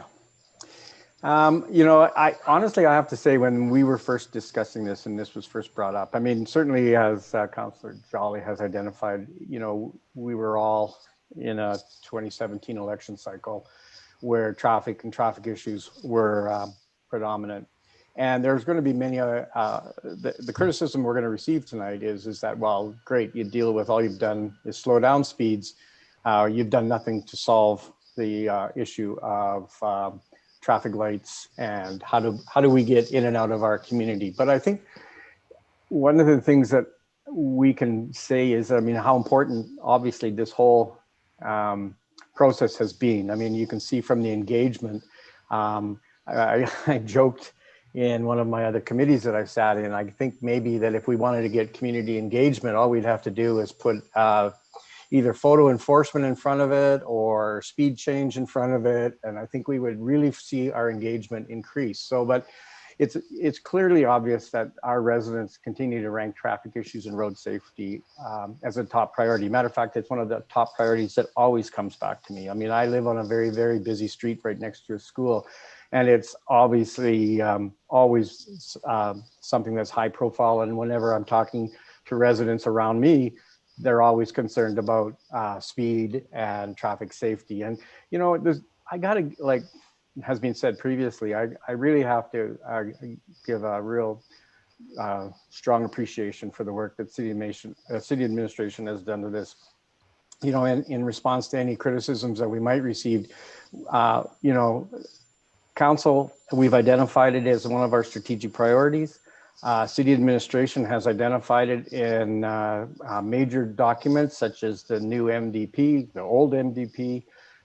We have the Transportation Master Plan, the Active Transportation Plan, the St. Albert Transportation Safety Plan, which spawned off the network speed review. So, I mean, you can obviously see, or you can say that we have too many reviews and is this what we've come to? But, many of you guys obviously know on council, and maybe some people that are watching, that I was a police officer for 34 years. 6 of those years were spent working in the traffic section. And I was an expert collision investigator for 4 of those years, and have been the primary investigator in far, far too many fatalities and serious injury collisions. And unfortunately, I've been that police officer that's had to knock on the door in the middle of the night that nobody wants to see or hear from. So if I can do anything around reducing traffic injuries, whether they be property damage, serious injury, or anything that I can do that actually impacts on the number of collisions and fatalities, then I feel that that's something that I have to do. But I want to circle back to something that I know that we've had some feedback on, and I've raised it again around consistency, the credibility, and we can speak to the credibility from all the work that the administration has done tonight and in preparation for this. I mean, you can see the involvement and the level of engagement by administration. And I can certainly go back to the residents with proof that, this is a credible posted speed limit based on these factors. But just like we talked about the safe driver system, there still has to be an awareness. There still has to be a responsibility on our residents that through either education or enforcement. And I really believe that still remains that missing component around compliance. And as I said earlier, just simply erecting a slower speed limit sign is not going to have any effect on driver behavior, and it actually may decrease overall safety if we don't actually follow it up with meaningful education and enforcement. So I'm going to support this because of all of the other previous discussions, And again, I want to end by saying congratulations to Mr. Schick and Mr. Scoble for all the work on this, and to my fellow councilors. Thank you very much. Awesome. All right. Anyone else want to chime in? Councillor Hanson. Thanks, and I'll be real quick, but we asked Dean to go back and talk to school boards and do a little bit more engagement, and there's been a lot of engagement around this. And yeah, the community is split between trying to move around fast and trying to be safe. But you know, with safety around residential areas, people will feel more comfortable being out, especially now when people are out a lot more and will be out a lot more. So I appreciate the extra engagement that you took in a short time frame, coming back to this council meeting, having talked to the school boards. I think that collaboration is really important, and I was really glad with their feedback that they, in general, were really supporting what we're doing, and I think that's an important piece. So kudos to you guys and all the work that you've done, and I'm glad to support this. Anyone else? Councillor Hughes? Okay, so Dina, I was a little skeptical about whether or not we'd be making any changes based on public feedback to the proposed amendments, and I was pleased to see that many were done. So I just want to acknowledge that. I also want to acknowledge the fact that the questions that were brought up last month, you did follow up on them, such as the school sites, and got that information and made an effort to try to get those other questions, even though you're unable to. You made an honest effort to try to get those answers, and I do really appreciate that. The only concern I have is just that we are changing those speed limits from 50 to 40 without actually having the majority of the public support this. But I'm going to go on just blind faith from previous communities that have done this, and for the other reasons that you stated, to go along with the 40 to 50. There was really a question in my mind about what I should do on that, because we did not have the public support, and that was the only amendment that really did not change after hearing about the public. So what they would agree to. So that's the one that I'm still we'll see how this plays out. But I want to acknowledge the fact that things were changed based on the public feedback, both from yourself and from council this evening. And so this was a collaborative effort, I believe. So I just wanted to acknowledge that. Thanks. Anyone else? I had a lot of my my comments geared around the 40 kilometers an hour in case that amendment was proposed and it's not. But I will just say, my time on council, I'm not a traffic engineer, and I've learned so much about traffic in the last 10 years that I've been sitting here. What I've learned is that it's such a living, breathing, complicated, integrated system. And it's not just about the speed limits, it's about road design, it's about traffic calming, it's about how behavior, and it's about enforcement, and it's about how the roads interact with each other. And we've done so much work. Honestly, I think this council's done a lot of work to address traffic in our city with Ray Gibbon, with widening of St. Albert Trail, with all the traffic calming that we piloted up in Erin Ridge North, which from my point of view has been accepted quite readily by the community up there.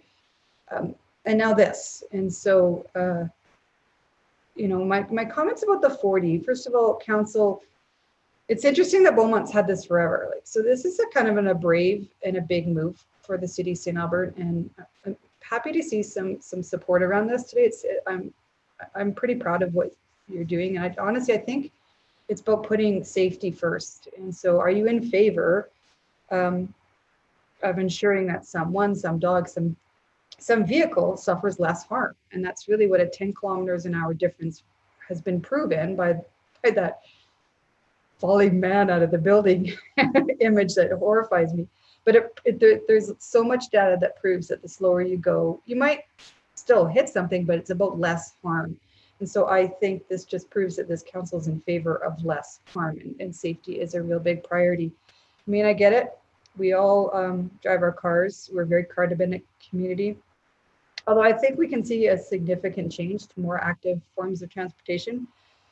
But we still get in our cars because we've designed our city, at least traditionally, to be car dependent.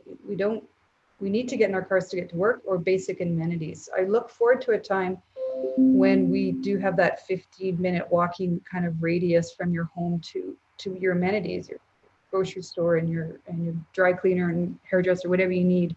And that is kind of a futuristic vision. But right now we are driving, and so we need to make sure it's our responsibility to keep our residents safe. So Councillor Jolly sent me my response from that question in 2017. I just have to read it because wow, that was interesting. I said, I also want to lower speed limits of 40 km/h on residential streets and to reevaluate the speed limits on arterial roads to see if they can be increased. Improving traffic flow is evolutionary, not revolutionary. I don't know where I got that, but it makes a lot of sense. And so Dean Schick, this has been an evolution with you, trying to slowly chip away at things to make our city safer and to get to Vision Zero. So I will be supporting this today. Councillor Broadhead. Nothing further, Madam Mayor. All right, call for the vote.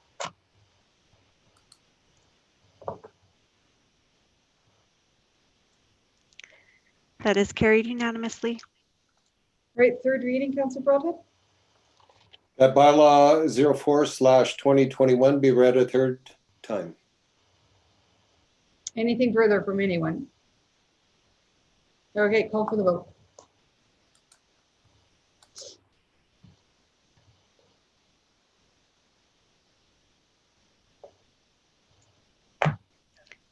That is carried unanimously. All right, well done, Council. 8:06. I'm gonna go through the stuff that was approved on consent. Mr. Scoble has texted me. He said that his Q4 report is about 20 minutes and he's willing to defer it to another day if you're so willing. And then we'll just we'll deal with the in-camera stuff. Let's go with what was on consent. So we finished off at the 8.2, which is operating and carry forwards. So 8.3 was the annual surplus. Let me just find it. There we go. So the motion that was approved on consent was that the 2020 municipal operating surplus, which is estimated to be 10.3 million, be transferred as follows. 2.6 million to the capital reserve and the remaining balance of approximately 7.7 million to the stabilization reserve. And number two, that an exception to council policy CFS01 reserves be given in order to exceed the 3.5% ceiling transfer for the stabilization reserve. The next thing that was on our consent was just establishing a public hearing date for the municipal development plan, and we have set that for March 15th, 2021. Now, there was no emergent items. Just got, so Mr. LaFleur, if we want to defer the Q4 report, do I need a motion to defer it?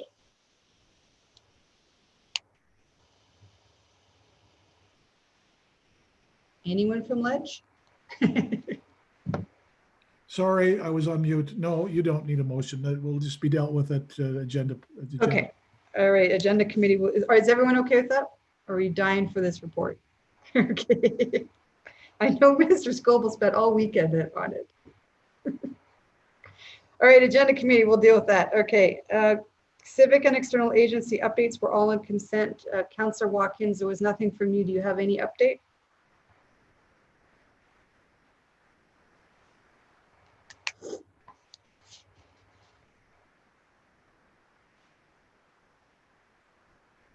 You're unmuted now. Yeah, I'm just opening it up. January 6th was the Youth Advisory Committee, first meeting of the year. January 12th, the Economic Update Forum, which involved updates from all the home builders and developers across the region, and also some people from the province and the city. January 13th, Chamber of Commerce Roundtable with Provincial Minister Doug Schweitzer in the Chamber to discuss the impacts of COVID, small business, and the role provincial government plays in assisting recovery. January 13th, Emerald documentary series, award-winning environmental projects. Watched several shorts, including one film about St. Albert's electric buses. January 19th, Michael Cooper federal update was caught in another Zoom meeting and was late getting to this. However, I did hear most of the question and answer period part. January 19th, council decision or discussions with St. Albert Housing Society meeting. February 1st, committee of the whole meeting with Homeland Housing Society. And February 3rd, youth committee again. That's it, Madam Mayor. Okay. Thank you for that. All right, we do have some council motions. Are you guys good to keep going or do you need a break? No, okay, let's keep going. Councillor Hanson, these are both yours. I'll have you read in your first motion on the disc golf just for the record, and then we can ask some questions if there are any. Thanks, Madam Mayor. That we direct administration to secure a site for the purpose of setting up a spontaneous use temporary disc golf course for the 2021 season, including mats and basket. And further, that appropriate public engagement or input on the feasibility of a permanent course occur by Q3 2021. And that I think that that funding from this project comes from the stabilization reserve, although I think there's a different recommendation in the body of the AR. But that's what I'm reading in. You're reading it in exactly as you gave notice? Yeah, well, I'm just looking at the second motion actually can come from the Capital Recreation Reserve. The second part of the motion can come from the Capital Recreation Reserve as recommended by administration. Okay. All right, so I'm not going to accept it quite yet. I'm going to let council, and I see Councillor Jolly's got her hand up already, ask questions of our administration or you. So Councillor Jolly, go ahead. Thank you. And I'm not sure what this question is for, but should the province kind of ease up restrictions? So if soccer and I think it's also baseball in that, the one for this summer is a go, is that going to cause conflicts with, I know it worked really well for last year because we weren't allowed to do anything, but is it going to cause problems this year? Thanks for the question, Councillor Jolly. I'm going to defer to Amanda Wild. She'll be able to respond to the question and any questions on disc golf. Okay, Amanda. Evening, morning, not quite. In response to Councillor Jolie, we do believe that it should be all right. In the background, you'll see a note that the ball diamond is where we expect conflict to happen if it's going to happen. So we will have site signage put on just saying, please refrain from using the disc golf course while the baseball diamond is in use. The course itself winds in behind and around the ball diamond. So we do believe it should be all right. But until we actually see players and games on the field, it'll be hard to tell. And we will be providing contact information so that they can connect with Recreation and Parks and we can track any issues and deal with them as they happen. Okay, thank you. And this one's more to, I think, probably Councillor Hanson. So in kind of admin's recommendations, they talked about how this kind of will be part of planning. Do you have thoughts on that, on kind of letting it just happen as part of existing planning processes, or do you want this to be a separate project? You know, that's a great question, Councillor Jolly, and I think it's probably worth talking about tonight. I guess for me, I don't want it lost, and I kind of want to see how this season goes with the hope that restrictions are eased, and so we can sort of see the flow of this. I'm happy to let Parks and Rec take this over within a plan. I think that's fine. It's like I say, I just don't want to lose it. And I really want to work collaboratively with these guys and make it the best site possible and make sure we've got the engagement that needs to go on. So yeah, I'm okay with their plan as long as the rest of us are as well. Councillor Hughes. Thank you. So when this came forward last year, I don't think a lot of people knew about it. So a few people might have, and they enjoyed the course, but my concern is that are we thinking that the parking lot at the bottom of the hill would be sufficient for the uptake? Or, because like I said, I wasn't even aware it was there. So if I didn't know, I'm not alone in not knowing. And so as this becomes public awareness increases, we're going to have a lot more uptake of just using this, if nothing else, just for novelty that it's a new thing to do in the community. So how, has there been any discussions of how we're going to handle the parking potential issues? To Councillor Hughes, at this point, based on the numbers, and again, recognizing that there could be increased use, we do handle a fairly large volume of soccer and baseball players without a parking lot. So we don't feel that dedicated parking for this type of use would be necessary. Even at 1,500 rounds played in groups of 2 to 4 over the course of 5 months, is what we were told last year. That's not a lot of people per day. And we do know there's some neighborhood use where people would be walking to the site as well. So we feel like the on-street parking that's nearby is probably sufficient for this, for this year. Okay. And so Councillor Hansen, so if I got this right, you're bringing forward the motion that you provided for the first one and then the recommended motion for the second one? Or are you bringing forward both exactly as you wrote them? Because like they brought forward recommendations for 2 different wordings. Yeah, I'm bringing forward the ones that I brought forward because I wasn't sure how the conversation was going to go, but I am totally open to admin's recommendations. If somebody wants to, I'd take them as friendlies. I'm personally not convinced that that's the best location. I think it was a default to start with at Langholm Park. It might be the best in the end, but I don't know if like this was sort of like, I feel like this was initiated by residents and then it was like, yeah, okay, go ahead.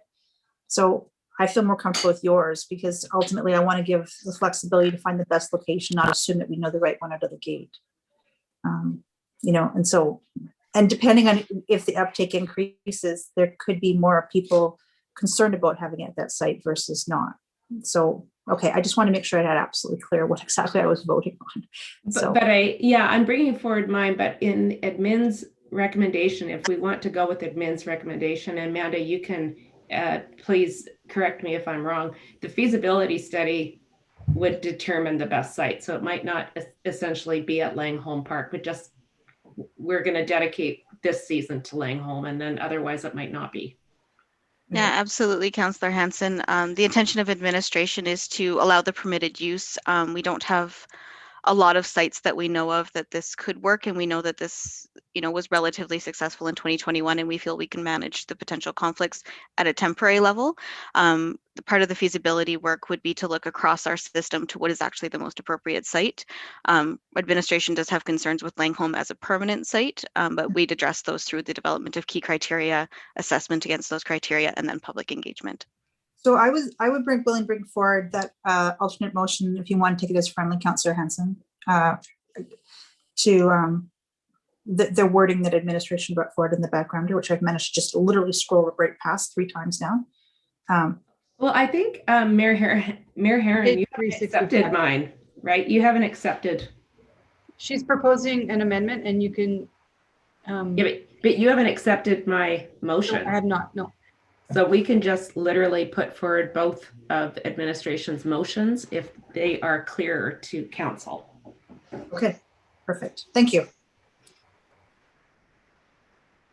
Any more questions? A real quick one got raised just right at the very end by Amanda. Is relation to public engagement. Did we have any concerns raised to us last year when they were using it? To Councillor Mackay, no, we did not have any public concerns. We did check with our Public Works Department as well and received no concerns. As well, in just some correspondence back and forth with Mr. Legault, he did indicate that he did a bit of a door knocking around the neighborhood to make sure that no one was too concerned when he hung up the buckets that he did in 2020, and he didn't hear any concerns from his neighbors at that time either. Okay, just said if we formalize the process, now we have to engage in a whole public discourse, right? And so anyways, all right, thanks. Any more questions? So because I haven't accepted your motion, Councillor Hansen, would you prefer to move your original? Or would you prefer to switch it over to the ones that admin is recommending? It doesn't matter. Sure, I'm happy actually to go to admins. You know, I understand that they've got a workload that they have to deal with. So I do want to make this as as easy as possible for them. And if they are recommending those, I'm happy to go with those. So I can read both those in if you want. Yeah. Can you read them in just so everyone is very clear on what we're voting on? Sure. Okay. The first one is that administration be directed to install a temporary disc golf course at Langholm Park for 2021 to be implemented as soon as practicable, and that funding in the amount of $5,500 to purchase equipment required to implement the temporary course be approved to be funded from the stabilization reserve. That's number one. And number two is that administration complete a feasibility study and public engagement to identify potential permanent disc golf at a permanent disc golf site and bring forward a report and recommendations to council on the potential permanent site by the end of Q3 2021. And I'm flexible with that if that doesn't work, admin. And that funding of $15,000 be approved to support the feasibility study to be funded from the Capital Recreation Reserve. Okay. All right. I don't see any more questions, so I'm going to accept that motion and let you go into opening arguments. And it's a late night. I think you heard it all from our speakers today, so I really don't have a lot more to say, but I just think this would be a wonderful low-cost addition to our city. I think the uptake would be great. There's just so many advantages to this kind of a sport, and it just involves families and all ages. So, and it's growing. So I think there's potential for us to, work with other municipalities as well around this and bring people together. So that's all I'll say on that today. Anyone else? I think everybody's tired, but I will say this reminds me of a motion from former councillor Len Bracco. He made a motion to do pickleball courts, and it was an unknown sport. And look where we are today. So I'm going to support it, Councillor Henson. I think it's something simple. I think it's something that really helps our residents during a pandemic with that spontaneous outdoor recreation that you can stay apart. And then obviously it's becoming a growing sport. So I think it's exciting. And if this passes, then I really do think we should challenge Spruce Grove to a match. Wes is in for that one. Not until we know what everybody's skill level is. They snuck one in on us. No ringers, eh? Okay, I see no more comments. Anything to close? I just want to say thanks to Diane and her team, and because we're just throwing another thing at you, and I understand that that's problematic with as much as you have on your plate. I hope this one's not too difficult. And I also just want to say that disc golf isn't very noisy. Good. So hopefully we won't need any barrier walls to go with it. Check it out on YouTube. All right, call for the vote. Huge thing now.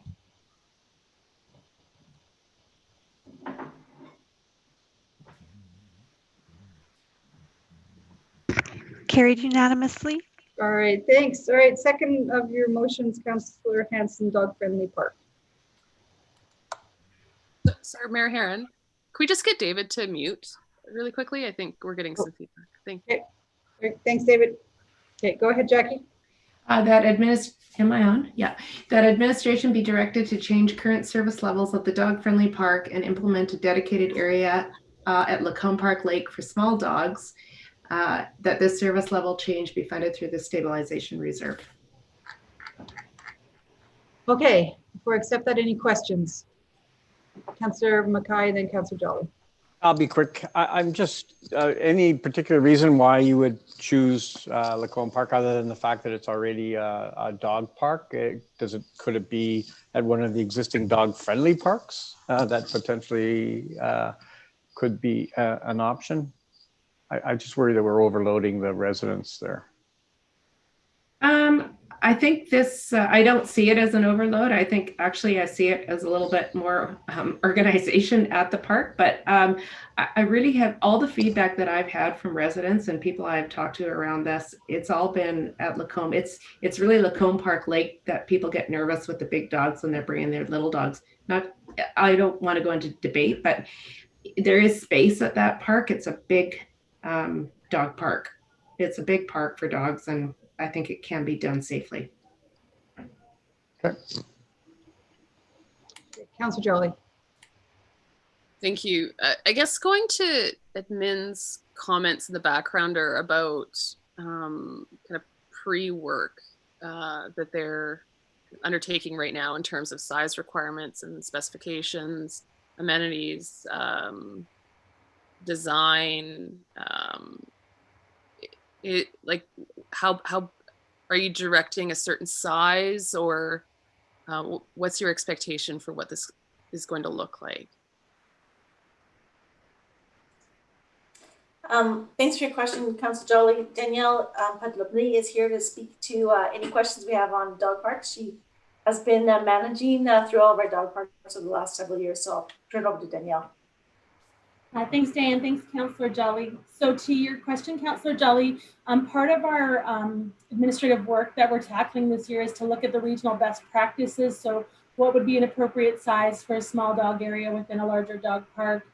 Get some specs on that. What would the specifications, the entrances, and the amenities that would be required within that space? What do other municipalities provide, and what are their learnings from their developments over the past number of years? And that would be some internal work we would be tackling in this next quarter to be able to inform a charter to come back to council for consideration moving forward. Okay, so if this motion passes today, would we hold off on implementing that until your pre-work is done? And then if there are any issues with budget or location, you would kind of come back to council? Is that the intent? So our intent with this backgrounder was that we would do all of the legwork and the investigation, come back with a bit of a charter for council consideration through the 2022 budget process. And if there was, for some reason, that it wasn't feasible on that site, which currently we deem it would be feasible, we just want to get the proper specifications and requirements and costing. But if for some reason it wasn't feasible, then we would return to council with a report on some alternatives or some other considerations that we could put into place. Okay, so the amount that Councillor Hansen is proposing to fund out of the stabilization reserve, then that wouldn't be required because it would be kind of from a different budget next year? Yeah, we would submit a capital charter through, and council would consider that as in the normal capital process for 2022 would be our recommendation. Okay, so Councillor Hansen, is your intent to kind of remove the part about funding so this can get done in 2022? I'm sorry, I'm not quite understanding what we're actually going to be voting on. Thanks for the question. I didn't know that admin was going, until we got the air, that this was going to be how they were going to approach this. I guess I would have some questions.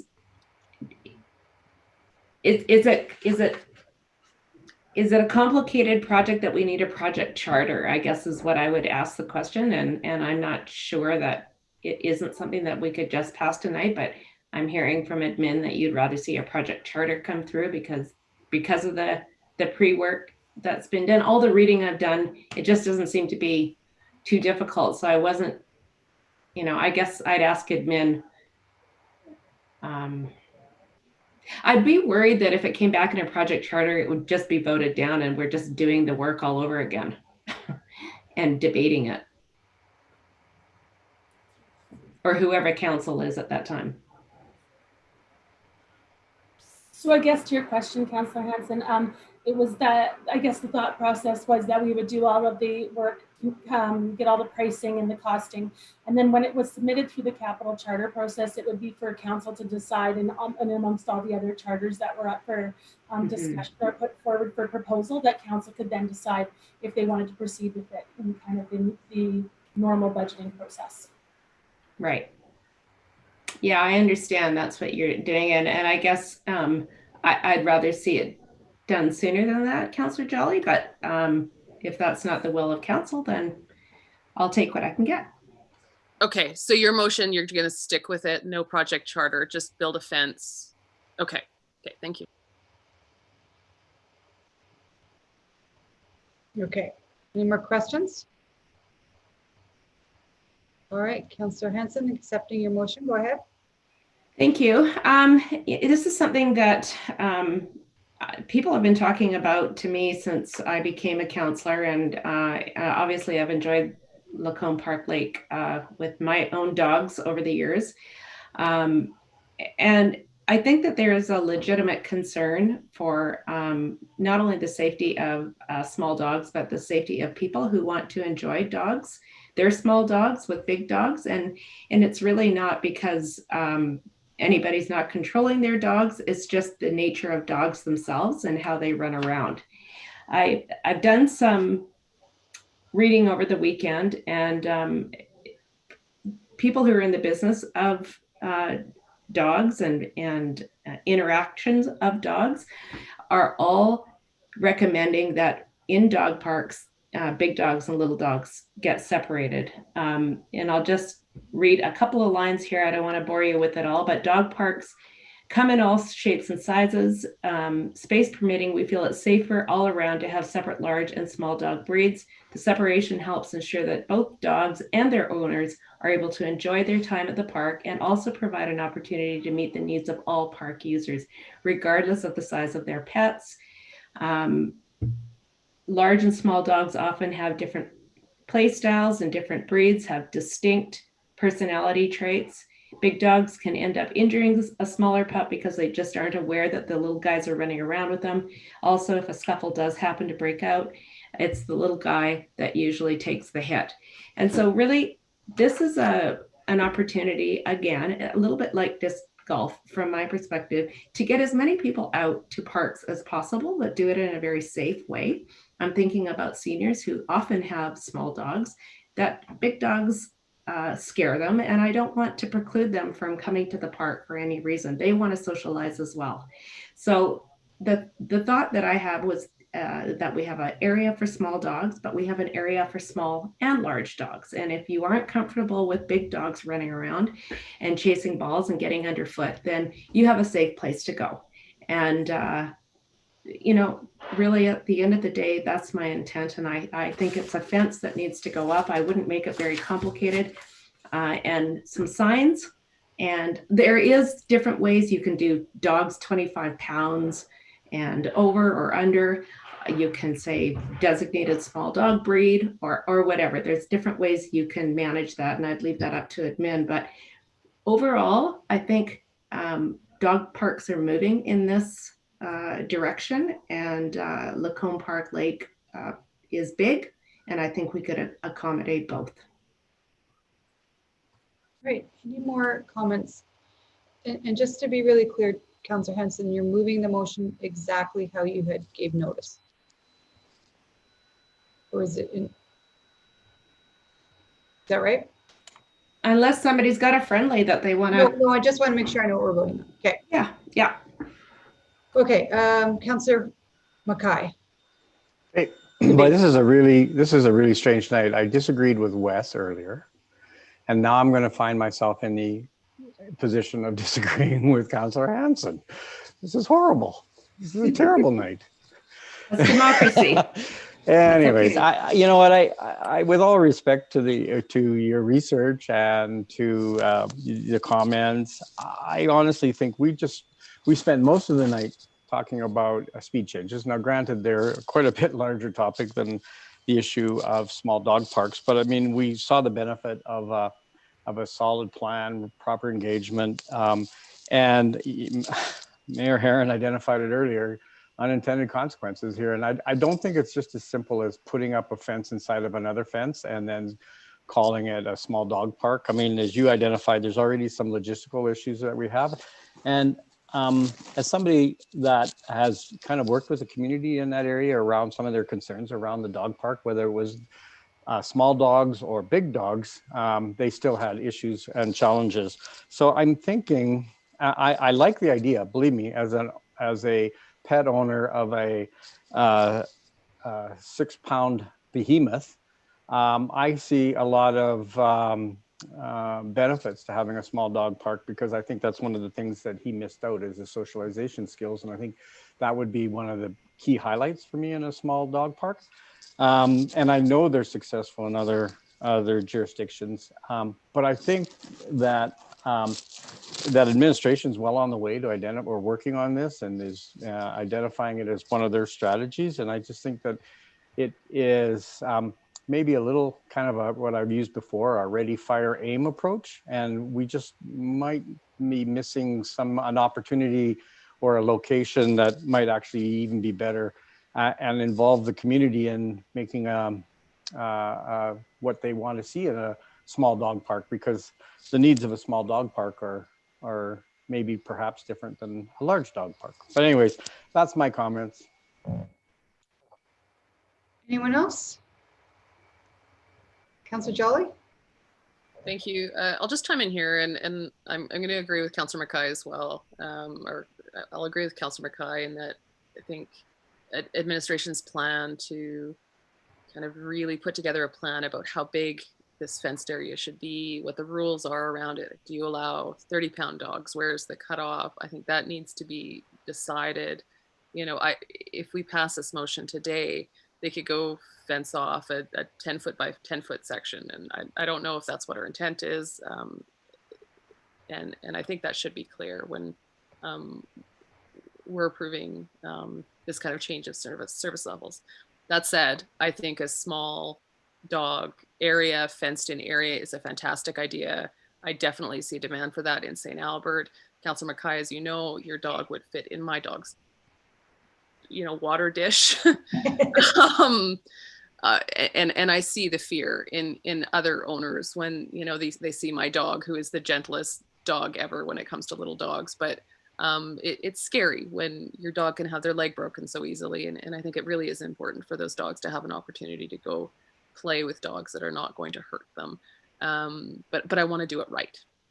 So that's why I'm not supporting this today. But certainly I'm excited to see a project charter. I think it'll be a great addition to St. Albert when that happens, hopefully in 2022. And that's all I have. Thank you. So just to be clear, sorry to ask a question. If this motion fails, is the project starter still coming forward?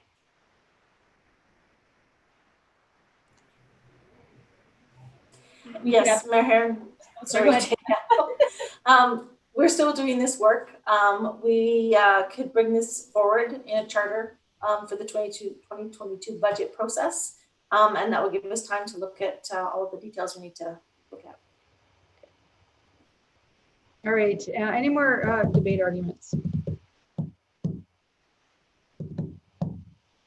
Councillor Hanson, although I kind of agree with some of the comments from Councillor Jolly about getting it done right and stuff, I'm going to support your motion. I think sometimes we make things just a tad difficult, and I don't know, I'm going to take a risk and support you on this one. So anything to close?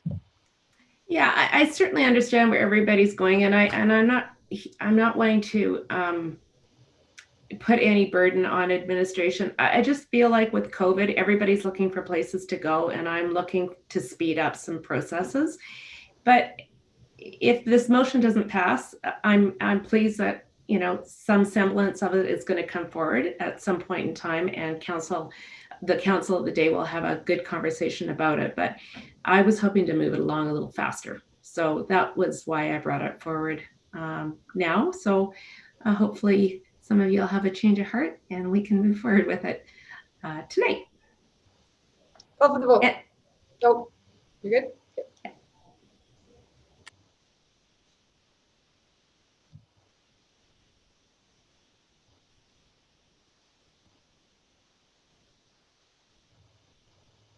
I can see 2 yes votes. I need Tamara to give me the rest. You got it, Jackie. It is carried 5-2 with Mackay and Jolly against. All right. Thanks for that, guys. Next on our agenda is information request, notice of motions and announcements. Councillor Hughes already read in a notice of motion. Is there anything else? Go ahead, Councillor Watkins. Yeah, I got an announcement. You're muted. Come and watch the movie Mr. Emancipation on Friday night for Black History Month.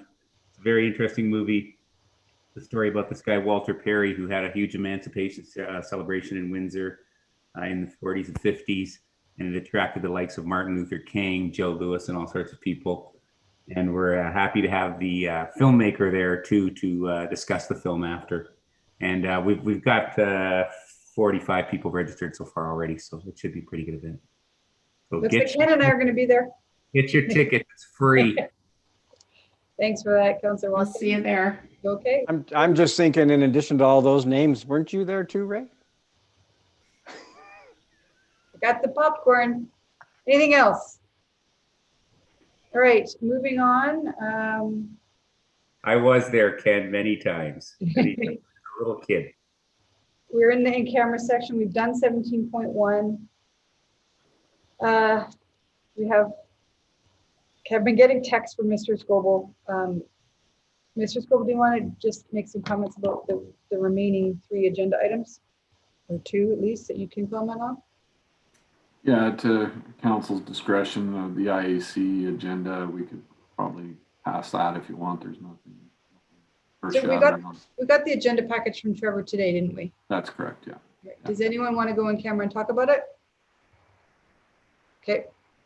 And likewise, council CAO dialogue. I don't have anything time sensitive to discuss with council, but happy to if there's some things you want to discuss.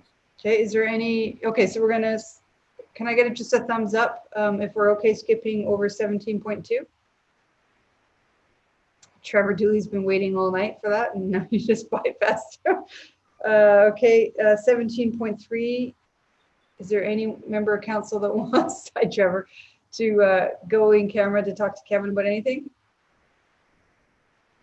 I'm not seeing a motion being made, and I actually had something for council dialogue, but it's not pressing, so I can wait. So meeting adjourned. Good night all. Thanks for sticking around. Good meeting. All right. Good night. Night, guys. See you later.